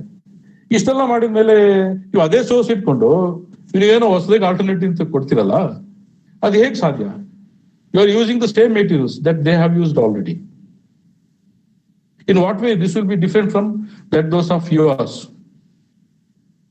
ಫಂಡಮೆಂಟಲ್ ಆಗಿ ಅಂತ ಏನು ಬದಲಾವಣೆ ಕಾಣೋದೇ ಇಲ್ಲ. ಆದ್ರೆ ನೀವು ಬಹಳ ಡಿಫ್ರೆಂಟ್ ಆಗಿದೆ ಅದು ಇದು ಅಂತ ಹೇಳ್ತಿರಲ್ಲ, ಅದು ಹೇಗೆ ಅಂತ ಹೇಳಿ. ಮತ್ತೆ ಅಟಾನಮಸ್ ಅಂತ ಹೇಳುವಂಥದ್ದನ್ನ ಅವ್ರು ಬಹಳ ಫಿಕ್ಟಿಷಿಯಸ್ ಹೇಳ್ತಾರೆ. ಅದೆಲ್ಲ ಏನು ಬಹಳ ಕಾಲ್ಪನಿಕವಾದದ್ದು, ಆ ತರದೇನು ಹುಡ್ಕೊಂಡು ಹೋಗ್ಲಿಕ್ಕೆಲ್ಲ ಬಹಳ ಕಷ್ಟ ಆಗ್ತದೆ ಅಂತ ಹೇಳಿ ಅವ್ರು ಕಡಾಖಂಡಿತವಾಗಿ ಅದನ್ನ ಅವರು ಎಂತ ಮಾಡ್ತಾರೆ, ಅದನ್ನ ತಳ್ಳಿ ಹಾಕ್ಬಿಡ್ತಾರೆ. ಆಗ್ಲೇ ಅಂತ ಹೇಳ್ತಿದ್ದೆ, ಈಗ ದ ನ್ಯೂ ರೈಟ್ ಅಂತ ಕರೀತಾರೆ, ಬಲಪಂಥ ಅಂತ ಹೇಳಿದ್ರೆ. ಉದಾಹರಣೆಗೆ ಬ್ರಿಟನ್ ನಲ್ಲಿ ಮತ್ತೆ ಯುನೈಟೆಡ್ ಸ್ಟೇಟ್ಸ್ ನಲ್ಲಿ ನಾವು ಒಂದು ಹೊಸ ಬಲಪಂಥ ವರ್ಗದ ಉದಯ ಕೊಡ್ತೇವೆ. ಅಲ್ಲಿ ಏನಂದ್ರೆ ಇದು ಒನ್ಸ್ ಅಗೇನ್ ಈ ಸ್ಟೇಟ್ ಬೇಡ, ಎನ್ಲೈಟನ್ಮೆಂಟ್ ಐಡಿಯಾಸ್ ಬೇಡ ಅಂತ ಹೇಳಿದ್ರೆ ಅದು ಮತ್ತೆ ಯಾವ್ದು ಬರ್ಬೇಕು, ಸೆಂಟಿಮೆಂಟ್ ಬರ್ಬೇಕು, ಭಾವನೆಗಳು ಬರ್ಬೇಕು ಅಂತ ಹೇಳಿದಾಗ ಸಹಜವಾಗಿ ಅಲ್ಲಿ ಏನ್ ಬರುತ್ತೆ, ಪ್ಯಾಟರ್ನಿಟಿ ವ್ಯಾಲ್ಯೂಸ್ ಬರುತ್ತೆ, ಪಿತೃ ಪ್ರಧಾನವಾದಂತಹ ಅಂಶಗಳು ಬರುತ್ತವೆ, ಧಾರ್ಮಿಕ ಅಂಶಗಳು ಬರ್ತವೆ. ಮತ್ತೆ ನೀವು ಅದನ್ನೇ ಒಂದು ಡೊಮೈನ್ ಅಂತ ಕರೆದ್ರೆ ಆ ಡೊಮೈನೇ ಸ್ಟ್ರಾಂಗ್ ಆದ್ರೆ ಈ ದೇಶದ ಚಹರೆಗಳು ಯಾವ ಸೆಕ್ಯುಲರ್ ವ್ಯಾಲ್ಯೂಗಳು ಇರ್ತವೆ ಅದ್ರ ಬದಲು ರಿಲಿಜಿಯಸ್ ವ್ಯಾಲ್ಯೂಗಳೇ ಪ್ರಧಾನವಾಗಿ ಬರ್ತವೆ ಅಂತೇಳಿ 1988 ಬರೀತಾರೆ. ಈಗ ಅಟಾನಮಿ ಅಂತ ಕರೆದಾಗ ನಮ್ಮಲ್ಲಿ ಒಂದು ಅಂಶ ಇದೆ, ಇದು ಸಬಾಲ್ಟರ್ನ್ ಅಂತ ಹೇಳಿದ್ರೆ ಅದು ನೊಂದ ಒಂದು ಗುಂಪುಗಳೇ ಆಗ್ಬೇಕು ಅಂತೇಳಿ ಏನಿಲ್ಲ. ಟೆಕ್ನಿಕಲ್ ಮಾತಾಡೋದ್ರೆ ಗುಂಪುಗಳು ಅಂತ ಹೇಳಿದ್ರೆ ನೊಂದ ಗುಂಪುಗಳೇ ಆಗ್ಬೇಕು ಅಂತ ಏನಿಲ್ಲ. ನಾವೆಲ್ಲ ಓದುವಾಗ ದಮನಿತರ ಚರಿತ್ರೆ ಸಬಾಲ್ಟರ್ನ್ ಚರಿತ್ರೆ, ಕೆಳವರ್ಗಗಳ ಚರಿತ್ರೆ ಸಬಾಲ್ಟರ್ನ್ ಚರಿತ್ರೆ ಹೀಗೆಲ್ಲ ಬರ್ತೀವಿ. ಹಾಗೇನಿಲ್ಲ. ಅದು ಮೇಲ್ವರ್ಗದವರದ್ದು ಕೂಡ ಅಟಾನಮಿ ಇರುತ್ತೆ, ಮೇಲ್ವರ್ಗದ ಮೇಲ್ಜಾತಿಗಳದ್ದು ಕೂಡ ಒಂದು ಅಟಾನಮಸ್ ಆದದ್ದು ಗುಂಪಿರುತ್ತೆ. ಅದು ಕೂಡ ಒಂದು ಒಂದು ವಿಶೇಷವಾದ ವಿಚಿತ್ರವಾದ ಒಂದು ಒಂದು ಒಂದು ಸ್ವಾಯತ್ತನ್ನು ಹೊಂದ್ಕೊಂಡಿರುತ್ತೆ. ಸಣ್ಣ ಸಣ್ಣ ಸ್ವಾಯತ್ತಗಳ ನಡುವೆ ದೊಡ್ಡ ದೊಡ್ಡ ಸ್ವಾಯತ್ತ ಗುಂಪುಗಳು ಬಂದಾಗ ಯಾವ್ದು ಪ್ರಧಾನ ಪಾತ್ರ ವಹಿಸ್ತದೆ? ಸುಮಿತ್ ಸರ್ಕಾರ್ ಅವರು ಅದನ್ನ ಬಹಳ ಚೆನ್ನಾಗಿ ಹೇಳ್ತಾರೆ. ಅದನ್ನ ಅವರ ಡಿಕ್ಲೈನ್ ಆಫ್ ಸಬಾಲ್ಟರ್ನ್ ಸ್ಟಡೀಸ್ ಅಂತ ಒಂದು ಒಂದು ಪುಸ್ತಕ ಇದೆ, ಒಂದು ಪುಸ್ತಕ ಇದೆ, the decline of subaltern studies ಅಂತ ಹೇಳಿ 1996 ಅಲ್ಲಿ ಬರುತ್ತೆ. ಈಗ ಹಿಂದುತ್ವ ಬಗ್ಗೆ ಮಾತಾಡುವಂತ ಒಂದು ಗುಂಪು, ಅದು ಕೂಡ ಒಂದು ಅಟಾನಮಸ್ ಗುಂಪು. ಈ ವಿಷಯದಲ್ಲೇ ಈ ಚಹರಲ್ಲೇ ಮಾತಾಡಿದ್ರೆ what is wrong in it having Hindutva? ಜನಸಾಮಾನ್ಯರು ಮಾತಾಡುವಂತ ಮಾತುಗಳು, ಜನಸಾಮಾನ್ಯರ ಭಾವನೆಗಳು ಮಾತಾಡುವಂಥದ್ದು. ನೋಡಿ, ಒಂದು ವಿಶೇಷ ಹೇಳ್ತೇನೆ ನಿಮ್ಗೆ. 92ನೇ ಇಸ್ವಿನಲ್ಲಿ ಬಾಬರಿ ಮಸ್ಜಿದ್ ಡಿಮಾಲಿಷನ್ ಆಗುತ್ತೆ, ದೊಡ್ಡ ಗಲಾಟೆ ಆಗುತ್ತೆ. ಇದು ರಾಮ ಜನ್ಮಭೂಮಿ ಅಂತ ಕೆಲವರು ಹೇಳ್ತಾರೆ. ಇದು ರಾಮ ಜನ್ಮಭೂಮಿ ಇರ್ಲಿಲ್ಲ, ಅಲ್ಲಿ ಬಾಬರಿ ಮಸ್ಜಿದ್ ಐತೆ ಅಂತ ಹೇಳ್ಬಿಟ್ಟು ಒಂದು ದೊಡ್ಡ ಆರ್ಗ್ಯುಮೆಂಟ್ ಆಗುತ್ತೆ. ಅದೆಲ್ಲ ನಿಮ್ಗೆ ಗೊತ್ತು.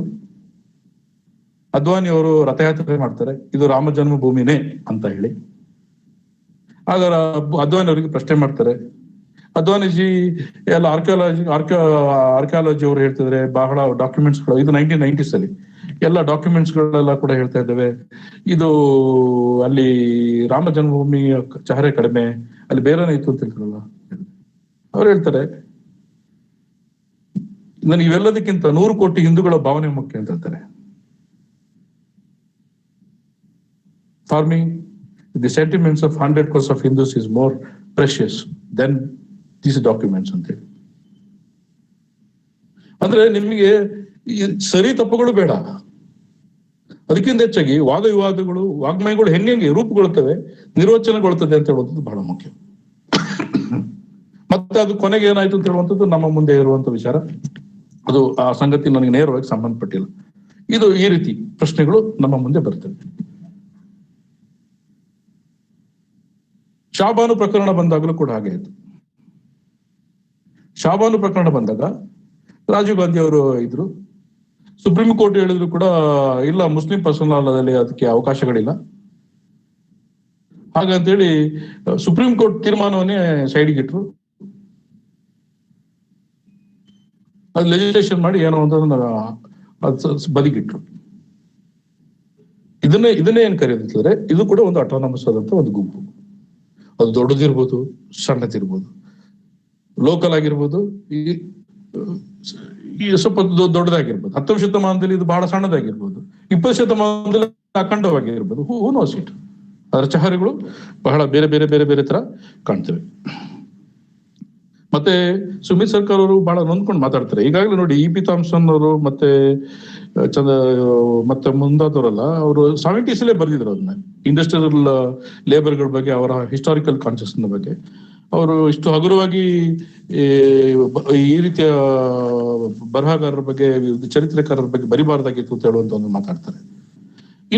ಒಂದು ಬಹಳ ಇಂಪಾರ್ಟೆಂಟ್ ಆದ ವಿಚಾರ, ಇದು ಕೂಡ ನಿಮ್ಗೆ ಗೊತ್ತಿರುವಂತದ್ದು, ಇಲ್ಲಿ ಅದರ ಅಗತ್ಯ ಇರೋದ್ರಿಂದ ನಾನು ಹೇಳ ಬಯಸ್ತೇನೆ. ಅವರು ಆಶೀಶ್ ನಂದಿ ಅವರ ಬಗ್ಗೆ ಮಾತಾಡ್ತಾರೆ, ಸುಮಿತ್ ಸರ್ಕಾರ್ ಅವರು. ಆಶೀಶ್ ನಂದಿ ಅವರು ನಿಮ್ಗೆ ಗೊತ್ತಿರೋ ಹಾಗೆ ಸಬಾಲ್ಟರ್ನ್ ಸ್ಟಡೀಸ್ ಮತ್ತು ಪೋಸ್ಟ್ ಮಾಡರ್ನಿಸ್ಟ್ ಗುಂಪಿಗೆ ಹತ್ರ ಆದಂತವ್ರು. ಅವ್ರ ಪ್ರಕಾರ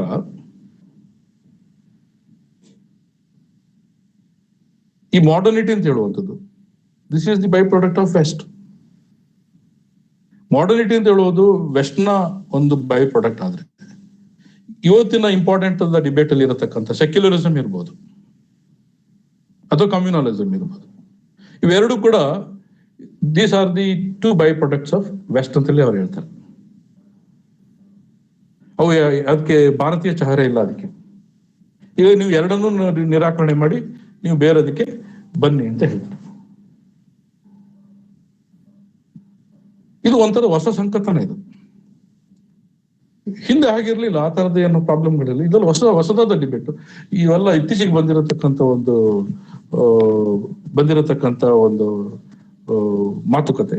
ಇದ್ರ ಬಗ್ಗೆ ಬಾದರ್ ಮಾಡಬೇಡಿ ಅಂತ ಸುಮಿತ್ ಸರ್ಕಾರ ಇದ್ರ ಬಗ್ಗೆ ಬಹಳ ಆಕ್ಷೇಪ ವ್ಯಕ್ತಪಡಿಸ್ತಾರೆ. ಯಾಕಂತ ಹೇಳಿದ್ರೆ ಈಗ ನಮ್ದು ಆಧುನಿಕವಾದಂತಹ ಒಂದು ದೇಶ, ಆಧುನಿಕ ದೇಶ ಆದ್ಮೇಲೆ ನಮ್ಮ ದೇಶದಲ್ಲಿ ಸೆಕ್ಯುಲರಿಸಂ ಅಂತ ಹೇಳುವಂತಹ ಒಂದು ಒಂದು ಒಂದು ಒಂದು ಒಂದು ಅಭಿವ್ಯಕ್ತಿ ಅದು ವೆಸ್ಟಿಗಿಂತ ಭಿನ್ನವಾದುದು. ವೆಸ್ಟ್ ನಲ್ಲಿ ಯಾವ ರೀತಿಯಲ್ಲಿ ಸೆಕ್ಯುಲರಿಸಂ ಅನ್ನ ಗ್ರಹಿಸ್ಕೊಂಡಿದ್ರು ಆತರ ಇಲ್ಲಿ ಗ್ರಹಿಸ್ಕೊಂಡಿಲ್ಲ. ರಿನೈಸಾನ್ಸ್ ಆದ ಟೈಮಲ್ಲಿ ಚರ್ಚ್ ಅನ್ನ ಸ್ಟೇಟ್ ನಿಂದ ಸಪರೇಟ್ ಮಾಡಬೇಕು ಅಂತ ಹೇಳಿದವರಲ್ಲಿ ಬಹಳ ಮುಖ್ಯವಾಗಿ ರೀಸನಿಂಗ್ ಬಗ್ಗೆ ಮಾತನಾಡಿದವರು ಅದನ್ನು ಹೇಳಲಿಲ್ಲ ಎನ್ನುವಂತ ಮಾತನ್ನು ಹೇಳ್ತಾರೆ. ಹೀಗಾಗಿ ಸೆಕ್ಯುಲರಿಸಂ ಅಂತ ಹೇಳುವಂಥದ್ದು ಆಯಾ ದೇಶದಲ್ಲಿ ಅದು ಡಿಫೈನ್ ಆಗುತ್ತೆ. ಇಲ್ದಿದ್ರೆ ಇಲ್ಲಿ ನಡೆದಂತ ಅನೇಕ ಹೋರಾಟಗಳನ್ನ ಅದನ್ನ ಹೇಗೆ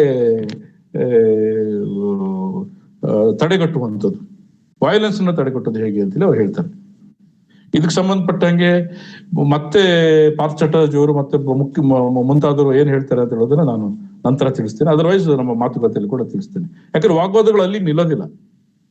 ವಾಗ್ವಾದಗಳು ಚರಿತ್ರಿಲ್ಲದೆ ಕಂಟಿನ್ಯೂಸ್ ಆದಂತ ವಾದಗಳು, ಸಂವಾದಗಳು ನಡೀತಾನೆ ಇರ್ತವೆ. ಕೆಲವೊಂದು ವಾದಗಳನ್ನು ನಿಮ್ಮ ಗಮನಕ್ಕೆ ತರಲಿಕ್ಕೆ ಇಷ್ಟಪಟ್ಟಿದ್ದೇನೆ. ಮತ್ತೆ ನಮಗೆ ಬಹಳ ಆಸಕ್ತಿ ಪೂರ್ವಕವಾಗಿ ಕಾಣುವಂಥದ್ದು ಇನ್ನೊಂದು ವಿನಯ್ ಬಾಲ್ ಅವ್ರ ಬಗ್ಗೆ. ವಿನಯ್ ಬಾಲ್ ಅವರದ್ದು ನನಗೆ ಬಹಳ ಇಂಟ್ರೆಸ್ಟಿಂಗ್ ಅಂತ ಅನಿಸ್ತದೆ. ಯಾಕೆ ಇಂಟ್ರೆಸ್ಟಿಂಗ್? ಅದು ಏನದರಲ್ಲಿ ಬಹಳ ಮುಖ್ಯವಾದಂತ ಅಂಶ ಇದೆ.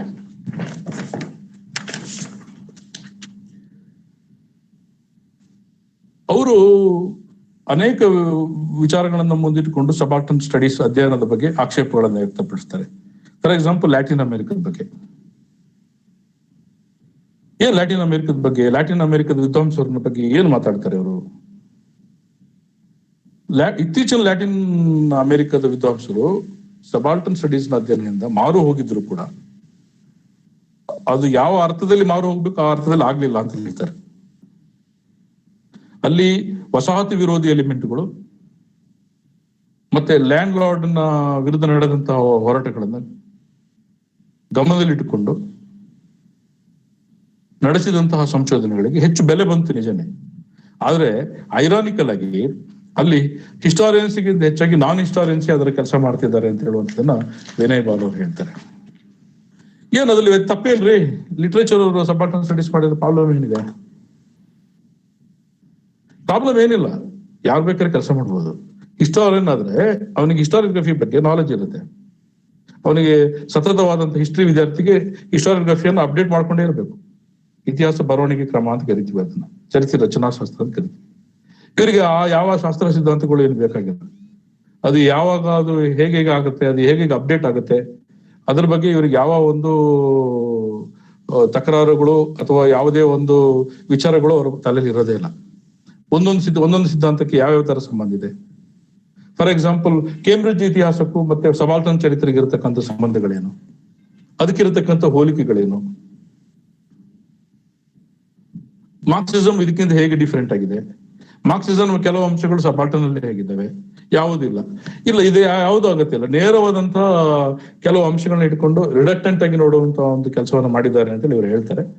ಆದ್ರಿಂದಾಗಿ ಲ್ಯಾಟಿನ್ ಅಮೆರಿಕದಲ್ಲಿ ಅಂದ್ಕೊಂಡಷ್ಟು ಪ್ರಭಾವವನ್ನ ಸಬಾಲ್ಟರ್ನ್ ಸ್ಟಡೀಸ್ ಮಾಡಿಲ್ಲ ಅಂತ ಹೇಳ್ತಾರೆ. ಆಫ್ರಿಕಾದಲ್ಲಿ ಇದ್ರ ಬಗ್ಗೆ ಸ್ವಲ್ಪ ಒಲವನ್ನು ತೋರಿಸ್ತಾರೆ ಆರಂಭದಲ್ಲಿ. ಅಲ್ಲಿ ಕೂಡ ಏನಾಗಿದೆ, ಆಫ್ರಿಕಾದಲ್ಲಿ ಅವ್ರದ್ದು ಯುರೋಪಿಯನ್ರು ಅವರ ವಸಾಹತುಗಳಾಗಿ ಮಾಡ್ಕೊಂಡಿದ್ರು, ನುಚ್ಚು ನೂರಾಗಿ ಮಾಡಿದ್ರು, ಅವರ ಐಡೆಂಟಿಟಿಗಳನ್ನ ನಾಶ ಮಾಡಿದ್ರು. ಈಗೇನಾಗಿದೆ, ಅವ್ರಿಗೆ ಹೊಸ ಐಡೆಂಟಿಟಿಗಳ ಬಗ್ಗೆಗಿಂತ ಹೆಚ್ಚಿನ ಕಾತರ ಅವ್ರಿಗಿರೋದು ಒಂದು ಆಫ್ರಿಕನ್ ಅಂತ ಹೇಳುವಂಥದ್ದು, ದಿ ಆಫ್ರಿಕನ್ಸ್ ಅಂತ ಹೇಳಿ. ಆತರ ಒಂದು ಮನೋಭಾವ ಡೆವಲಪ್ ಆಗೋ ಹೊತ್ತಿಗೆ ಇದು ಅವ್ರಿಗೆ ಹೆಚ್ಚು ಉತ್ಸಾಹ ತರ್ತಾ ಇಲ್ಲ ಅಂತೇಳಿ ಅವ್ರು ಹೇಳ್ತಾರೆ. ಈಗ ನಾವು ಎಲ್ಲರೂ ಕೂಡ ನೋಡೋದು ಆಫ್ರಿಕನ್ಸ್ ಅಂತ ಹೇಳೋದು, ಅವ್ರ ದೇಶಗಳ ಬಗ್ಗೆ ಯಾರು ಮಾತಾಡೋದಿಲ್ಲ. ನಾವು ಹೇಳೋದು ಹಾಗೇನೆ, ಈಗ ಹೊಸದಾಗಿ ಅವರು ಕೂಡ ಭಾವಿಸೋದು ಹಾಗೇನೆ. ಅಲ್ಲಿ ಕೂಡ ಇಂಡಿಯಾ, ಪಾಕಿಸ್ತಾನ, ಬಾಂಗ್ಲಾದೇಶ ತರ ತುಂಬಾ ಇದ್ದಾವೆ, ನಿಮ್ಗೆ ಕೂಡ ಗೊತ್ತು. ಅವ್ರು ಯಾರು ಅದನ್ನ ಹೇಳಕ್ ಇಷ್ಟಪಡೋದಿಲ್ಲ. ಈಗ ಅವ್ರಿಗೆ African identity is very important. ಹಾಗೆ ನೋಡಕ್ ಹೋದ್ರೆ ಜಾನಪದ ಬಗ್ಗೆ ಅವ್ರಿಗೆ ಬಹಳ ಒಲವು ಇತ್ತು. ನಮ್ಮ ಸಬಾಲ್ಟನ್ ಸ್ಟಡೀಸ್ ನಾವೆಲ್ಲ ಮಾತಾಡೋಕ್ಕಿಂತ ಮೊದಲೇ 1950-60 ದಶಕದಲ್ಲಿ ಅವರಿಗೆ ಈ ಫೋಕ್ ಹಿಸ್ಟ್ರಿ ಬಗ್ಗೆ ಬಹಳ ಒಲವು ಇತ್ತು. ಯಾಕೆ ಹೇಳಿ? ಈಗ ಬ್ರಿಟಿಷರು ಅಥವಾ ಯಾರೋ ಫ್ರೆಂಚರು, ಡಚ್ರು, ಜರ್ಮನ್ಸು ಎಲ್ಲ ಆಫ್ರಿಕನ್ ವಸಾಹತುಗಳನ್ನ ಬಿಟ್ಟು ಓಡಿ ಹೋದ್ರು ವಾಪಸ್ಸು. ನಮಗೆ ಆಫ್ರಿಕಾದವರಿಗೆ ಎಲ್ರಿಗೂ ಕೂಡ ಅವರವ್ರ ದೇಶಗಳು ಸಿಕ್ತು. ಹಿಸ್ಟ್ರಿ ಬರೀಬೇಕು, ದಾಖಲೆ ಎಲ್ಲಿದೆ? ಇವರೆಲ್ಲ ಕಾಡಿನ ಒಳಗಡೆ ಇದ್ದಂತ ಜನ, ಅವರಿಗೆ ದಾಖಲೆಗಳಿಲ್ಲ. ನಮ್ಮಲ್ಲಿ ಒಂದು ಸಿದ್ಧವಾದಂತಹ ಒಂದು ಫ್ರೇಮ್ ವರ್ಕ್ ಇದೆ. ದಾಖಲೆಗಳಿದ್ರೆ ಇತಿಹಾಸ, ದಾಖಲೆಗಳಿದ್ರೆ ಇತಿಹಾಸ ಅಲ್ಲ ಅಂತೇಳಿ. ಸೊ ಆಗ ಏನ್ ಮಾಡಿದ್ರು, ಯಾರಿಗೆ ದಾಖಲೆಗಳಿಲ್ಲೋ ಅಂತವ್ರಿಗೂ ಕೂಡ ಇತಿಹಾಸ ಇರುತ್ತೆ ಅಂತ ಹೇಳುವ ಒಂದು ಅಸಂಪ್ಷನ್ ನಿಂದ ಅವ್ರ ನೆನಪುಗಳನ್ನ ಗಮನದಲ್ಲಿ ಇಟ್ಕೊಂಡು ಚರಿತ್ರೆನ ಬರ್ಲಿಕ್ಕೆ ಶುರು ಮಾಡಿದ್ರು. ಅದನ್ನ ಓರಲ್ ಟ್ರೆಡಿಷನ್ ಅಂತ ಕರಿತೀವಿ. ಅದವ್ರಿಗೆ ಹೊಸದಾಗಿತ್ತು. ಹಾಗಾಗಿ ಸಬಾಲ್ಟನ್ ಹೇಳಿದ ತಕ್ಷಣ ಅವರಿಗೆ ಏನು ಬಹಳ ಕೌತುಕವಾಗಿ ಅದೇನು ಕಾಣ್ಲಿಲ್ಲ ಅಂತ ಅವರೊಂದು ಮಾತನ್ನ ಹೇಳ್ತಾರೆ. ಇದು ಬಹಳ ಮುಖ್ಯವಾಗಿ ನೋಡೋದಾದ್ರೆ ಆಫ್ರಿಕನ್ ಕಾಂಟಿನೆಂಟ್ ಅಲ್ಲಿ ಇದನ್ನು ನೋಡಬಹುದು ನಾವು. ಮತ್ತೆ ಇನ್ನೊಂದು ಅಂಶ ಏನು ಅಂತಂದ್ರೆ, ಈ ಐಡೆಂಟಿಟಿ ಕ್ವಶನ್ಸ್ ಕರಿತೀವಿ ನಾವು. ನಮ್ಮಲ್ಲಿ ಇದು ಎಲ್ಲಾ ಕಾಂಟಿನೆಂಟ್ ಅಲ್ಲಿ ಕೂಡ ಬಹಳ ಮುಖ್ಯವಾಗಿದೆ. ಸೋಮಾಲಿಯಾದಲ್ಲಿ ಇತ್ತೀಚೆಗೆ ಏನಾಗಿದೆ, ಅಲ್ಲಿ ಸ್ಟೇಟ್ ಇರಲಿಲ್ಲ ಒಂದು 10-15 ವರ್ಷದಿಂದ. In the absence of the state what happened? ನಮ್ಮಲ್ಲಿ ಇದ್ದ ಹಾಗೆ ಅಲ್ಲಿ ಸಮುದಾಯಗಳು, ಗುಂಪುಗಳು, ಐಡೆಂಟಿಟಿಗಳು ಎಲ್ಲರ ಕೈಯಲ್ಲೂ ಮೆಷಿನ್ ಗನ್ಗಳೇ. ಇವ್ರು ಅವ್ರನ್ನ ಸಾಯಿಸೋದು, ಅವ್ರು ಇವ್ರನ್ನ ಸಾಯಿಸೋದು. ಅದಕ್ಕೆ ಅಂಕೆ ಸಂಖ್ಯೆ ಇಲ್ಲ. ಟೋಟಲ್ಗೆ ಎನಾರ್ಕಿ. ಅಲ್ಲಿನ ಇಂಟೆಲೆಕ್ಚುಯಲ್ಸ್ ಗಳಿಗೆ, ಬುದ್ಧಿಜೀವಿಗಳಿಗೆ ಅಥವಾ ಅಲ್ಲಿನ ಜನರ ಬಗ್ಗೆ ಕಾಳಜಿ ಇರತಕ್ಕಂಥವರಿಗೆ ಎಲ್ಲರೂ ಕೂಡ ಯೋಚನೆ ಮಾಡಿದ್ರು, ಈ ರೀತಿ ವಿಘಟನಾತ್ಮಕವಾದ ನಿಲುವಿಗಿಂತ ಹೆಚ್ಚಾಗಿ ನಾವು ಒಂದೊಂದು ಹೇಳುವಂಥದ್ದು ಈ ಕಾಲದಲ್ಲಿ ಬಹಳ ಮುಖ್ಯ ಆಗಿದೆ, ಈ ತರದ ಇದು ಬೇಡ ಅಂತೇಳಿ ಅವರು ಕೂಡ ವಿತ್ಡ್ರಾ ಮಾಡ್ತಿದ್ದಾರೆ ಅಂತೇಳಿ ಅವ್ರು ಹೇಳ್ತಾರೆ. ವಿನಯ್ ಪಾಲ್ ಅವರು ಇನ್ನೊಂದು ಬಹಳ ಮುಖ್ಯವಾದ ಪ್ರಶ್ನೆ ಮುಂದಿಡ್ತಾರೆ. ನಾನು ಬರೆದಿರೋ ಪುಸ್ತಕದಲ್ಲಿ ಅವ್ರ ಡೀಟೇಲ್ಸ್ ಇದೆ, ನೋಡ್ಬೋದು. ಅವರು ಈ ದಲಿತರ ಪ್ರಶ್ನೆಯನ್ನ ಮುಂದಿಡ್ತಾರೆ.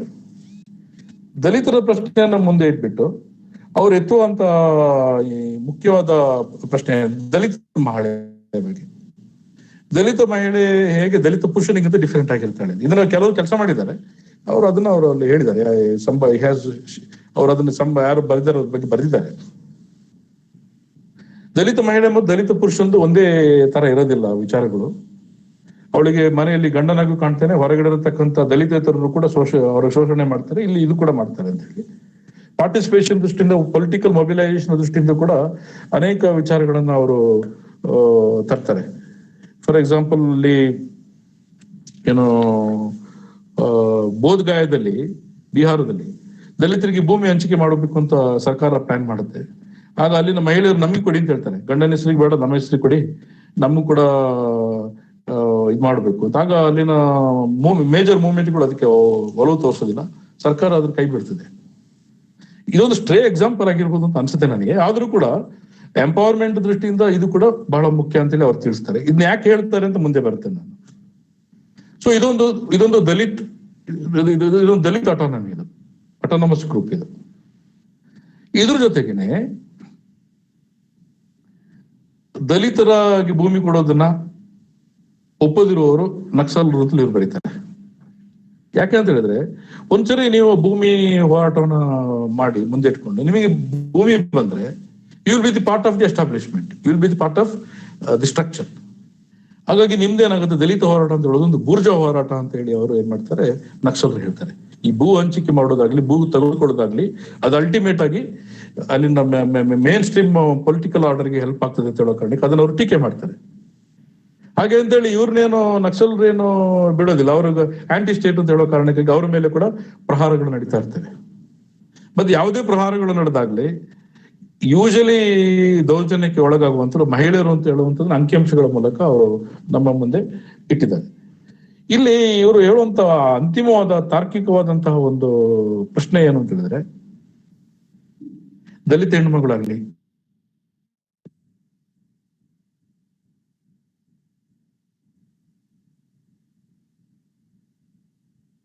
ಯಾವುದೇ ಒಂದು ಗುಂಪುಗಳು ಕೂಡ ವಿಘಟನಾತ್ಮಕವಾಗಿದ್ರೆ ಒಂದು ದೊಡ್ಡ ಸ್ಟ್ರಾಂಗ್ ಆದಂತ ಶಕ್ತಿ ವಿರುದ್ಧ ಹೋರಾಟ ಮಾಡ್ಲಿಕ್ಕೆ ಆಗೋದಿಲ್ಲ. ಸೊ ಎಲ್ಲರೂ ಒಟ್ಟಿಗೆ ಕೂರ್ಬೇಕು, ಎಲ್ಲರೂ ಒಟ್ಟಿಗೆ ಕೂತು ಕಲೆ ಹಾಕ್ಬೇಕು, ಒಟ್ಟಿಗೆ ಕೂತು ನಾವು ಒಂದು ಮುಖ್ಯವಾದಂತ ವಿರೋಧಿಯ ಬಗ್ಗೆ ಭಿನ್ನಾಭಿಪ್ರಾಯಗಳನ್ನ ವ್ಯಕ್ತಪಡಿಸುವುದು ಸಮಷ್ಟಿ ಪ್ರಜ್ಞೆನ ತೋರಿಸ್ತಿದೆ ಅಂತ ಹೇಳುವಂಥದ್ದು ಇವರು ಸಮಷ್ಟಿ ಪ್ರಜ್ಞೆನ ತೋರಿಸ್ತಿದೆ ಅಂತ ಹೇಳುವಂಥದ್ದು ವಿನಯ್ ಬಾಲ್ ಅವರದ್ದು ಒಂದು ನಿಲುವು. ನಾನು ಬಹಳ ಕೆಲವು ಉದಾಹರಣೆಗಳನ್ನ ಕೊಡ್ತಾ ಕೆಲವು ವಿಷಯಗಳನ್ನು ನಿಮ್ಮ ಮುಂದೆ ಇಟ್ಟಿದ್ದೇನೆ. ಅಬ್ರಪ್ಟ್ ಆಗಿ ನಿಲ್ಲಿಸ್ತಾ ಇದ್ದೀನಿ, ಯಾಕಂದ್ರೆ ಟೈಮ್ ಕೂಡ ಮುಗಿತಾ ಬಂದಿದೆ. ಅವ್ರು ಹೇಳಿದ ಟೈಮಿಗೆ ಮುಗಿಸ್ಬೇಕು. ಬಹುಶಃ ನಾನು 1 ಗಂಟೆ ಸ್ವಲ್ಪ ಜಾಸ್ತಿ ತಗೊಂಡ್ಬಿಟ್ಟಿದ್ದೇನೆ. ಚರ್ಚೆ ಸಂದರ್ಭದಲ್ಲಿ ನಾನು ಬಿಟ್ಟು ಹೋಗಿರುವಂತ ವಿಷಯಗಳ ಬಗ್ಗೆ ನಾವು ಚರ್ಚೆ ಮಾಡಬಹುದಾಗಿದೆ. ಧನ್ಯವಾದಗಳು ಸರ್. ವಿಷಯದ ಬಗ್ಗೆ ಸವಿಸ್ತಾರವಾದ ನಿಮ್ಮ ವಿಶ್ಲೇಷಣಾತ್ಮಕ ನುಡಿಗಳಿಗಾಗಿ ಇದೀಗ ನಮ್ಮ ಎಲ್ಲ ಶೈಕ್ಷಣಿಕ ಆಸಕ್ತರಿಗೆ, ವಿದ್ಯಾರ್ಥಿಗಳಿಗೆ ಮುಕ್ತ ಸಂವಾದಕ್ಕೆ ಈ ವೇದಿಕೆ ತೆರೆದುಕೊಂಡಿದೆ. ನಿಮ್ಮಲ್ಲಿರುವಂತ ಏನಾದ್ರೂ ಸಂದೇಹಗಳಿದ್ರೆ ಚಾಟ್ ಬಾಕ್ಸ್ ಅಲ್ಲಿ ಅದನ್ನ ಟೈಪ್ ಮಾಡಬಹುದು, ಅಥವಾ ಅನ್ಮ್ಯೂಟ್ ಮಾಡಿಕೊಂಡು ಕೂಡ ಪ್ರಶ್ನೆಯನ್ನ ನೇರವಾಗಿ ಸಂಪನ್ಮೂಲ ವ್ಯಕ್ತಿಗಳಿಗೆ ಅದನ್ನ ನೇರವಾಗಿ ನೀವು ಕೇಳಬಹುದು.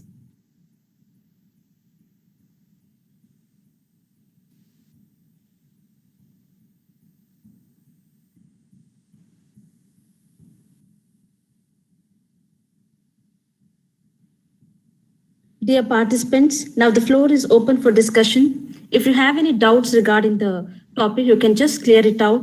You can just type it in the chat box, or else you can just unmute yourself and directly ask it to the resource person itself.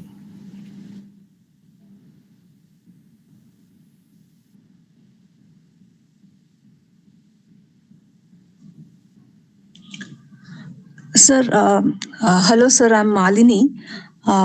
And I have a question for you, sir. Hello. Hello, ಹೇಳಿ ಮದಿನೂರೆ. Sir, subaltern studies ನಲ್ಲಿ generally we talk about voices that were not heard previously. ಅವ್ರಿಗೆ ಒಂದು ಧ್ವನಿ ಕೊಡೋ ಒಂದು ಪ್ರಯತ್ನವನ್ನ ಸಬಾಲ್ಟನ್ studies ಮಾಡ್ತಾ ಇದೆ ಅಂತ. ಬಟ್ ದೀಸ್ ಸಪ್ರೆಸ್ಡ್ ವಾಯ್ಸಸ್ ಅಥವಾ ಈ ಧ್ವನಿಗಳೇನಿದೆ, ಮಹಿಳೆಯರದಾಗಿರ್ಬೋದು, ದಲಿತರದಾಗಿರ್ಬೋದು, anybody for that matter who is been oppressed and who cannot be heard in the society, ಅವರು ಸ್ಟ್ಯಾಟಿಕ್ ಆಗಿರೋದಿಲ್ಲ ಅಲ್ಲ ಸರ್ ಅನ್ನೋದ ನನ್ನ ಅಭಿಪ್ರಾಯ. I want to know your opinion. It is not these hegemonic groups are also not forever going to remain in the hegemonic position. The oppressed groups also forever are not going to be there in the oppressed position. ಅದು ಬದಲಾಗ್ತಾನೆ ಇರುತ್ತೆ constant ಆಗಿ. So we need to give voices depending on the changing economic scenario. Especially capitalistic ಸೊಸೈಟಿನಲ್ಲಿ we are seeing that ಹಿಂದೆ some of them who were dominant earlier now are oppressed and are occupying a very low position in the society. So ಇಂಥವ್ರ ಧ್ವನಿನೂ ಅವಾಗ ನಾವು ಅವರಿಗೇನು ಕೂಡ ಒಂದು ಸ್ಥಾನವನ್ನ ಕೊಡ್ಬೇಕಾಗುತ್ತೆ. Is this the right approach of looking at subaltern studies sir? ನೋಡಿ ಮಾಲಿನಿ ಅವರೇ, 2 ಮ್ಯಾಟರ್ ಇದೆ ಇಲ್ಲಿ. ಒಂದು, ನಾವು ಅವ್ರಿಗೆ ವಾಯ್ಸ್ ಕೊಡಬೇಕು ಅಂತ ಹೇಳುವಂಥದ್ದು. ನಾವು ಅವ್ರಿಗೆ ವಾಯ್ಸ್ ಕೊಡಕ್ಕಾಗಲ್ಲ, ಯಾರಿಗೂ ವಾಯ್ಸ್ ಕೊಡಕ್ಕಾಗಲ್ಲ. ಇಲ್ಲಿ ಸಬಾಲ್ಟನ್ ಸ್ಟಡೀಸ್ ನ ವಿದ್ವಾಂಸರು ಏನ್ ಹೇಳ್ತಾರೆ ಅಂದ್ರೆ, ಅವರ ವಾಯ್ಸ್ನ ಅವರೇ ಕೊಡ್ತಾರೆ. ಅಲ್ಲಿ ನಮಗೆ ಏನು ಕೆಲಸ ಇಲ್ಲ, ನಾವು ಅವ್ರಿಗೆ ಕೊಟ್ಟಿರೋದನ್ನ ನಾವು ದಾಖಲೆ ಮಾಡ್ಕೋಬಹುದು. ಒಂದು. ಎರಡನೇದು ಏನಪ್ಪಾ ಅಂತ ಹೇಳಿದ್ರೆ, ಈಗ ಫ್ಲಕ್ಚುಯೇಷನ್ಸ್, ಈಗ ಸಪ್ರೆಸರ್ ಅವರು ಸಪ್ರೆಸ್ಡ್ ಆಗ್ಬೋದು, ಅದು ಬೇರೆ ತರದ ಡಿಬೇಟ್. ಅದು ಕೆಲವೊಮ್ಮೆ ಆಗ್ತದೆ, ಕೆಲವೊಮ್ಮೆ ಆಗೋದಿಲ್ಲ. ಅದೊಂದು ಯೂನಿಫಾರ್ಮ್ ಆಗಿ ಏನು ಸಿಗೋದಿಲ್ಲ. ಅದು ಆ ತರದ ಒಂದಿದು. ಕೆಲವಕ್ಕೆ ಮೊಬಿಲಿಟಿ ಇರ್ತವೆ, ಕೆಲವು ಕಮ್ಯುನಿಟಿಗಳಿಗೆ, ಕೆಲವು ಕಡೆ ಇರೋದಿಲ್ಲ. ಕೆಲವು ಒಂದೇ ತರದ ಚಹರೆ ಕಾಣ್ತವೆ, ಕೆಲವು ಕಾಣೋದೇ ಇಲ್ಲ. ಅದು ಫ್ಲೆಕ್ಸಿಬಿಲಿಟಿ ಆದಂತಹ ವಾತಾವರಣವನ್ನು ನಾವು ಅಲ್ಲಿ ಕಾಣಬಹುದು ಅಂತ ಅನ್ಸುತ್ತೆ ನನಗೆ.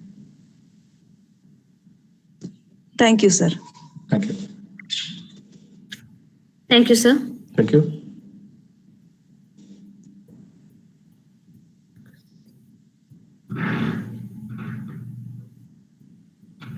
ಮುಂದಿನ ಪ್ರಶ್ನೆ Any other questions? ಬೇರೆ ಯಾರಿಗಾದ್ರೂ ಡೌಟ್ಸ್ ಗಳಿದ್ರೆ?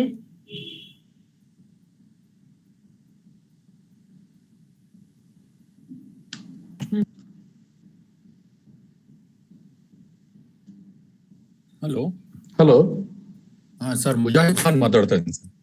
ಹೇಳಿ ಮುಜಾಹಿದ್ ಸರ್. ಈಗ ತುಂಬಾ ಚೆನ್ನಾಗಿ ಬಂತು sir. First of all, I want to congratulate you on giving this overall framework of subaltern studies. Sir ಈಗ ಒಂದ್ ಏನಾಗ್ತಾ ಇದೆ ಅಂತ ಹೇಳಿದ್ರೆ ನಮ್ಮ ಸಿಲೆಬಸ್ ಏನಿದೆಯೋ ಯೂನಿವರ್ಸಿಟಿಗಳ ಸಿಲೆಬಸ್ ಅದರಲ್ಲಿ ಇದಕ್ಕೆ ಜಸ್ಟ್ ಅಂದ್ರೆ it is not getting ample space ಅಂತ ಒಂದ್ ಕಡೆ ಎಲ್ಲೋ ಕಾಣಿಸ್ತಾ ಇದೆ ಸರ್. ಅದ್ರ ಬಗ್ಗೆ ಸ್ವಲ್ಪ ಏನಾದ್ರು ತಾವು ಹೈಲೈಟ್ ಮಾಡಿದ್ರೆ ಚೆನ್ನಾಗಿರ್ತದೆ ಅನ್ಸುತ್ತೆ ಸರ್. ಈಗ ಯಾಕಂದ್ರೆ ಈಗ ಇರುವಂತ ಸಿನಾರಿಯೋನಲ್ಲಿ ಇದನ್ನ ಸ್ವಲ್ಪ ನಾವು ಸೀರಿಯಸ್ ಆಗಿ ತಗೊಂಡ್ರೆ ಬಹುಶಃ ಇನ್ನ ಅನುಕೂಲ ಆಗುತ್ತೆ ಅಂತ ನಂದು ಒಂದು ಇದಿದೆ ಸರ್ ಅಭಿಪ್ರಾಯ. ತಾವು ಅದಕ್ಕೆ ಸ್ವಲ್ಪ ಜಸ್ಟಿಫೈ ಇಲ್ಲ, ನಿಮ್ಮ ಅಭಿಪ್ರಾಯ ಸರಿ ಇದೆ. ಯಾಕಂದ್ರೆ ನಾವು ಬಹಳ ಓದ್ತಿರೋದು ಓಲ್ಡ್ ಫ್ಯಾಷನ್. ನಾವು ಅದಂತೂ ನಿಜನೇ. ಒಂದು ವಿಚಾರ ನನಗಂತೂ ಖಚಿತವಾಗಿ ಹೇಳ್ಬೇಕು ಅಂತಿದೆ. ನಾವು ಅನೇಕ ರೆಪ್ಲಿಕೆಗಳನ್ನ ಮಾಡ್ತೇವೆ. ನಮ್ಮ ಹಿಸ್ಟ್ರಿ ಬರೆಯೋದಿಲ್ಲ, ಅದು ಬಹಳ ವರ್ಷಗಳಿಂದನೇ ನಾವು ಮಾಡ್ತಾ ಇದ್ದೇವೆ. ಯುರೋಪಿನಲ್ಲಿ ಪೀರಿಯಡೈಸೇಷನ್ ಇದ್ರೆ ಇಂಡಿಯಾದಲ್ಲೂ ಪೀರಿಯಡೈಸೇಷನ್ ಬೇಕು. ಯುರೋಪಿನಲ್ಲಿ ಯುರೋಪಿಯಲ್ಲಿ ಏನ್ಸೆಂಟ್ ಪೀರಿಯಡ್ ಇದ್ರೆ ಇಲ್ಲಿಯೂ ಸಹ ಏನ್ಸೆಂಟ್ ಪೀರಿಯಡ್ ಬೇಕು. ಇದು ನಮ್ಗಿಂತ 50-60 ವರ್ಷದ ಹಿಂದೆ ಜನರು ಹೇಳಿದ್ದಾರೆ. ಇಷ್ಟೆಲ್ಲ ಇದ್ರು ಕೂಡ ನಮಗೆ ಇವತ್ತು ನಮ್ಮ ಹಿಸ್ಟ್ರಿನ ಅದ್ ಬೇಡ ನಾನು ಹೇಳೋದಿಲ್ಲ, ನಾವೆಲ್ಲ ಓದ್ಕೋಬೇಕು ನಿಜನೇ. ಬಟ್ ನಾವು ಸ್ವಲ್ಪ ಇನ್ನು ಸ್ವಲ್ಪ ಸಜ್ಜುಗೊಳಿಸ್ಕೊಳ್ಳೋದು ನಮ್ಮ ಸಜ್ಜುಗೊಳಿಸ್ಕೊಳ್ಳೋದು ಬಹಳ ಮುಖ್ಯ ಅನ್ಸುತ್ತೆ. ಅದು ಆ ಸಂಬಂಧಪಟ್ಟ ಬೋರ್ಡ್ನವರೇ ಕೂತು ಮಾತಾಡ್ಬೇಕು. ಅದನ್ನ ಮತ್ತೆ ಹೇಗೆ ರೂಪಿಸ್ಕೋಬೇಕು, ಮರು ರೂಪಿಸ್ಕೋಬೇಕು ಅಂತ ಅಪ್ಡೇಟ್ ಮಾಡ್ಕೋಬೇಕು. ಅಪ್ಡೇಟ್ ಮಾಡ್ಕೊಳ್ಳೋದ್ರ ಪ್ರಯೋಜನ ಇಲ್ಲ. ಈಗಾಗಲೇ ಒಂದು ವಿಚಾರ ಹೇಳ್ತೇನೆ, ಬೆಂಗಳೂರಿನಲ್ಲಾಗ್ಲಿ ಅಥವಾ ಇಡೀ ಇಂಡಿಯಾದಲ್ಲಾಗ್ಲಿ ಹಿಸ್ಟ್ರಿ ಅಂತ ಹೇಳುವಂಥದ್ದು ಇನ್ಸಿಗ್ನಿಫಿಕೆಂಟ್ ಸಬ್ಜೆಕ್ಟ್ ಆಗಿದೆ. ಯಾರು ನೋಬಡಿ ಇಸ್ ಟೇಕಿಂಗ್ ಸೀರಿಯಸ್ಲಿ. ಏನೋ ಕಥೆ ಹೇಳ್ತೇನೆ ಅಂತ ಹೇಳ್ತಾರೆ. ನಾವು ಬಹಳ ಜನ ಮಾತಾಡ್ತಿರೋದೇ ಹಂಗೆ ಆಗ್ಬಿಟ್ಟಿದೆ ಅನ್ಫಾರ್ಚುನೇಟ್ಲಿ. ಹಿಸ್ಟ್ರಿ ಆತರ ಇಲ್ಲ. ಹಿಸ್ಟ್ರಿಗೆ ಸದಾಕಾಲ ಅದಕ್ಕೆ ಬಹಳಷ್ಟು ಇಂಪಾರ್ಟೆನ್ಸ್ ಇದೆ. ಇವತ್ತು ಹಿಸ್ಟ್ರಿ ಅವ್ರ ಬದಲು ನಾನ್ ಹಿಸ್ಟೋರಿಯನ್ಸೇ ಮಾತಾಡೋಂಗಾಗ್ಬಿಟ್ಟಿದೆ. ಅದು ನಮ್ಗೆ ಬಹಳ ಬೇಸರದ ವಿಷಯ. ನಮ್ಗಿಂತ ಚೆನ್ನಾಗಿ ಮಾತಾಡ್ತಿದ್ದಾರೆ ನಾನ್ ಹಿಸ್ಟೋರಿಯನ್ಸ್. ಖಂಡಿತ ಸರ್. ಹಾಗಾಗಿ ನಾವು ಹಿಸ್ಟೋರಿಯನ್ಸ್ ಇನ್ನೂ ಸ್ವಲ್ಪ ಸನ್ನದ್ಗೊಳ್ಬೇಕು, ಹೆಚ್ಚು ನಮ್ಮ ಸಂವಾದಗಳನ್ನ ಮಾಡಬೇಕು, ಮತ್ತೆ ಸಿಲೆಬಸ್ ಅಲ್ಲಿ ನೀವು ಹೇಳ್ದಂಗೆ ಸೇರಿಸ್ಕೊಳ್ಳುವಂತ ಪ್ರಯತ್ನ ಆದ್ರೆ ಉತ್ತಮ ಅಂತ ಹೇಳುವಂಥದ್ದು ನನ್ನ ಭಾವನೆ. Thank you sir. Thank you. Thank you. Thank you sir. Sir ಇಲ್ಲೊಂದು ಪ್ರಶ್ನೆ ಇದೆ ಮಹೇಶ್ ವಿ ಅವರಿಂದ. ಅವ್ರು ಕೇಳ್ತಾ ಇದ್ದಾರೆ, ಸಬಾಲ್ಟನ್ ಅಧ್ಯಯನವು ಭಾವನೆಯ ಹೆಸರಿನಲ್ಲಿ ನವ ಸಂಪ್ರದಾಯವಾದಕ್ಕೆ ನಾಂದಿಯಾಗುತ್ತಿದೆಯೇ? ಹಾಗೆ ಅಂತಾನೆ ಹೇಳ್ತಿದ್ದಾರೆ ಯಾರು, ಐಜಾಜ್ ಅಹಮದ್ ಅವರೆಲ್ಲ ಹಾಗೆ ಹೇಳ್ತಿದ್ದಾರೆ. ಆದ್ರೆ ಒಂದು ವಿಚಾರ ಅಂತೂ ಸ್ಪಷ್ಟ, ಯಾವುದೇ ಒಂದು ವಿಚಾರಗಳು ಕೂಡ ಸುಮ್ಮನೆ ವಿಚಾರಕ್ಕಾಗಿ ವಿಚಾರ ಆಗೋದಿಲ್ಲ. It's A global phenomena. ಈಗ ನೋಡಿ, ಗ್ಲೋಬಲೈಸೇಷನ್ ಆದ್ಮೇಲೆ ನಮ್ಮ ಚಿಂತನೆಗಳೇ ಬೇರೆ, ಇನ್ಸ್ಟಿಟ್ಯೂಷನ್ಗಳೇ ಬೇರೆ ಆಗ್ತಿದ್ದಾವೆ. ಈಗ 1992 ನಮಗೆ ಗ್ಲೋಬಲೈಸೇಷನ್ ಲಿಬರಲೈಸೇಷನ್ ಬಂತು, ನಮ್ಗೆ ಲೇಟ್ ಆಗಿ ಬಂತು ಇಂಡಿಯಾಕ್ಕೆ. ಅಲ್ಲಿಂದ ನಮ್ಮ ಇನ್ಸ್ಟಿಟ್ಯೂಷನ್ಸ್ ಕೂಡ ಹೇಗೆ ಕೆಲಸ ಮಾಡ್ತಿದ್ದೇವೆ, ಕಾರ್ಪೊರೇಟ್ ಆಫೀಸ್ಗಳಾಗಿ ಕೆಲಸ ಮಾಡ್ತಿದ್ದೇವೆ. ಅದಕ್ಕಿಂತ ಮೊದಲು ಹೇಗಿತ್ತು, ಈಗ ಹೇಗಿದೆ. ಈಗ ನಾವು ಓದ್ತೀವಿ ಸವಿ ನೆನಪು ಅಂತಲ್ಲ, ಅದೆಲ್ಲ ಈಗ ಬಹಳ ರೆಡಿಕ್ಯುಲಸ್ ಆಗ್ಬಿಡುತ್ತೆ. ಅದು ಸೆಮಿಸ್ಟರ್ ಸಿಸ್ಟಮ್ ಬಂದಿವೆ, ಪ್ರತಿಯೊಂದು ವಿಚಾರಗಳು ಕೂಡ ಅಷ್ಟೇನೆ. ಹಾಗಾಗಿ ಏನಾಗಿದೆ, ನಾವು ಈ ಬದಲಾವಣೆಗಳು ನಾವು ಕೂಡ ಹೊಂದ್ಕೋಬೇಕಾಗುತ್ತೆ. ಬದಲಾವಣೆಗೆ ಚೇಂಜ್ ಮಾಡೋಷ್ಟು ಶಕ್ತಿ ನಮ್ಗೆ ಇದೆ ಅಂತ ನನ್ಗೆ ಅನ್ಸೋದಿಲ್ಲ. ಬಟ್ ಇರೋ ಬದಲಾವಣೆಯಲ್ಲಿ ನಾವು ನಮ್ಮನ್ನು ಅಪ್ಡೇಟ್ ಮಾಡ್ಕೋಬೇಕು, ಹೊಸ ವಿಚಾರಗಳಿಗೆ ತೆಗೆದುಕೊಳ್ಳುವಂತ ಅನಿವಾರ್ಯತೆ ಇರುತ್ತಿದೆ. ಮತ್ತೆ ವಿಷಯಗಳು ಕೂಡ ಅಷ್ಟೇ. ನಿಮ್ಗೆ ಸ್ಟ್ರಕ್ಚರ್ಗಳೇ ಚೇಂಜ್ ಆದಾಗ ಏನಾಗುತ್ತೆ, ಹಳೆ ಸ್ಟ್ರಕ್ಚರ್ ಇಟ್ಕೊಂಡು ನೀವು ಹೊಸ ಅಭ್ಯಾಸ ಮಾಡ್ಲಿಕ್ಕೆ ಆಗೋದಿಲ್ಲ. ನೀವು ಹಳೆ ಸ್ಟ್ರಕ್ಚರ್ನ ಅಭ್ಯಾಸ ಮಾಡಬೇಕು. ಆ ನೆಲೆಯಲ್ಲಿ ಹೊಸ ಸ್ಟ್ರಕ್ಚರ್ಗಳು, ಹೊಸ ತರದ ಪೊಲಿಟಿಕಲ್ ಚಿಂತನೆಗಳು, ಹೊಸ ತರದ ವಿಚಾರಗಳು ಬಂದಾಗ ನಾವು ಅದಕ್ಕೆ ಅಗತ್ಯವಾದಂತ ಸಂವಾದವನ್ನ ಮಾಡುವಂತ ಅನಿವಾರ್ಯತೆ ಇದೆ. Thank you sir. Thank you sir. ಇನ್ನೊಂದು ಪ್ರಶ್ನೆ ಇದೆ, Bhuvan academy throw some light on hybridity ಅಂತ ಕೇಳ್ತಾ ಇದ್ದಾರೆ sir. Throw some light on hybridity. ಏನಾಗಂದ್ರೆ ಹೈಬ್ರಿಡ್ ಏನಾಗಂದ್ರೆ ನನಗೆ ಗೊತ್ತಿಲ್ಲ. ಹೈಬ್ರಿಡಿಟಿ ಇದ್ರೆ okay sir. One more question sir. How can our present research, Deepti CK ಅವ್ರು ಕೇಳ್ತಾ ಇದ್ದಾರೆ, how can our present research concentrate on subaltern outlook? How can our present research concentrate on subaltern outlook? Hello, one has to do it. It's a part of our professionalism. We have to study. ನೀವು ಅದನ್ನ ಒಪ್ಕೋಬೇಕೋ ಬಿಡ್ಬೇಕೋ ನಿಮಗೆ ಬಿಟ್ಟಿರೋದು. But ಯಾವುದೋ ಒಂದು important ಆದಂತ ಒಂದು ಸಂವಾದ ಬಂದಿದೆ, ಒಂದು ವಾಗ್ಮಯ ಬಂದಿದೆ ಅಂತ ನೀವು ಅದನ್ನ ನೋಡದೆ ಕೊಡ್ಲಿಕ್ಕಾಗಲ್ಲ. ನಿಮಗೆ ಎಲ್ಲವನ್ನೂ ಓದ್ಬೇಕು, ಎಲ್ಲ ಬಗ್ಗೆ ನೀವು ತಿಳಿದುಕೊಳ್ಬೇಕು. ಅದನ್ನ ನಿಮಗೆ ಸರಿ ಕಂಡ್ರದ್ದು ಇಟ್ಕೊಳ್ಳಿ, ಇಲ್ಲಾಂದ್ರೆ ಬೇರೆ ದಿಕ್ಕು ಸ್ವಿಚ್ ಆಗಿ ಬೇರೆ ಬೇರೆ ಸ್ಕೂಲ್ಗಳಿದಾವೆ. ಇದು ಕೂಡ it's one of the important school of thought ಅಷ್ಟೇ.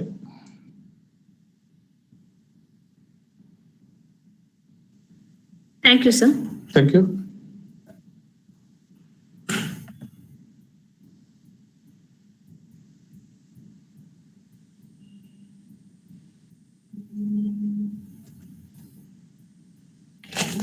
Any other queries?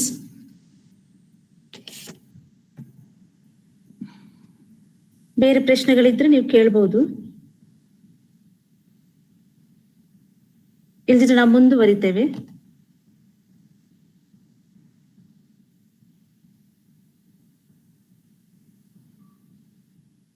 Okay, carry on, madam. Okay sir. ಬಹುಶಃ ನಿಮ್ಮೆಲ್ಲರ ಸಂದೇಹಗಳಿಗೆ ಸಂಪನ್ಮೂಲ ವ್ಯಕ್ತಿಗಳ ಚರ್ಚೆಯ ಮೂಲಕ ಉತ್ತರ ಕಂಡುಕೊಂಡಿದ್ದೀರಿ ಎಂದು ಭಾವಿಸುತ್ತೇವೆ. ಹಾಗಾಗಿ ಮುಂದಿನ ಕಾರ್ಯಕ್ರಮವಾದ ಧನ್ಯವಾದ ಸಮರ್ಪಣೆ ಕಡೆ ನಾವು ಸಾಗಬೇಕಾಗಿದೆ. ಧನ್ಯವಾದ ಸಮರ್ಪಣೆಯನ್ನ ನಡೆಸಿಕೊಡಲಿದ್ದಾರೆ ಶ್ರೀಮತಿ ಮೇವಿ ಮಿರಾಂದಾ, ಸಹ ಸಂಚಾಲಕರು IQAC ಇವರು. Over to you ma'am. ಇಂದಿನ ನಮ್ಮ ವೆಬಿನಾರಿಗೆ ಸಂಪನ್ಮೂಲ ವ್ಯಕ್ತಿಯಾಗಿ ಅದ್ಭುತವಾಗಿ ಮಾತನಾಡಿದ ಪ್ರೊಫೆಸರ್ ವಿಜಯ್ ಪಿ ತಮ್ಮಂದ ಇವರಿಗೆ ನಮ್ಮ ಕಾಲೇಜಿನ ಪರವಾಗಿ ಅನಂತ ಧನ್ಯವಾದಗಳನ್ನು ಅರ್ಪಿಸುತ್ತಿದ್ದೇವೆ. ಈ ವೆಬಿನಾರಿಗೆ ಹಾಗೂ ನಾವು ಮಾಡುವ ಎಲ್ಲಾ ಚಟುವಟಿಕೆಗಳಿಗೆ ಸಹಕರಿಸಿರುವ ನಮ್ಮ ನೆಚ್ಚಿನ ಪ್ರಾಂಶುಪಾಲರಾದ ಪ್ರೊಫೆಸರ್ ಬಾಲಕೃಷ್ಣ ಎಸ್ ಹೆಗ್ಡೆ ಅವರಿಗೆ ಧನ್ಯವಾದಗಳನ್ನು ಅರ್ಪಿಸುತ್ತಿದ್ದೇವೆ. ಈ ಕಾರ್ಯಕ್ರಮ ಚಂದವಾಗಿ ಮೂಡಿಬರಲು ಮತ್ತು ವ್ಯವಸ್ಥಿತವಾಗಿ ಸಂಪನ್ನಗೊಳಿಸುವಲ್ಲಿ ಶ್ರಮಿಸಿರುವ ನಮ್ಮ ಕಾಲೇಜಿನ ಇತಿಹಾಸ ಪ್ರಾಧ್ಯಾಪಕರು ಹಾಗೂ IQAC ಘಟಕದ ಸಂಚಾಲಕರಾದ ಡಾಕ್ಟರ್ ಸುರೇಶ್ ರೈಕೆ ಇವರಿಗೆ ಧನ್ಯವಾದಗಳನ್ನು ಅರ್ಪಿಸುತ್ತಿದ್ದೇವೆ. ಈ ವೆಬಿನಾರಿನಲ್ಲಿ ಭಾಗವಹಿಸಿರುವ ಶೈಕ್ಷಣಿಕ ಆಸಕ್ತರಿಗೆ ಮತ್ತು ಚರಿತ್ರೆಯ ವಿದ್ಯಾರ್ಥಿಗಳಿಗೆ ಧನ್ಯವಾದಗಳು. ಈ ಕಾರ್ಯಕ್ರಮಕ್ಕೆ ಸಹಕರಿಸಿದ ನಮ್ಮ ಬೋಧಕ ಮತ್ತು ಬೋಧಕೇತರ ಸಿಬ್ಬಂದಿಗೂ ಧನ್ಯವಾದಗಳನ್ನು ಅರ್ಪಿಸುತ್ತಿದ್ದೇವೆ. ಈ ಕಾರ್ಯಕ್ರಮವನ್ನು ಉತ್ತಮವಾಗಿ ನಿರೂಪಿಸಿದ ನಮ್ಮ ಕಾಲೇಜಿನ ಆಂಗ್ಲ ಭಾಷಾ ವಿಭಾಗದ ಸಹಾಯಕ ಪ್ರಾಧ್ಯಾಪಕರಾದ ಶ್ರೀಮತಿ ಶರ್ಮಿಳಾ ಹಾರಡಿ ಅವರಿಗೆ ಹೃತ್ಪೂರ್ವಕ ವಂದನೆಗಳು. ಈ ವೆಬಿನಾರಿಗೆ ಬೇಕಾದ ಇನ್ವಿಟೇಷನ್ ಹಾಗೂ ಸರ್ಟಿಫಿಕೇಟ್ಗಳನ್ನು ಅಚ್ಚುಕಟ್ಟಾಗಿ ಮಾಡಿಕೊಟ್ಟಂತಹ ನಮ್ಮ ಕಾಲೇಜಿನ MA ಇಂಗ್ಲಿಷ್ ವಿಭಾಗದ ಸುಮಿತ್ ಜತನ್ ಅವರಿಗೂ ಧನ್ಯವಾದಗಳು.